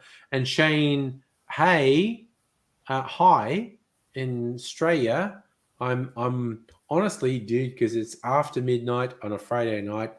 I'm kind of drunk. I've been doing things, and various people are throwing in what they read in Harry Potter. I never read a single Harry Potter book. I did watch all the movies. They're not bad.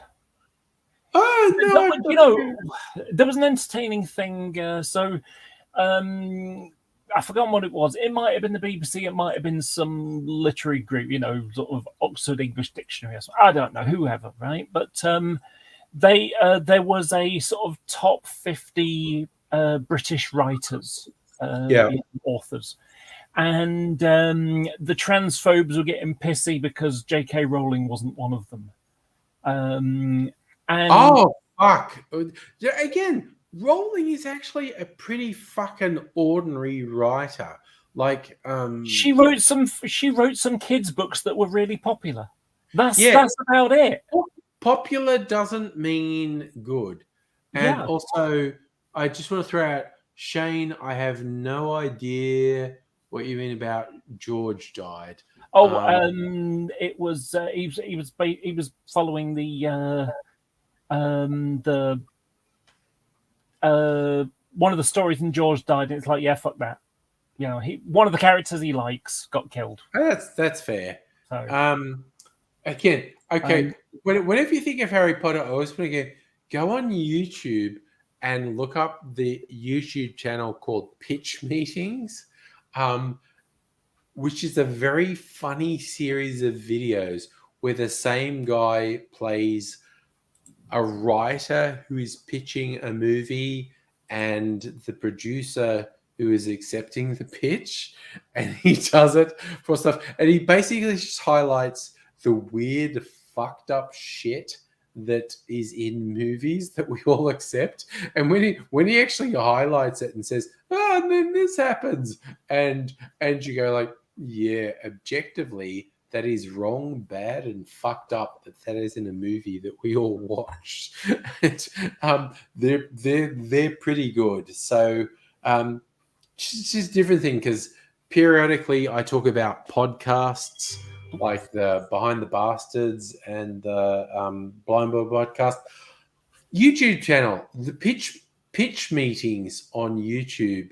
The guy who does those, I think he is very funny, and it's the thing where he deconstructs basically tropes in movies where it's just like someone somehow fucking sold the idea we should make a movie where characters do this. And when you look at it objectively, like, the characters should never have done that. That is a very bad thing the characters are doing. That is fucked up. But we all, and he's got it for all the Harry Potter movies and everything. It's great, basically. His latest one, 19 hours ago, Harry Potter and the Goblet of Fire pitch meeting. It's called Pitch Meeting, not Pitch Meetings. Okay, yeah. Easy to find. I just type in Pitch Meeting Yeah. and it went straight to it. Pitch Meetings and it went straight to it. So I found that channel. I'll look at some. Yeah, because Is that where you got the oh shit, I forgot the Jedi. Yeah, the Jedi are our souls. Is that? Sorry, what are you asking? Sorry, you've said you've said in the past. Yeah, if you look at it, the Jedi are our souls. Oh no! I'm just saying objectively, the Jedi are fucking steaming piles of shit. The Jedi fucking suck. The story of the Jedi is the story of fucking failure. And because the whole Jedi thing is, Empire is good if you identify with the people who are defining the concept of empire.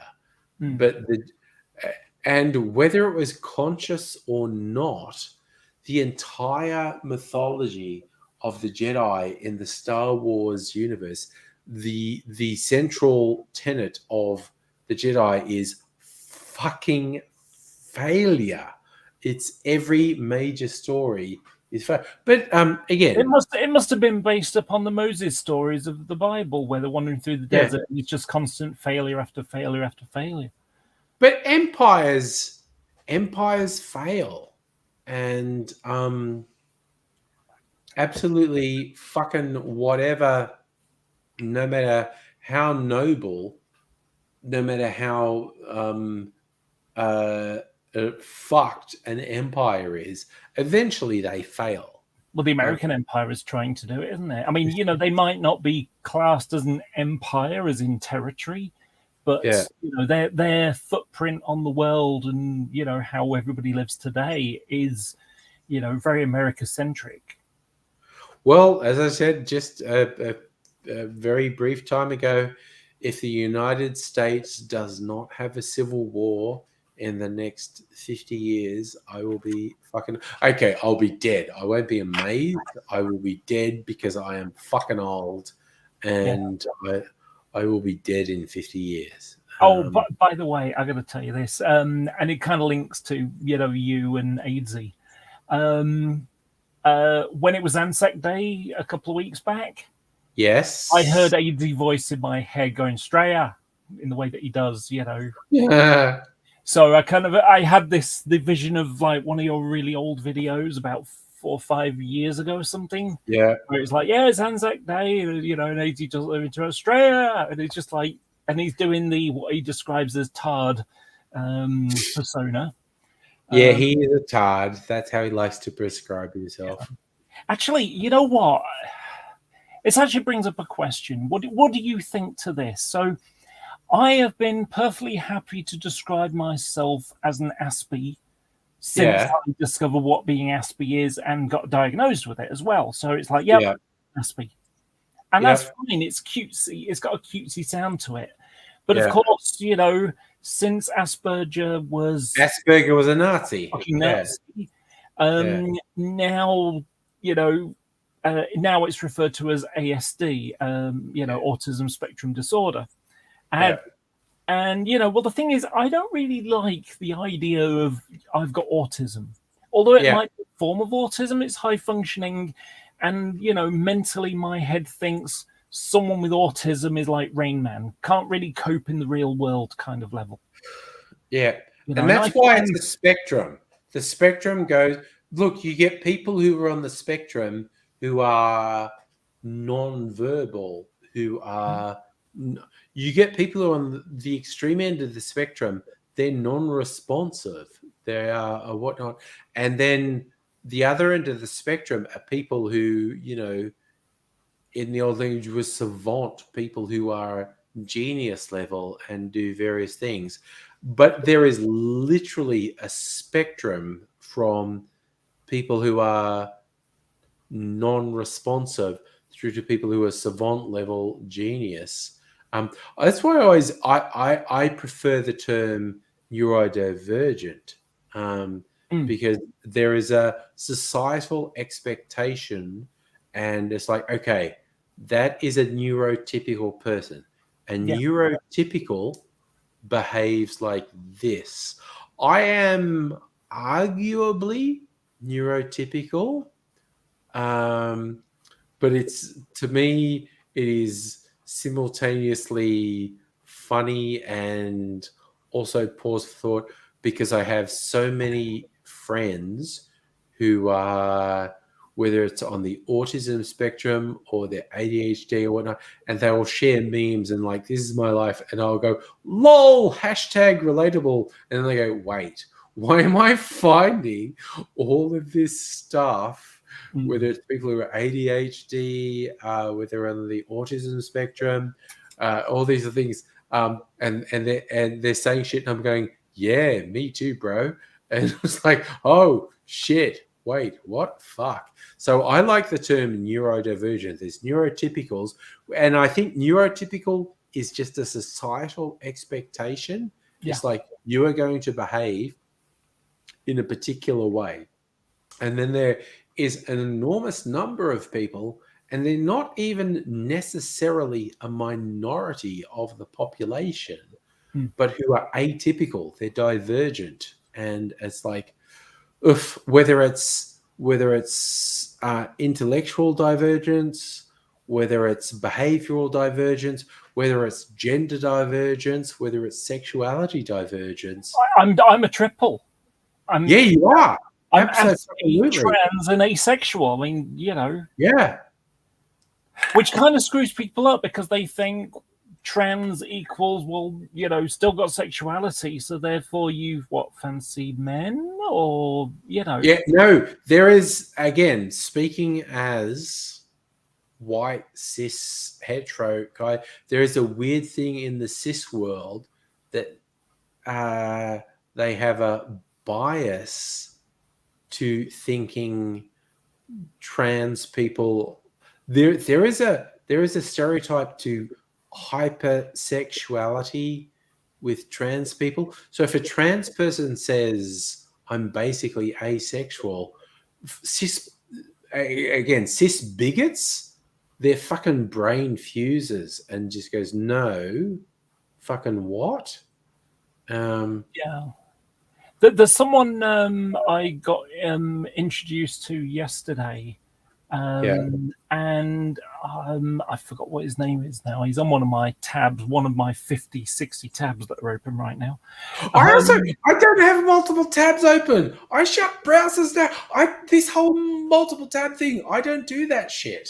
It's more, I'll look at that, and I'll look at that, and I'll look at that later. And I mean, 4 of them are YouTube subscriptions, where I've opened up subscriptions, then opened that one to watch later, and then I've forgotten to shut the subscription one, and then later on I've just gone to a different one of my other screens and done something similar. So sorry, hi Joe, by the way. Joe Strauss just popped up and said hi. Hello. Anyway, what I was thinking about, and this is why I was saying our kind of feedback here. So ASD just doesn't really, it's not cute enough. Like Aspie sounds cutey, you know, it's kind of cuticizing, you know, the condition. I agree. I've got a thing to talk about people. I default to calling people Aspie. Yeah. Yeah. And so I thought to myself, do you know what? Maybe Autie. Autie sounds okay. Autistic. Autie's okay. It's cute enough that it kind of works and it's friendly, you know? Yeah. It is a pretty friendly term. Yeah. Yeah. Yeah. It was that weird thing. It's kind of like, because autistic was a pejorative for so long, so people adopted Asperger's as less pejorative, and then they were doing, oh god, Asperger was a fucking Nazi. Jesus Christ, what the fuck? And so now we're on the spectrum, or I like divergent, because that was it's not even a joke. If I fucking win lotto, I'm opening a distillery, and calling it the Divergent Distillery in respect of everyone who's been in these streams, everyone who's neurodivergent, gender divergent, sexuality divergent, because we're all on this divergent fucking spectrum as far as I'm concerned. Yeah, I found the person I was thinking of, Jammy Dodger, Jammi Dodger, Dodger. Jammy Dodger is a whole thing in English slang, Yeah, because there's the confection called the Jammy Dodger. Doctor Who even refers to the Jammy Dodger. Yeah, it's a biscuit. Yeah. It's a biscuit. Yeah, it's like flat. It's a flat biscuit, and then has like shortbread and jam. Shortbread and jam. Yeah, it's like a stiff jam, and then the Jammy Dodger is really nice. I've had the Jammy Dodger. It's got a donut. Nice. Well, I'm just describing to other people as well. Yeah, and then over the top, it's got a donut one, so you can see the red of the jam inside. Yeah, but it's a stiff jam. It's more of a hard. Almost like a hard treacle. Matt Smith as Doctor Who held up a Jammy Dodger as a sort of weapon against aliens. Yeah. Anyway, so it's the worst homophobic advert kind of thing. Yeah. And he's trans, he's a trans guy. And, so one of the ones, he shows this Russian advert. And it's basically, if you vote for anything other than the Putin guy or whatever, this is what you'll get, kind of thing. So what you've got is little kid leaves school, dad's there, and you got like some parents or teacher or whatever nearby. It's all in Russian, so you can't really tell exactly. But so what happens is, well, it turns out that the kid has got two dads. And the other dad is by the car, and he's like really effeminate gay. Really effeminate, like long cloak and, just like looks girly kind of thing. And it's like, and they sort of like, kind of thing. And the next thing you know, the gay guy goes into the car, I've got something for you, and it's a dress. And it's like, oh, for fuck's sake. Effectively, the gays are going to trans your kids. That's what happens. Yeah. If you allow gay people to have kids, they'll turn them into trans kids or something. It's just bizarre.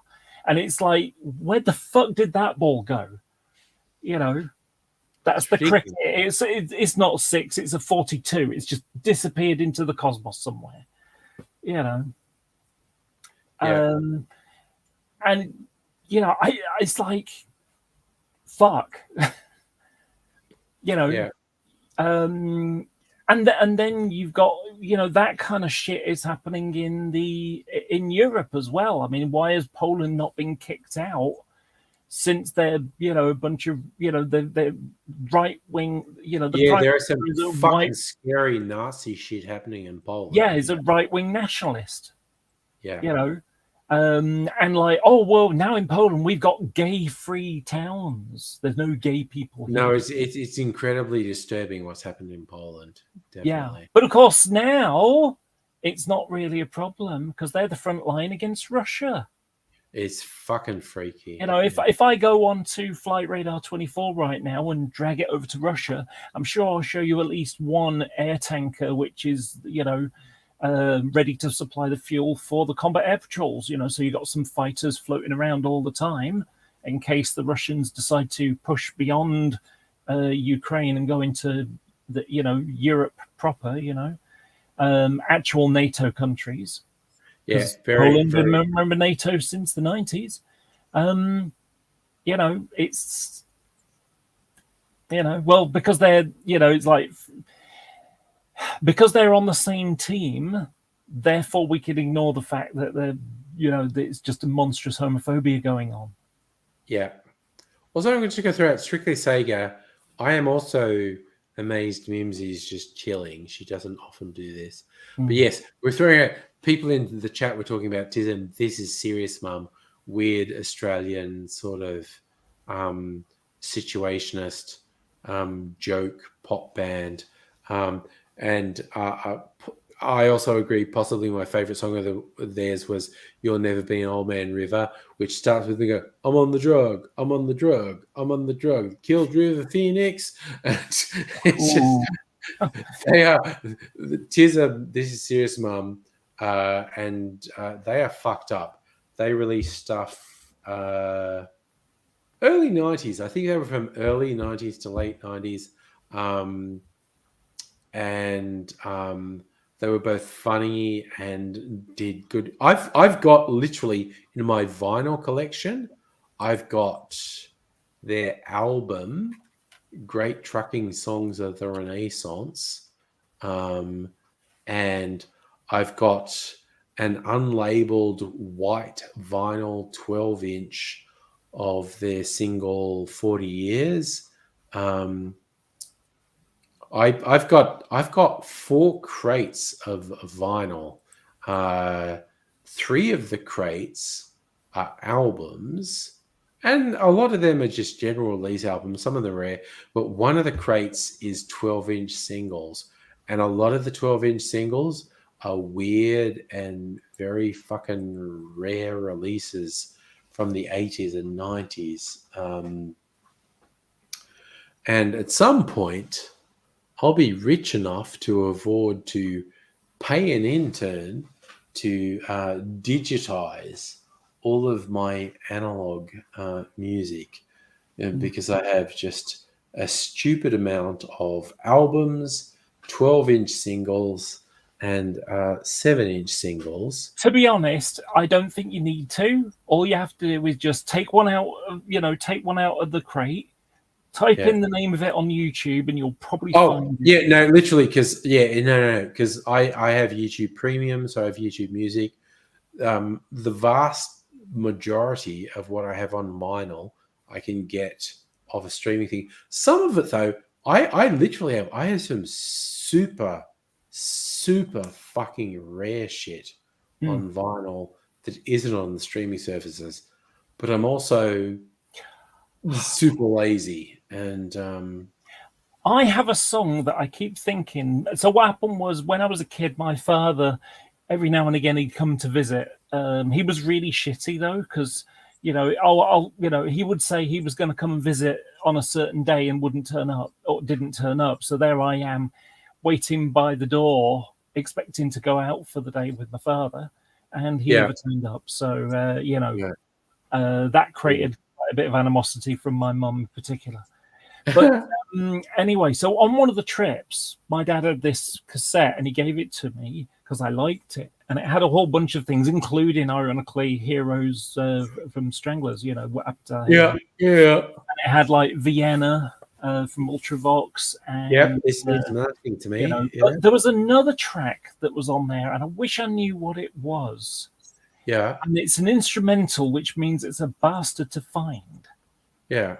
And so, and it's, I'm going to hum it, but it's probably going to sound rubbish. So it's like, and then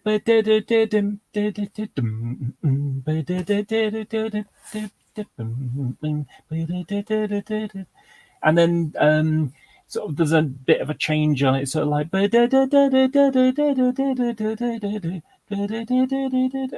it was like, it was something from the late 70s or the early 80s. You should hum that into Google. Google has a whole thing of what is this song, and you hum stuff into it, and it tries to match. And it's not 100%, but it's reasonable. So I'm just looking at the chat. Shane, you're saying, okay, fuck, Shane, when you're saying River was a better actor than Joaquin, and they were technically siblings, but there's a whole weird fucking commune thing of where they were brought up, because Joaquin's name when he was young was Leaf. He's in the Steve Martin movie Parenthood as Leaf Phoenix, but that's Joaquin when he was very young. And I remember, because there was a period in the 90s where River Phoenix and Keanu Reeves were like next big thing, and Rolling Stone had this big feature on River Phoenix. This is before he died, and there was like, yeah, the whole family commune and the weird fucking shit they were growing up in. And there was like, yeah, this dude's coming up saying he was River's brother, but he doesn't look anything like River. And like, who the fuck are you? And years later, I looked that back and go, that was Joaquin, because Joaquin actually doesn't look like River at all. He doesn't look like River at all. But I never noted him until he was in oh crikey, what's it called? Gladiator. Gladiator. Well, that was his big breakthrough. That was Joaquin's big breakthrough, was Gladiator. It's one of those things I've probably seen but never noticed, if you know what I mean. Yeah, absolutely. But I was floored when I read a thing recently. Someone was talking about the movie Parenthood, which I still think is a really good movie, and they're going like, yeah, a fringe character is Leaf Phoenix. That's Joaquin. His weird hippie family at that point were calling him Leaf, and he was a kid. He was a teenager, and so he's going by Leaf. And that when he was an adult, he was like, okay, my family's a weird, fucked up, abusive cult. I'm going by my own name now, and I'm Joaquin. So I was absolutely floored that Leaf Phoenix in the Steve Martin movie Parenthood is actually Joaquin when he's very young. That fucking blew my mind. And it's like, oh, okay, shit. And yes, Shane, River was pretty, and River had this weird public persona that he was pure and clean and outside the Hollywood nastiness, but he was not. And he was in the Viper Club on Hollywood Boulevard and took a lethal fucking cocktail of drugs and fucking died in the street, which is fucked. Yeah, I actually have a friend who lives on Sunset Boulevard. Yeah. You know, one of my favorite film with him in is Sneakers. I love him in. I love that movie. Sneakers is an hilarious film. I love that film. Funny film. And there's so many funny little bits in it. Like, for example, you've got Ray from Ghostbusters. Dan Aykroyd. Dan Aykroyd is being a paranoid conspiracy guy. He's a conspiracy theorist. Yeah. And, you know, sort of it's like, and he's got a newspaper, you know, cattle mutilations are up. You know, and just you can just imagine him being just this wacky guy. But do you know there's one actor in that movie, that Whistler, the blind guy. Yes. And he's really a serious actor, that guy, yes. Yeah, he's been in a bajillion things. He's a fucking serious actor, that guy. Yeah. And he's one of those people that, you know, he's in lots of things, but he's never been like A-rated, if you know me. He's not been at the top. He's one of those great actors that sort of in, you know, as a part of the team. And he's a very good actor, yes. Yeah, he's been in so many things. I mean, The Firm, I liked him in The Firm. Yeah. You know, it was Ray, Tom Cruise's brother in The Firm. Yeah. And like I say, he's just been, I mean, what was it? Memphis Belle. He's done so much. He's a very good actor. Yeah. Yeah. So I'm also going to throw Shane threw in, wasn't the Viper Club Johnny Depp's club? Yes, it was Johnny Depp's club. And I think Johnny Depp, and again, I think Johnny Depp's a flawed person and I don't like him, but I think he's definitely traumatized by what he feels as his responsibility for River Phoenix's death. Again, as much as I don't like Johnny Depp, I think he genuinely feels trauma related to the fact River Phoenix fatally overdosed at his club.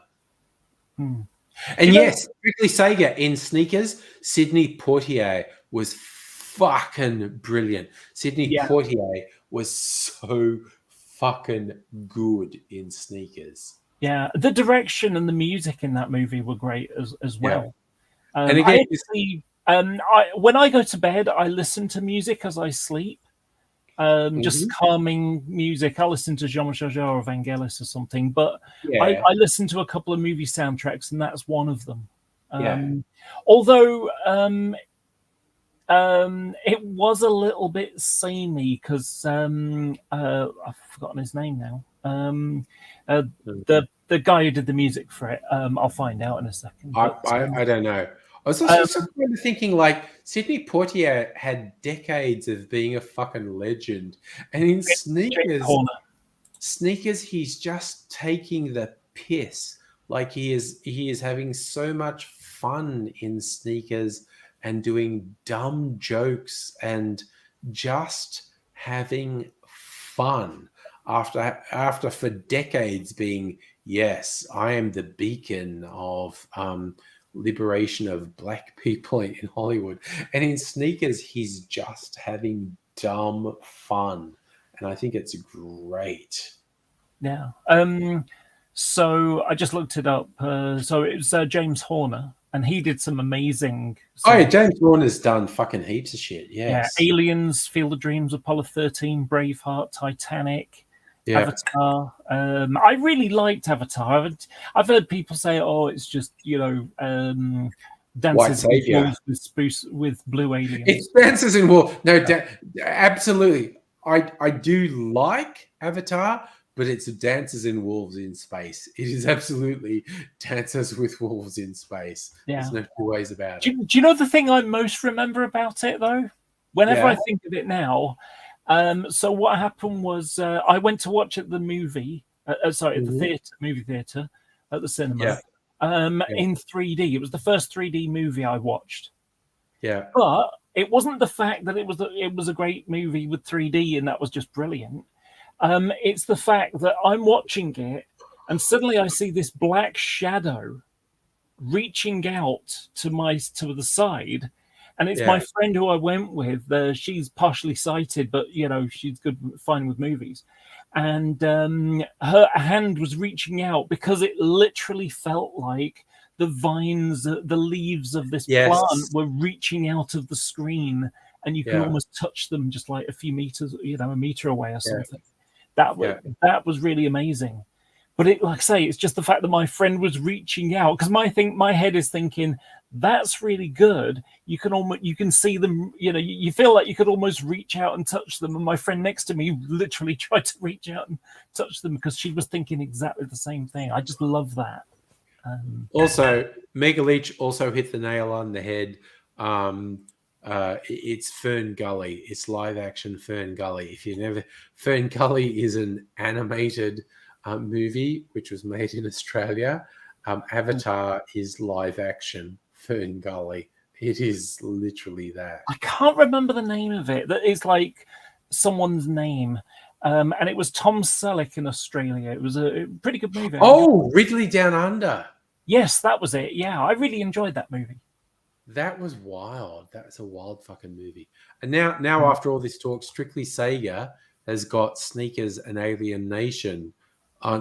Again, that is great viewing. Putting them on your Sneakers is just behind me on my, I've got like about 400 or 500 DVDs, so I can watch it anytime I want.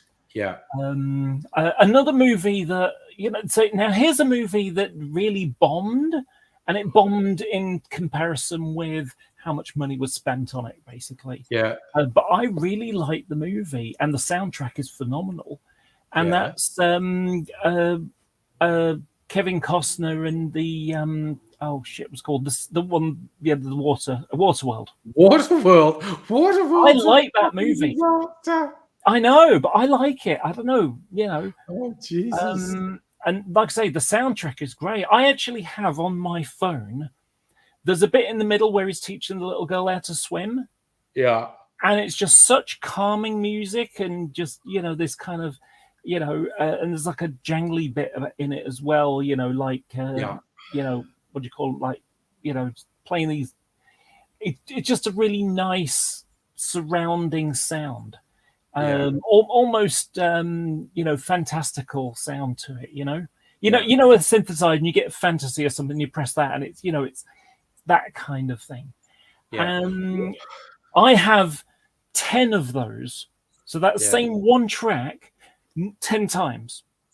Yeah. And I'll just start it off and go to sleep, and it'll just help me Yeah. drift off. Oh, You know, yeah. probably about 2, maybe into 3. That's when I fall asleep. I don't remember after 3. Yeah.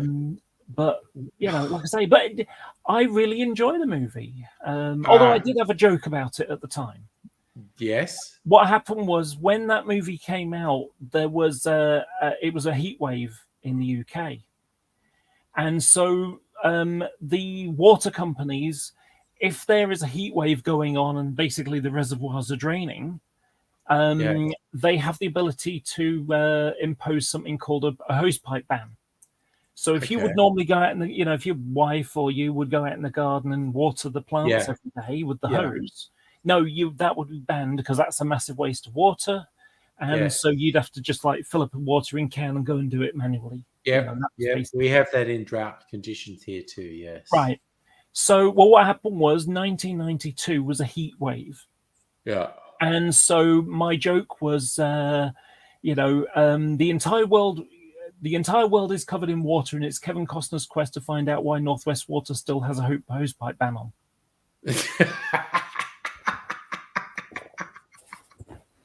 Oh, see, Waterworld is spectacularly bad enough to be entertaining. And yes, you say you brought up another really bad Costner film, Postman, is bad enough to be entertaining.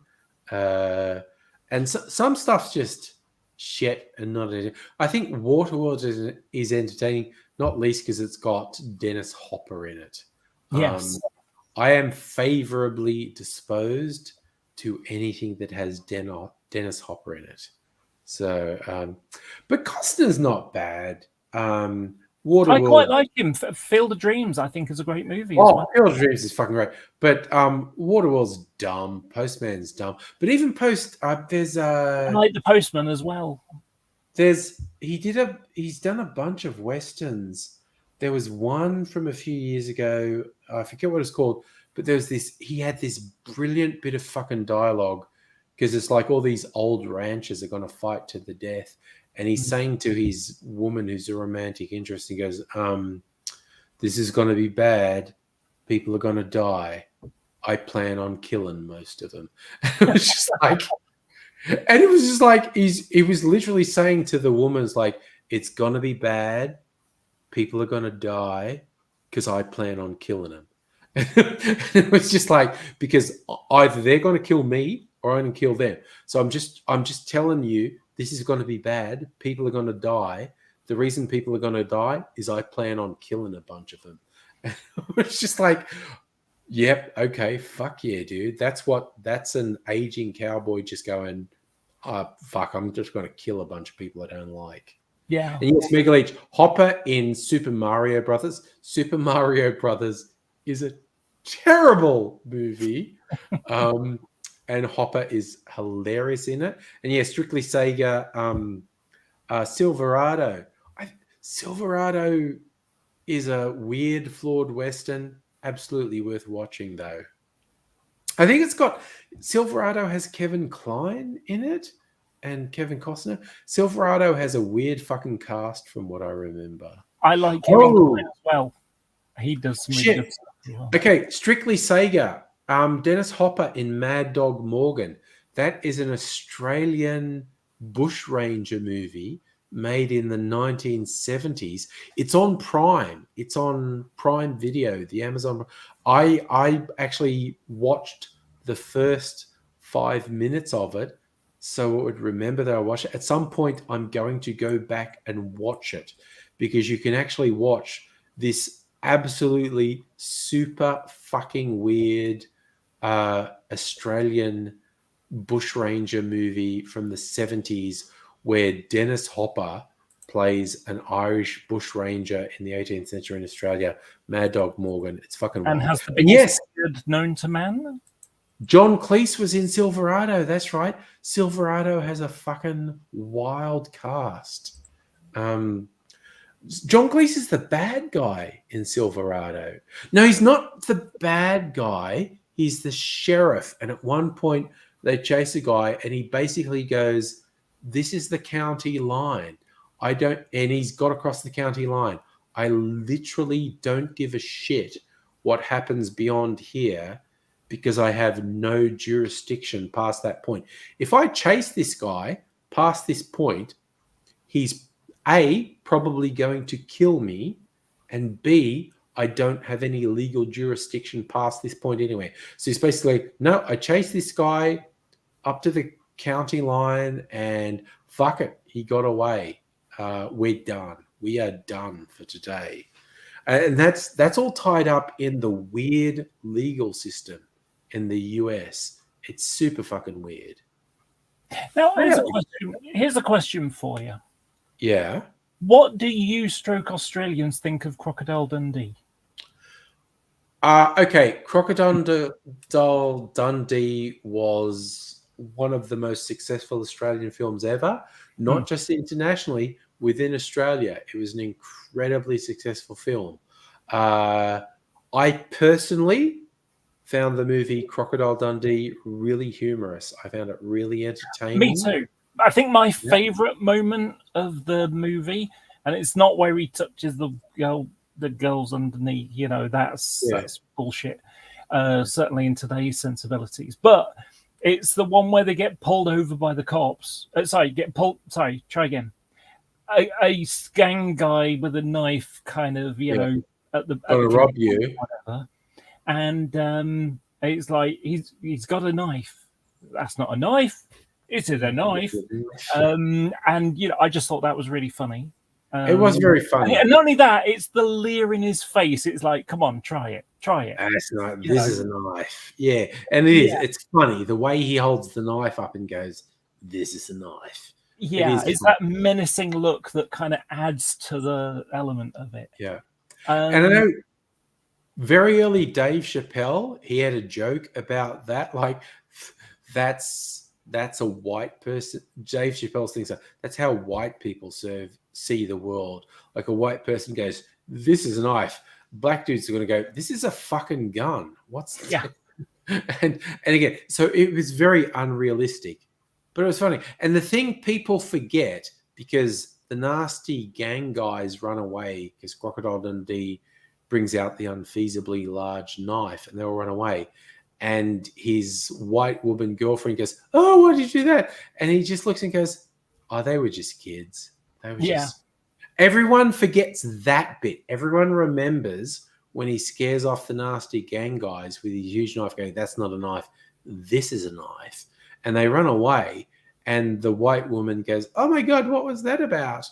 And he just goes, "They're just kids. I didn't want to hurt them because they're just kids." And everyone forgets that bit. And yes, Strictly Sega, I will never forget, and I use it regularly. "I'll see you know how to play knifey spoony." I love The Simpsons. I am 15 years of The Simpsons. I just looked it up, and the Aboriginal guy that was in David Gulpilil. He died last year, December. Yes, David Gulpilil is a fucking icon in Australia. He's an absolute legend, and he died quite recently.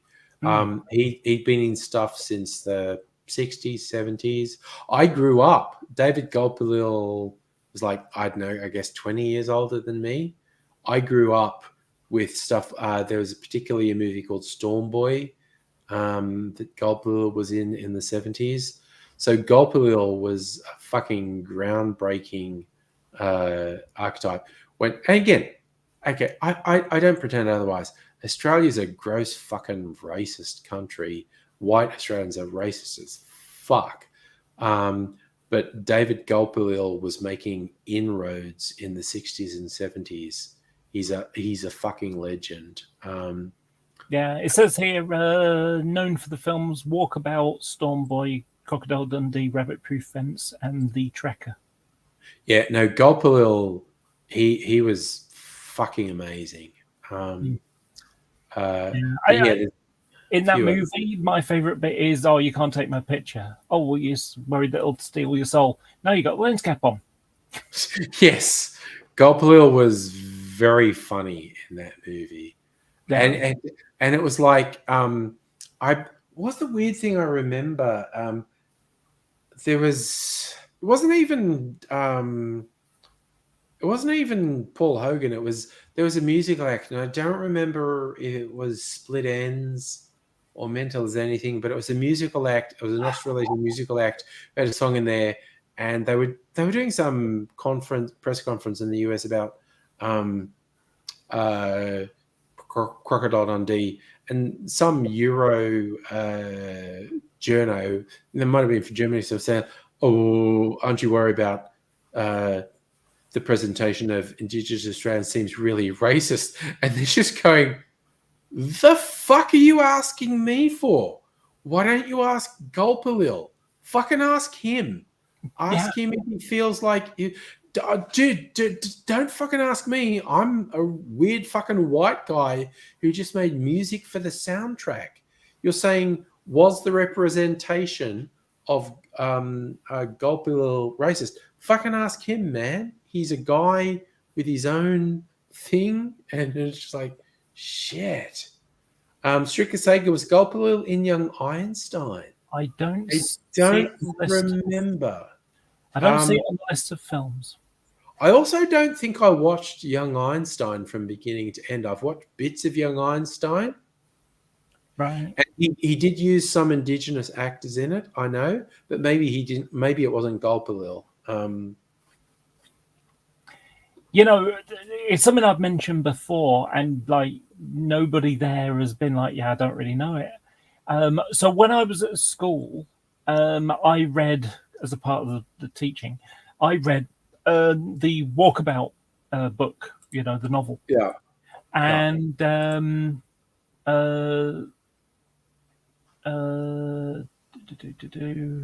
James Vance Marshall, who wrote it. Yeah. And it's basically plane crashes with two white teenagers, school teachers, school children, and they have to fend for themselves out in the bush, and they come across a Aborigine boy, who is Gulpilil, and so helps guide them to there. But one of the things that was interesting in it was the kind of spiritual element in the psychology. And my head went, wait a minute, that just sounds like bullshit. But, I don't really know the psycho... the psycho... I can't remember what you call it now. Psychophilological... I'm not even using the word right. Anyway, so basically what happened was when they come across this Aboriginal boy who's on his walkabout, she is scared because he's naked, and the whole "is he going to rape me" type stuff goes through her head, And what happens is he looks at the fear from her and thinks that she saw death in him. And so throughout the movie, he starts getting sick, and he just ends up like with a bit of flu or something like that. I can't remember what it was. And as a result of it, he ends up dying because his immune system gives up, because he's kind of got it into his head he's going to die because, someone sees death in him. So his body gives up. Dies. Yeah. And it's sorry, like, hi, Dingledovey just dropped into the chat. So, hello. I was probably going to say, yeah, but there is a very interesting thing with Indigenous Australians and a spiritual connection to the land, and a sense of I'm not a religious or spiritual person, but with Indigenous Australians particularly, there are the stories where people are shared with things that goes back tens of thousands of years. They're actually being told things and a connection to place. Like I knew a guy. There was a guy I went to uni with. Is Indigenous. If shit got weird and stressful, he would go walkabout. It's with some people, they think you're being derogatory and go, no, walkabout is literally a meditation thing. It's like you leave. You're in a stressful situation. you leave that situation, you go away, and you may be literally walking, or you may be just sitting and thinking, but it's a meditative thing. You separate yourself from the situation, and either you come up with a solution, or after walkabout, you go, okay, I'm done. And I go back to where I was. Is this still a problem? No? Okay, well, it was never a fucking problem. So Strictly Sega. Partner Yes. Sophie says, hi, Laura. Hi. Yeah, it's You are good at coordination, Laura. Yeah. I do. You're you good know, at coordination. my Yeah. dress has got red in it, so I went and wore a red cardigan. But I couldn't. The nice thing about this one is I could wear pink or even tan if I want to. Yeah. Well, see, my coordination, martini. Yeah. Yeah, but no, it's like you get up, the matching lipstick and your jacket and nails. Well, this is a cardigan, but same thing. Yeah. And it's a nice dress. It really fits me well and works well for me. You know, Yeah. It's got little sleeves on it, so it's comfortable to wear. Yeah. And by the way, no bra. These are real. These also real. Sorry. I just want to point out I am now 11 months into my medical transition. So Yeah. I'm nearly a year. The end of June, the 25th of June, is the 1 year anniversary of me taking HRT. So, Yeah. you know, my it's amusing because at the end of the day, when I'm about to go to bed, or midnight-ish, I normally take the HRT, even if I'm going to go to bed at 4 o'clock in the morning, which is often. Yeah. But what I'll do is I'll put my HRT on. I don't drink tea. I'm kind of allergic to it. But when when I'm about to do it, I basically say to myself, it's tea time, HRT time. It's cheesy, but I like it because, you know. Yeah, no, I like it. It's fun. It's almost like a ceremony, you know, little personal mental you know, it's time to put my HRT on. Yay. No, You know, and I that's get to fun. do that every day. You know, Yeah. I mean, how gender affirming is it to have little pouches of medication that I take and, you know, put on every day? So, you know, So loving. and I've got a big box full of them. Nice. They're all these little sachets of gel, Yeah. and I squirt 3 on my leg. You know, 1.5 on one, 1.5 on the other, and then I use my forearm to rub it in. And that means that I don't have to wash my hands, and all of the gel goes into me. I'm not going to rub it in and then wash some away with my hands. So Excellent. so it means that as well as everything, you know, the one of the things that is the smoothest part of me are my forearms. They are so smooth because it's every day.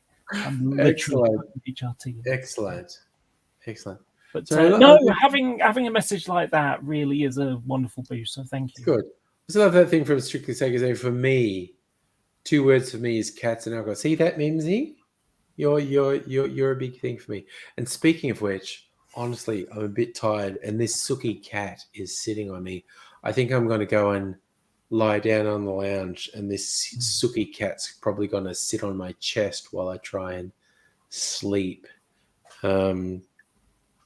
It's past like 1:30 a.m. here. But... I've been on the internet and had somewhat contentious discussions, like, you know, God and religion and stuff like that, you know. Yeah. And so we're having a good argument. We're not agreeing with each other, but we're having, you know, a genuine, you know, sort of meeting of the minds kind of thing. We're just, you know, it's a nice conversation. It's not you fucking arsehole type, you know, territory here. Yeah. It's like, yeah, I disagree with you, and here's why. And we're having a really nice discussion. And next thing you know, they'll pick up their cat, and it's like, what are you doing? You know, I might joke, I can't argue with you now. You know, you can't bring a cat into a knife fight. What the fuck? You know? Perfect. It's even worse if it's a kitten. Oh, kitten's even worse. You can't bring a fucking kitten into a knife fight. Yeah. You know, this has completely disarmed my arguments now. Yeah. How can I be strenuous with you when you're holding a kitten? Exactly. My brain is going, but. Yeah. So, And this Suki thing has decided there was a choice to be made. Mrs. Angry went to bed. She could either actually go and sit on the bed and be happy there, or suck up to me and want active pats and shit. So now I'm going to sign off, and I'll try and set up on the lounge yeah. to not disturb Mrs. Angry. I just have a lion instead. And this fucker is probably going to sit on my chest. I'm going to try and go to sleep. And I don't know. What are you going to do to me, Mimsy? But anyway, all right. I'm going to say good night to everyone. Thank everyone for joining in. Thank you, Laura. Hope you have a good weekend. Me too. Yeah, and you too. Sorry, as well. Bye, everybody. Sleepy bye-byes. Bye, everyone.